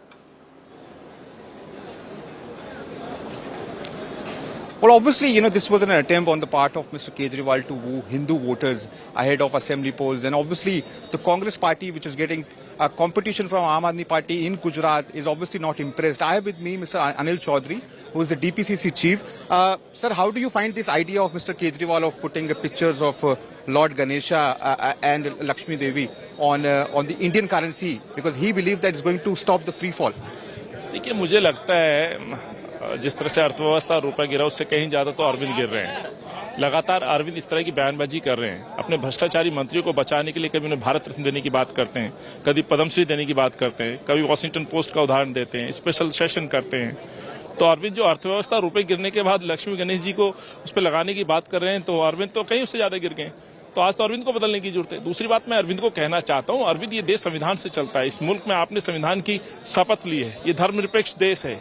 इस देश के अंदर आप जब मुख्यमंत्री बने हैं तो आपने इस संविधान की शपथ लेकर के आप वहां बैठे हैं। और आज जो हम कहते थे कि अरविंद पूरी तरह से संघ की गोद में बैठे हुए हैं, ये सिद्ध हो गया हमारी इस बात से। आप पूरी तरह से संघ के इशारे पे आप काम करते हैं। और ये पूरा उदाहरण इस बात का कि जो आज आपने बयान दिया है, सवाल इस बात का कि दिल्ली को आपने क्या दिया। 7 साल में दिल्ली लगातार विश्व के अंदर एक तरफ जो अरविंद केजरीवाल साहब हैं वो स्कूल्स की बात करते हैं, कॉलेज की बात करते हैं, एजुकेशन की बात करते हैं, और एक तरफ ये बयान, तो आप ये कॉन्ट्रडिक्शन कैसे देख रहे हैं? देखिए, अरविंद ने 7 साल में जो बातें कही हैं उसकी परतें खुलने लगी है। भ्रष्टाचार की एक एक बात सच सामने आने लगा है। चाहे शराब का इशू है, क्लासरूम के अंदर व्याप्त भ्रष्टाचार की बात हो, तो मैं अरविंद से कहना चाहता हूं, अरविंद उस बयान पे भी तो बयान दे दिल्ली के बारे में, जो आपने रेप कैपिटल इस दिल्ली को नहीं पहचान दे दी। पॉल्यूशन एक बड़ा विषय है जिसपे आज हर व्यक्ति चिंतित है। आज मुल्क से और बाहर से कोई दिल्ली आने के लिए तैयार नहीं होता कि जिस शहर के अंदर इतना प्रदूषण फैला हुआ जाकर के अपनी जान जोखिम में क्यों डाले। आज आंकड़े देखिए, जिस तरह से डेंगू पैर पसार रहा है, चिकनगुनिया है, मलेरिया है, तमाम बीमारी शहर के अंदर है। अरविंद लगातार बयानबाजी से ध्यान भटका रहे हूँ। मैं ये कहना चाहता हूँ, लगातार बयानबाजी से ध्यान भटका रहे हैं, अपनी जवाबदेही से भाग रहे हैं। सच्चाई ये है कि जो देश की अर्थव्यवस्था का जो बुरा हाल है उसके लिए सरकार दोषी है, केंद्र सरकार दोषी है। तो सीधे मोदी से सवाल क्यों नहीं पूछते? आप रुपए पे नोट बदलने पे, गणेश जी की और लक्ष्मी जी की तस्वीर बदलने की बात करते हैं। ये देश धर्मनिरपेक्ष देश है। आपको समझना पड़ेगा। आपको यदि सवाल पूछने तो सवाल खड़े करने चाहिए मोदी से, ना कि आप इस दिल्ली को लेकर के जो आपसे सवाल है उससे आप दूर भागते हैं, उनके जवाब देने चाहिए। Thank you for speaking with us. That was Congress chief of Delhi, obviously slamming the remarks made by Mr. Kejriwal, saying that he should ask questions to Modi government as to why this free fall is happening. And in fact, he also described his remarks as a divergent tactic on the part of Mr. Kejriwal to deflect criticism from real issues like corruption and the failure in governance. So you can expect that this issue is certainly going to set a stage for confrontation in coming days, because obviously the Congress party is not going to miss out on this opportunity to hit out at Arvind Kejriwal. On the other hand, the BJP is saying that since the Aam Aadmi Party's chief of Gujarat, Mr. Gopal Italia, had made a remark against Hindu temples and Hindu religion, therefore it's an attempt to correct their image. It's a part of course correction, given the fact that they believe that Hindu voters are going to punish them in Gujarat, and therefore this is being done just to deflect that criticism. So you can expect that this particular remark has certainly is going to become a major flashpoint in coming days as far as Gujarat polls are concerned. Rahul, thank you very much. Well, Gujarat polls just around the corner. It seems like heated campaigns now by the Aam Aadmi Party trying to woo the Hindu voters. I'm going to cut across to Asaduddin Owaisi, AIMIM chief. When asked about Rishi Sunak becoming the new Prime Minister of United Kingdom, Owaisi was quick to say he wishes for a hijabi Prime Minister in India. The party chief, Asaduddin Owaisi, said that one day he would like to see a woman with the hijab as the Prime Minister of this country in the future, inshallah. This is precisely what he said. Owaisi's remarks now, his remarks has come when he was asked about a minority in United Kingdom, Hindu Rishi Sunak taking on the mantle. So that was his response in return. BJP now taking a jibe at Owaisi over his comments, asking him to first make a hijab-wearing girl the president of his own AIMIM party. This comes amid the ongoing hijab debate in the country. A two-judge bench member of the Supreme Court on October 13th delivered a split verdict on a batch of pleas challenging the Karnataka High Court's judgment refusing hijab to be worn inside educational institutions. A huge debate now in the country on whether or not hijab should be allowed inside schools or not. The Apex Court has now placed the case to a larger bench. While that debate is on, here's Owaisi's comment coming in. मैं तो बोला कि इंशाल्लाह मेरी जिंदगी में या मेरी जिंदगी के बाद एक हिजाब पहनने वाली बच्ची भारत की प्राइम मिनिस्टर बनेंगी बोल मैं तो बोला हूँ ये बात. Mr. Asaduddin Owaisi ji, the constitution bars nobody, any woman, hijabi or gair hijabi, to become the Prime Minister of this country. But since we are talking about this, let's have the charity from home. When will a hijabi woman become the president of MIM party? Because there only one family gets to be the president. Indian origin, people of Indian roots are becoming vice president, prime minister of countries, CEOs of multinational companies. We should all be proud about this. But then there is a Bharat Badnami Brigade which has a Sanki Sanak to use even Rishi Sunak issue for its political gains to play the Islamophobia card and divide and rule card in India. And one of them is Mehbooba Mufti ji, apart from Asaduddin Owaisi. Comparing appearances and raving and ranting about the same is nothing but superficial stupidity of Mr. Asaduddin Owaisi, and he should have an introspective approach where he should look at the kind of freedoms enjoyed by everyone in India.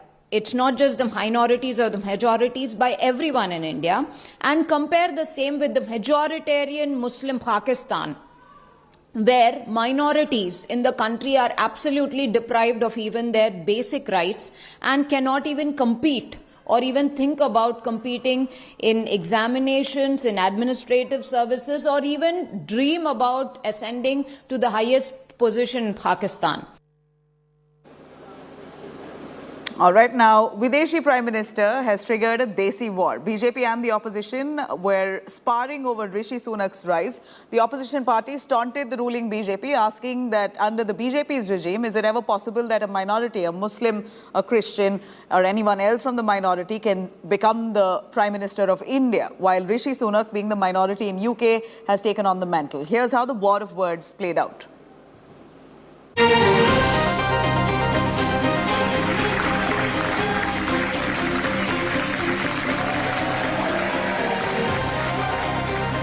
The first non-white Indian origin person and Hindu in 10 Downing Street.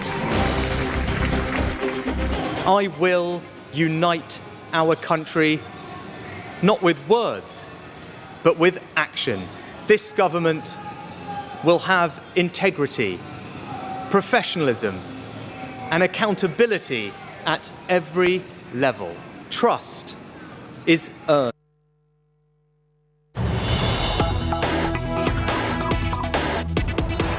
Ram मंदिर बना था और आज आप सोचिए कि किस प्रकार से अरविंद केजरीवाल जी ने यू टर्न लिया है। ये वही अरविंद केजरीवाल जी है जिनके बहुत सारे मीम, जिनके बहुत सारे हिंदू विरोधी फोटो प्रसिद्ध हैं उनके ट्वीट में। लक्ष्मी गणेश जी की पूजा कभी भी दिवाली के अवसर पर या वैसे भी स्वस्तिक चिन्ह के बिना पूर्ण नहीं होती। दिवाली में जब हम दिवाली मनाते हैं तो स्वस्तिक चिन्ह बनाते हैं, स्वस्तिक चिन्ह को अंकित करते हैं, तब जाके ये पूजा पूर्ण होती है। इसी स्वस्तिक चिन्ह को झाड़ू से मारने का काम, इसी स्वस्तिक चिन्ह के ऊपर झाड़ू चलाने का काम और स्वस्तिक चिन्ह के ऊपर हंसने का काम अरविंद केजरीवाल जी ने ट्वीट के माध्यम से किया था। वह ट्वीट भी आज जनता जनार्दन के सामने मौजूद है, पब्लिक डोमेन में है। आप देखिए, वही अरविंद केजरीवाल जी आज भक्त बनने की कोशिश कर रहे हैं। ये वही अरविंद केजरीवाल जी हैं जिनके एक मंत्री राजेंद्र पाल गौतम जी ने आज से चंद हफ्तों पहले मां लक्ष्मी और गणेश जी के लिए जिस प्रकार की भद्दी बातें कही थी, जिस प्रकार से हिंदू देवी देवताओं के खिलाफ कहा था, उपहास किया था, उन्हें गाली देने का काम किया था, केजरीवाल जी आज वो एमएलए आपके यहां अभी भी बने हुए हैं। आपने उन्हें पार्टी से बर्खास्त नहीं किया है, केवल और केवल दिखाने के लिए, for the sake of I wash, आपने मंत्री पद से हटाया है। आज भी वो आपके एक बड़े नेता हैं, आज भी आपके पार्टी के एमएलए हैं। मां लक्ष्मी के खिलाफ और भगवान श्री गणेश के खिलाफ उन्होंने टिप्पणी की थी। इतना ही नहीं, ताहिर हुसैन और ऐसे अनेकों नेता हैं अरविंद केजरीवाल जी की किटी में, अरविंद केजरीवाल जी की पार्टी में, जिनके कारण 85 लोगों को मौत के घाट उतारा गया नॉर्थ ईस्ट दिल्ली के दंगों में। किस प्रकार से हिंदुओं के ऊपर प्रहार किया जाए, किस प्रकार उनके ऊपर पेट्रोल बम फेंका जाए, किस प्रकार उन्हें मारा जाए, उनका नरसंहार हो, इसके रचयिता थे ताहिर हुसैन। आज भी जेल की सलाखों के पीछे बंद है और अचानक अरविंद केजरीवाल यहां पर स्वांग रचाने का काम कर रहे हैं। बंधुओं, याद करिए, ये वही अरविंद केजरीवाल हैं जिन्होंने सदन के अंदर कश्मीरी पंडितों के नरसंहार पर बने फिल्म पर जब सवाल उठा था तो ठहाके मार के हंस रहे थे और कह रहे थे ये तो झूठी कहानी है, किसी ने एक भी कश्मीरी पंडित का नरसंहार नहीं किया था। कश्मीरी पंडितों को दिल्ली में नौकरी देने से इनकार करने वाले अरविंद केजरीवाल, कश्मीरी हिंदुओं के ऊपर हंसने वाले अरविंद केजरीवाल आज अचानक जो हिंदू बनने की चेष्टा कर रहे हैं, ये यू टर्न की पराकाष्ठा है। अगर सही मायने में देखा जाए तो केजरीवाल जी, आप जब दिवाली की पूजा कर रहे थे ना, तो मां लक्ष्मी भी और भगवान श्री गणेश भी, ये जो आपने एक्साइज पॉलिसी में पैसा मारा है, आपके भाई, आपके साथी मनीष सिसोदिया ने जिस प्रकार मोटा माल शराब माफिया के माध्यम से कमाया है, भगवान कभी माफ नहीं करेगी, मां लक्ष्मी कभी माफ नहीं करेगी। इस प्रकार जो शराब में घोटाले करते हैं और गरीबों के पैसों का गबन करते हैं। जहां तक हिंदुस्तान का सवाल है, अरविंद केजरीवाल जी, इसमें तो कोई शक नहीं है कि हिंदुस्तान के ऊपर, भारत के ऊपर मां लक्ष्मी और प्रभु श्री गणेश का, महादेव और राम का आशीर्वाद है। तभी तो जो हिंदुस्तान आर्थिक रूप से 11वें स्थान पे था आज से एक दशक पहले, आज वही हिंदुस्तान पूरे विश्व में 5वें नंबर की अर्थशक्ति है, 5वें नंबर की इकोनॉमी है। Today India stands tall in the world order of economy. Today, India is one of the leading economic country. Today's India growth rate shows a bright spot in the World Economic Forum. और केवल राजनेता ही नहीं कह रहे हैं, अगर सही मायने में देखा जाए तो विश्व पटल कह रही है कि विश्व भी अगर रेसेशन में चला जाए, और संभावना है कि विश्व रेसेशन में चला जाए, ग्लोबल रेसेशन हो जाए, किंतु लक्ष्मी और गणेश जी की कृपा और प्रधानमंत्री नरेंद्र मोदी जी के ऊपर जो इनकी कृपा है और उनका जो परिश्रम है, उसके कारण भारतवर्ष कभी भी रेसेशन में नहीं जाएगा। निरंतर अपने परिश्रम के कारण, निरंतर अपने साधना के कारण हमारे प्रधानमंत्री जी के ऊपर माँ लक्ष्मी, प्रभु गणेश, भगवान श्री राम, महादेव की कृपा है और तभी आज भारतवर्ष आगे बढ़ रहा है। जहाँ तक दिल्ली की अर्थव्यवस्था की कहानी है, दुख के साथ कहना पड़ रहा है कि जिस प्रकार से आपने एडवर्टाइजमेंट पॉलिसी चलाया है, यह उचित नहीं है। 8 लाख रुपए का स्प्रे बनाते हैं पूसा इंस्टीट्यूट में और 24 करोड़ रुपए उस स्प्रे के एडवर्टाइजमेंट में खर्चा करते हैं, उसके प्रचार प्रसार में खर्च करते हैं, और आप ठीकरा लक्ष्मी गणेश जी पे फोड़ देते हैं कि हमारे देश पर मां के आशीर्वाद नहीं है। मां का आशीर्वाद सदैव था, है और रहेगा। अपनी नीयत को ठीक करना होगा। कहीं ना कहीं कम काम और ज्यादा दिखावा, ज्यादा एडवर्टाइजमेंट, ये जो अर्थनीति आपने अपनाया है केजरीवाल जी, इसे आपको ठीक करना होगा। बहुत बहुत धन्यवाद। कोई प्रश्न हो तो पूछें। कांग्रेस पार्टी के जो अध्यक्ष बने उनको क्या शुभकामनाएं देने जाएंगे? कोई बात नहीं, ये उनके पार्टी का आंतरिक विषय है। खड़गे जी आज कांग्रेस पार्टी के अध्यक्ष बने हैं, मगर आज भी हमने तस्वीरों में देखा, एक तरफ सोनिया जी और एक तरफ राहुल गांधी जी बैठे थे। खड़गे जी हैड नो लीवे, दोनों तरफ परिवार बैठा हुआ है और है तो उनका आंतरिक विषय, मगर मैं तो इस पे कोई टिप्पणी करना नहीं चाहूँगा। मगर खड़गे जी ने तो खुद ही कहा था कि अगर हम बकरा ईद में बचेंगे तो हम मुहर्रम में नाचेंगे। तो अब देखते हैं, हिमाचल और गुजरात के चुनाव आ रहे हैं, कहीं ऐसा तो नहीं है कि कांग्रेस पार्टी को बलि का बकरा गुजरात और हिमाचल के चुनाव का मिल गया हो और खड़गे जी को, जिसको अंग्रेजी में कहते हैं स्केपगोट के रूप में इस्तेमाल किया जाए, उनको एक तरह से बलि दे दी जाए। इसमें यह भी देखना है। आज मेरी केंद्र सरकार से, प्रधानमंत्री जी से अपील है, भारतीय करेंसी के ऊपर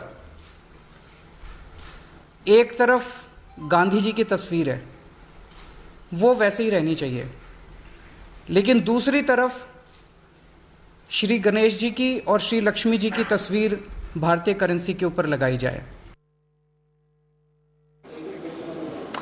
All right, Arvind Kejriwal there really pushing for Lord Ganesh and Lakshmi's images to be placed on currency notes, and it seems like this conversation only growing, the chorus growing. Aam Aadmi Party insisting. Delhi Deputy Chief Minister Manish Sisodia also tweeting, putting a picture of Ma Lakshmi and Lord Ganesha along with Mahatma Gandhi on the currency of India, saying that it will prove to be auspicious for the whole country. Now, this, the Aam Aadmi Party has been citing the currency notes of Indonesia as well, saying that Indonesia, being a Muslim country, barely 2-3% of Hindus have goddess Lakshmi on their currency notes. This, to happen in India, might just bring prosperity and will benefit the country. This is what Aam Aadmi Party has been saying as it pushes for Lord Lakshmi and Lord Ganesh's pictures, their photo, to be put on Indian currency notes. Manish Sisodia also now putting out the same tweet asking for asking for Lord Ganesh and Lord Lakshmi's images to be put on currency notes, saying that this will bring prosperity to the whole country and it will be auspicious. And says that on one side you can put Mahatma Gandhi's image, on the other side you put Lord Ganesh and Lord Lakshmi's image on the currency of India. This will prove to be auspicious for the whole country. This is Arvind Kejriwal's deputy, Manish Sisodia, who said the same. Remember, it's a poll-bound state of Gujarat. At this point, there's Aam Aadmi Party really pushing to please the Hindu voters in the state. And BJP, we heard Sambit Patra extensively calling this nothing but a mere poll stunt. All right, on this note, I'm going to slip into a short break. We'll be right back with news and updates on the other side. Do stay with us.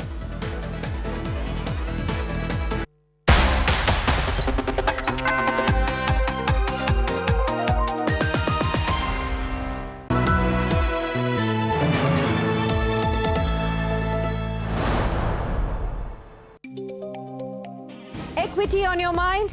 Confused about what to pick and when is the right time to exit the stock?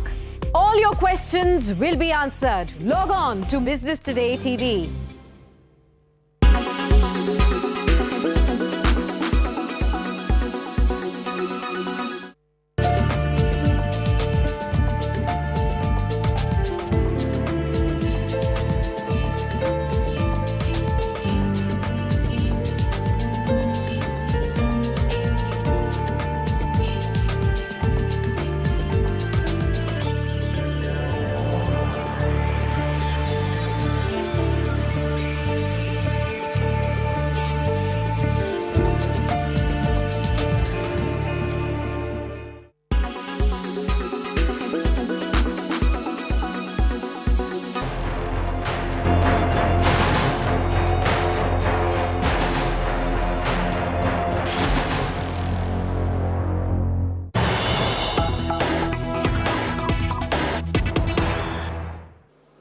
All right, some big news coming in. All CWC members of the Congress tender their resignation to the new Congress President Mallikarjun Kharge. The latest development coming in as Mallikarjun Kharge has been handed over the baton. In fact, he is now going to be the face, a non-Gandhi face for the Congress party, leading the party as a president. Now, CWC members, meanwhile, tender their resignation to Kharge as due process. A huge rejig and a shuffle will be taking place in the Congress. New teams will be set up. As for now, we hear that the CWC members, the Congress Working Committee members, all of them tender their resignation, give their resignation to Mallikarjun Kharge. This is as per due process. And then the next step would be to form a new team, a rejigged Congress party, at least in terms of duties, responsibilities given to certain groups, and that will all be established in due course. But for now, the CWC members, as per protocols, have resigned, handed their resignation to the new Congress President, Mallikarjun Kharge.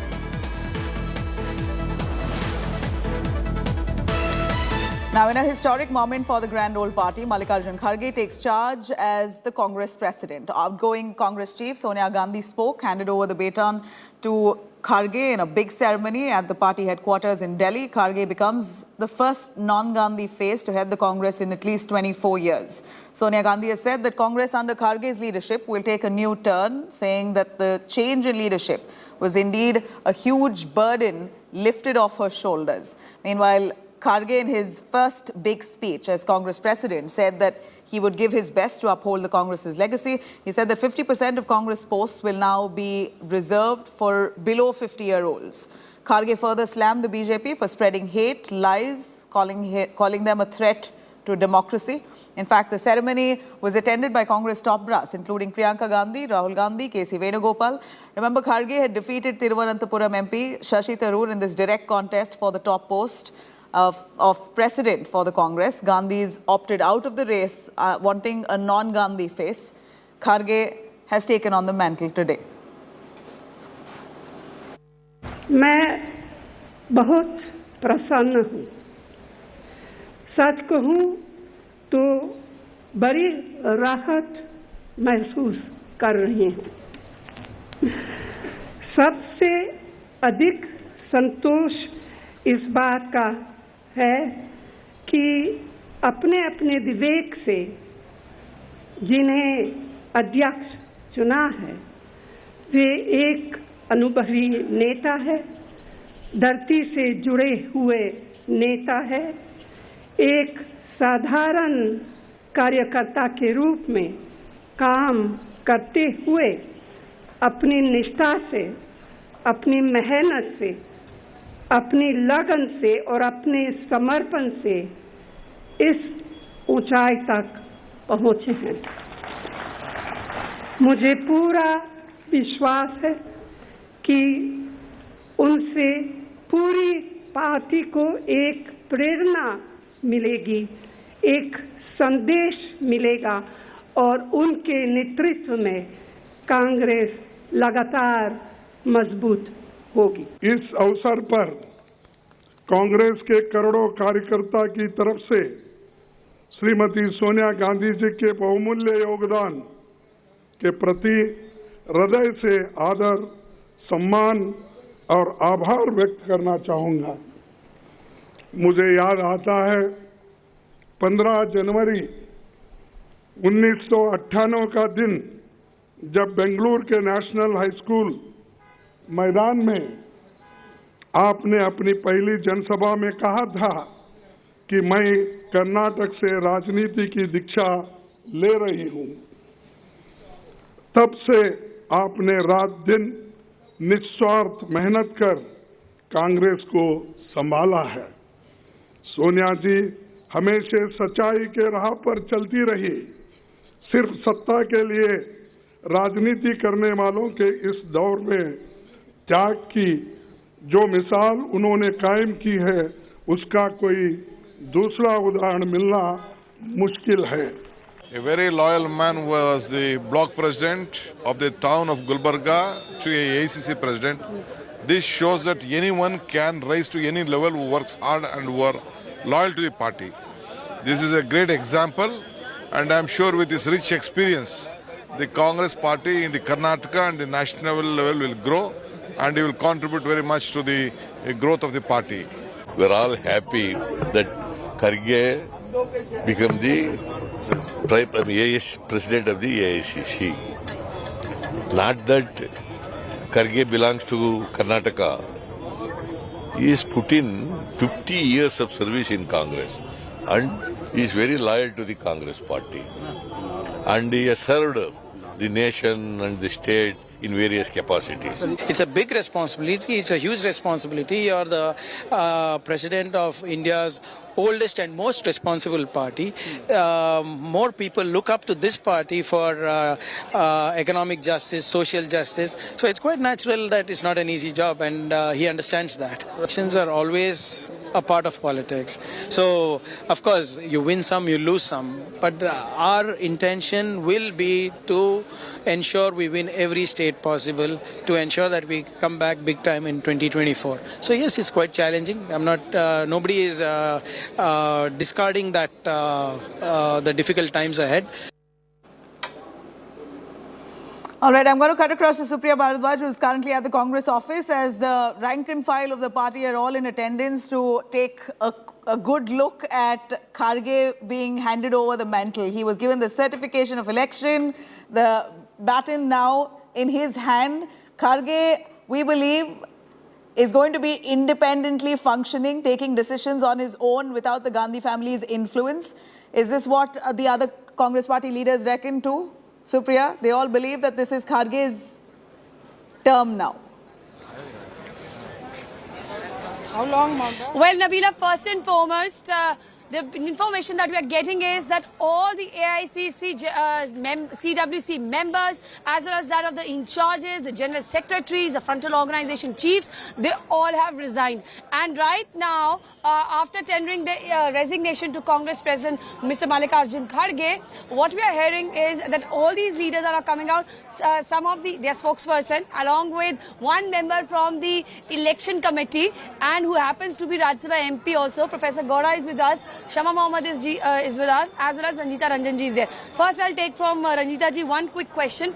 How is the election process? Now, everybody has resigned. There's going to be a CWC election. This is also, we are breaking the news for our viewers. We've just seen Rahul Gandhi ji, Priyanka Gandhi ji both leaving from here. Ms. Sonia Gandhi, Mr. Kharge has also left together. So, what do you, all three of you, see? Because in a way, the transition in the party has happened. Already, Mr. Kharge has announced that below 50 will be the norm. देखिए, एक हम लोगों के लिए challenge नहीं था. हम हमेशा से लोकतांत्रिक तरीके से अपनी पार्टी को चलाते आए हैं. ये अनफॉर्चुनेट था कि 22 साल से चुनाव नहीं हुए थे, लेकिन ये हमारे लिए बहुत किस्मत की बात थी कि मैडम सोनिया गांधी जी ने हमारी पार्टी को संभाला, बहुत मजबूती के साथ संभाला और 2 बार सरकार को चलवाने का काम किया, प्रधानमंत्री की कुर्सी ठुकराई. अब हम लोगों के लिए बहुत ही अच्छे तरीके से पारदर्शिता के साथ इलेक्शन हुए. अब नेक्स्ट AICC मेंबर को इलेक्ट करके हम लोग CWC का इलेक्शन कराने वाले हैं. पर सबसे पहले एज अ PRO मैं जम्मू कश्मीर लद्दाख से, तो अब हम लोग पहले अभी मधुसूदन से मिलकर आई. पहले ब्लॉक कमेटी अनाउंस करेंगे, फिर डिस्ट्रिक्ट करेंगे, फिर PCC करेंगे और AICC मेंबर्स के साथ CWC चुनाव होगा. और ये पूरी कांग्रेस के लिए बहुत गर्व की बात है कि सब रिजाइन दे रहे हैं. अब फिर से न्यू इलेक्ट जो CWC है वो दोबारा से इलेक्ट होगा. Shama ji, you were part of the Bharat Jodo Yatra also, and it seems that somewhere the message is loud and clear. Mr. Kharge also said that चुनाव में दिक्कत हो रहा है और इस चीज को सबसे पहले राहुल गांधी जी ने समझा कि कैसे कनेक्ट हो गया और वो खुद निकले हैं कनेक्ट को बिठाने के लिए. So what do you have to say about that? Yeah, so that he is very clear on what has been said, is that there is a connection right now. Rahul ji is meeting each and every person. If you look at it, he is meeting women, he is meeting the Dalit leaders, he is meeting people from the fishermen community, he is meeting people from the hospitality community, he is meeting people from the teachers community. I mean, there is no community he is not meeting. He wants to listen to everybody's grievance. And there was a complaint against the Congress party that we only just criticize the BJP, but here we are changed now. We are listening to people, taking in their problems and going to solve these problems. And Rahul ji has been telling, I'm going to give, the party is going to give these number of jobs in in the government area, in private area. And solutions are coming out exactly what they've been asking. So we are on the road there, meeting people. We have had a democratic election inside our party, which no other party has had, which was very transparent. And on top of that, we are giving solution to the problems facing the people in this country today. And we will, I'm telling you, for 24, we are ready to fight against the Bharatiya Janata. So it is 2024, which has been also discussed upon. I've been joined by Professor Gora, who comes from Karnataka. And this is the final question I'll be taking, Nabila, very quickly. How do you see grand celebrations in Karnataka or the preparation for the assembly election? The grand celebration in Karnataka has begun and will continue as we celebrate victory in 2023 in the state assembly elections as well. I think Mr. Kharge has taken over. He's shown that a grassroots worker can become president. And today is such an emotional moment, both his becoming the president as well as Srimati Sonia Gandhi moving on, and it's such a, we are so grateful for her leadership over these years. Right. Supriya, thank you very much for joining us with those reactions. Of course, it appears the Congress party members are quite pumped up, spirited, and are hoping for change, a fresh take within the party. Mallikarjun Kharge now takes on as the new president for the party. We're going to continue tracking those developments.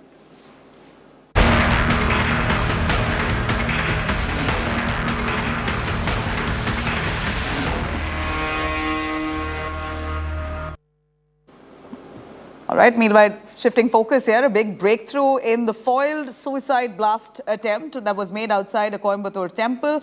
Sources tell India Today that a note was recovered from the blast deceased Mubin's residence, which had a list of prominent government offices and public gathering areas. Bomb-making materials summing up to a total of 75 kgs and explosives were also recovered during those raids. Meanwhile, a political slugfest has broken out after Tamil Nadu BJP chief Annamalai has accused the DMK government of downplaying this car blast. BJP has dubbed it an ISIS-linked terror attack. He said that Coimbatore blast is not a mere cylinder blast, but a clear-cut terror act with ISIS links. But DMK has rubbished allegations, claiming Stalin government acted promptly and immediate arrests were made. On Sunday, a day before Diwali, an explosion occurred at Coimbatore right in front of Kotte Ishwaran temple. And after police search and everything, finally they were able to unravel a terror plot. And for that, one of the very important crucial piece of evidence was a CCTV, which you could see behind us. That was the CCTV. Earlier, in the beginning, it was thought that it could be an LPG cylinder that went off, killing one person called Zamesha Mubin, and we are standing in front of his house only. However, it looks like Zamesha Mubin was deliberately trying to set off an explosive, and that too a modified shrapnel surrounded explosive. He was using nails and marbles for shrapnels, and this is the house. And what happened is that when police started investigating, they captured this CCTV footage from behind us, which showed Zamesha Mubin and 3 more people carrying possibly a cylinder in a white cloth, all 4 people carrying it from this path outward and then loading it up into her vehicle. And this is a road from his house. From there, if you take a right and another right, it goes to Kotte Ishwaran Koil. Now, the DGP clearly stated that it doesn't look like Kotte Ishwaran temple was the target, because from there, in another 300 meters, you have Kunniamman temple, which is at the center point of Coimbatore. And God forbid, if it was set off on a time, something like a kind of peak hours, the life loss would have been devastating. But before that, apparently because of a police checkpoint, Zamesha Mubin stopped the vehicle over there, and before he could leave the spot, the explosive went off, killing 25-year-old Zamesha Mubin right at the spot. And one CCTV footage which helped the Tamil Nadu police crack this case was the one over there. And from here, they were able to find out. And now 5 people who were accomplices with Zamesha Mubin have been arrested under UAPA. With Daniel, Pramod Madhav, for India Today. The Chief Minister must come here immediately. He must give a confidence to the people of Coimbatore. The Honorable Chief Minister is not ready to make even a single press statement condemning this incident. Our state president has requested that the investigation has to be handed over to NIA. It is because of the minority vote bank politics. The Chief Minister is not making any statement and he is not coming here. You know, here you see very clearly there's been A very subtle response coming in from the DMK government in the state. Tamil Nadu, you see in Coimbatore, this blast that took place. It appeared initially to be a cylinder blast, but then investigations further revealed how this could be a sinister plan to attack places of public gathering. And it was the blast that took place. It was very close to a temple as well. And Mubin, this man, a 25-year-old man, was inside that car, and it appears to seemingly be a suicide terror attack. But somehow this information or detailed information hasn't been spoken extensively or hasn't come out, hasn't surfaced the way it should. And clearly fingers being pointed at the DMK government of trying to downplay this entire terror act in Coimbatore, very close to a temple. Now the BJP leading this charge against the DMK government, saying first of all, this is a serious security threat. And to top it all, DMK government has been downplaying this entire terror attack in Tamil Nadu's Coimbatore.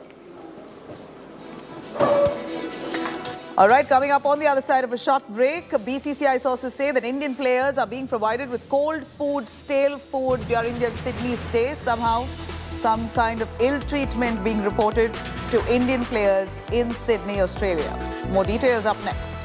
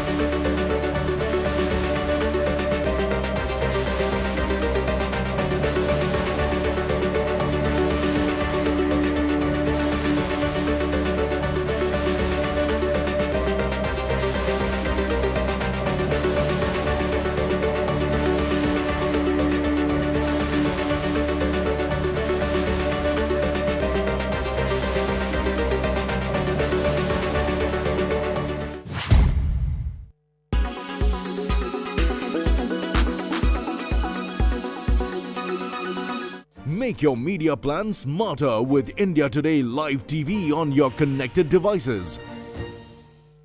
Everyone's busy finding what's trending. You're busy finding out why. India Today, for those who research before reacting. Download the India Today app.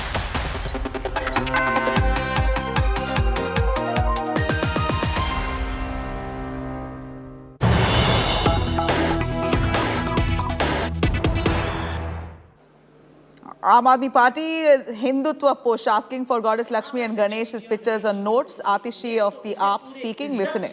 आदर सत्कार के साथ उसको treat करेंगे क्योंकि भगवान का आशीर्वाद हर व्यक्ति चाहता है। आतिशी, ऐसा तो नहीं कि आप भी गुजरात चुनाव से पहले उसी पिच पर उतर के बैटिंग कर रहे हैं जिस पर भाजपा 27 साल से खेल ही रही थी और अब जो है आप भी भगवान का आशीर्वाद गुजरात चुनाव के लिए ले रहे हैं।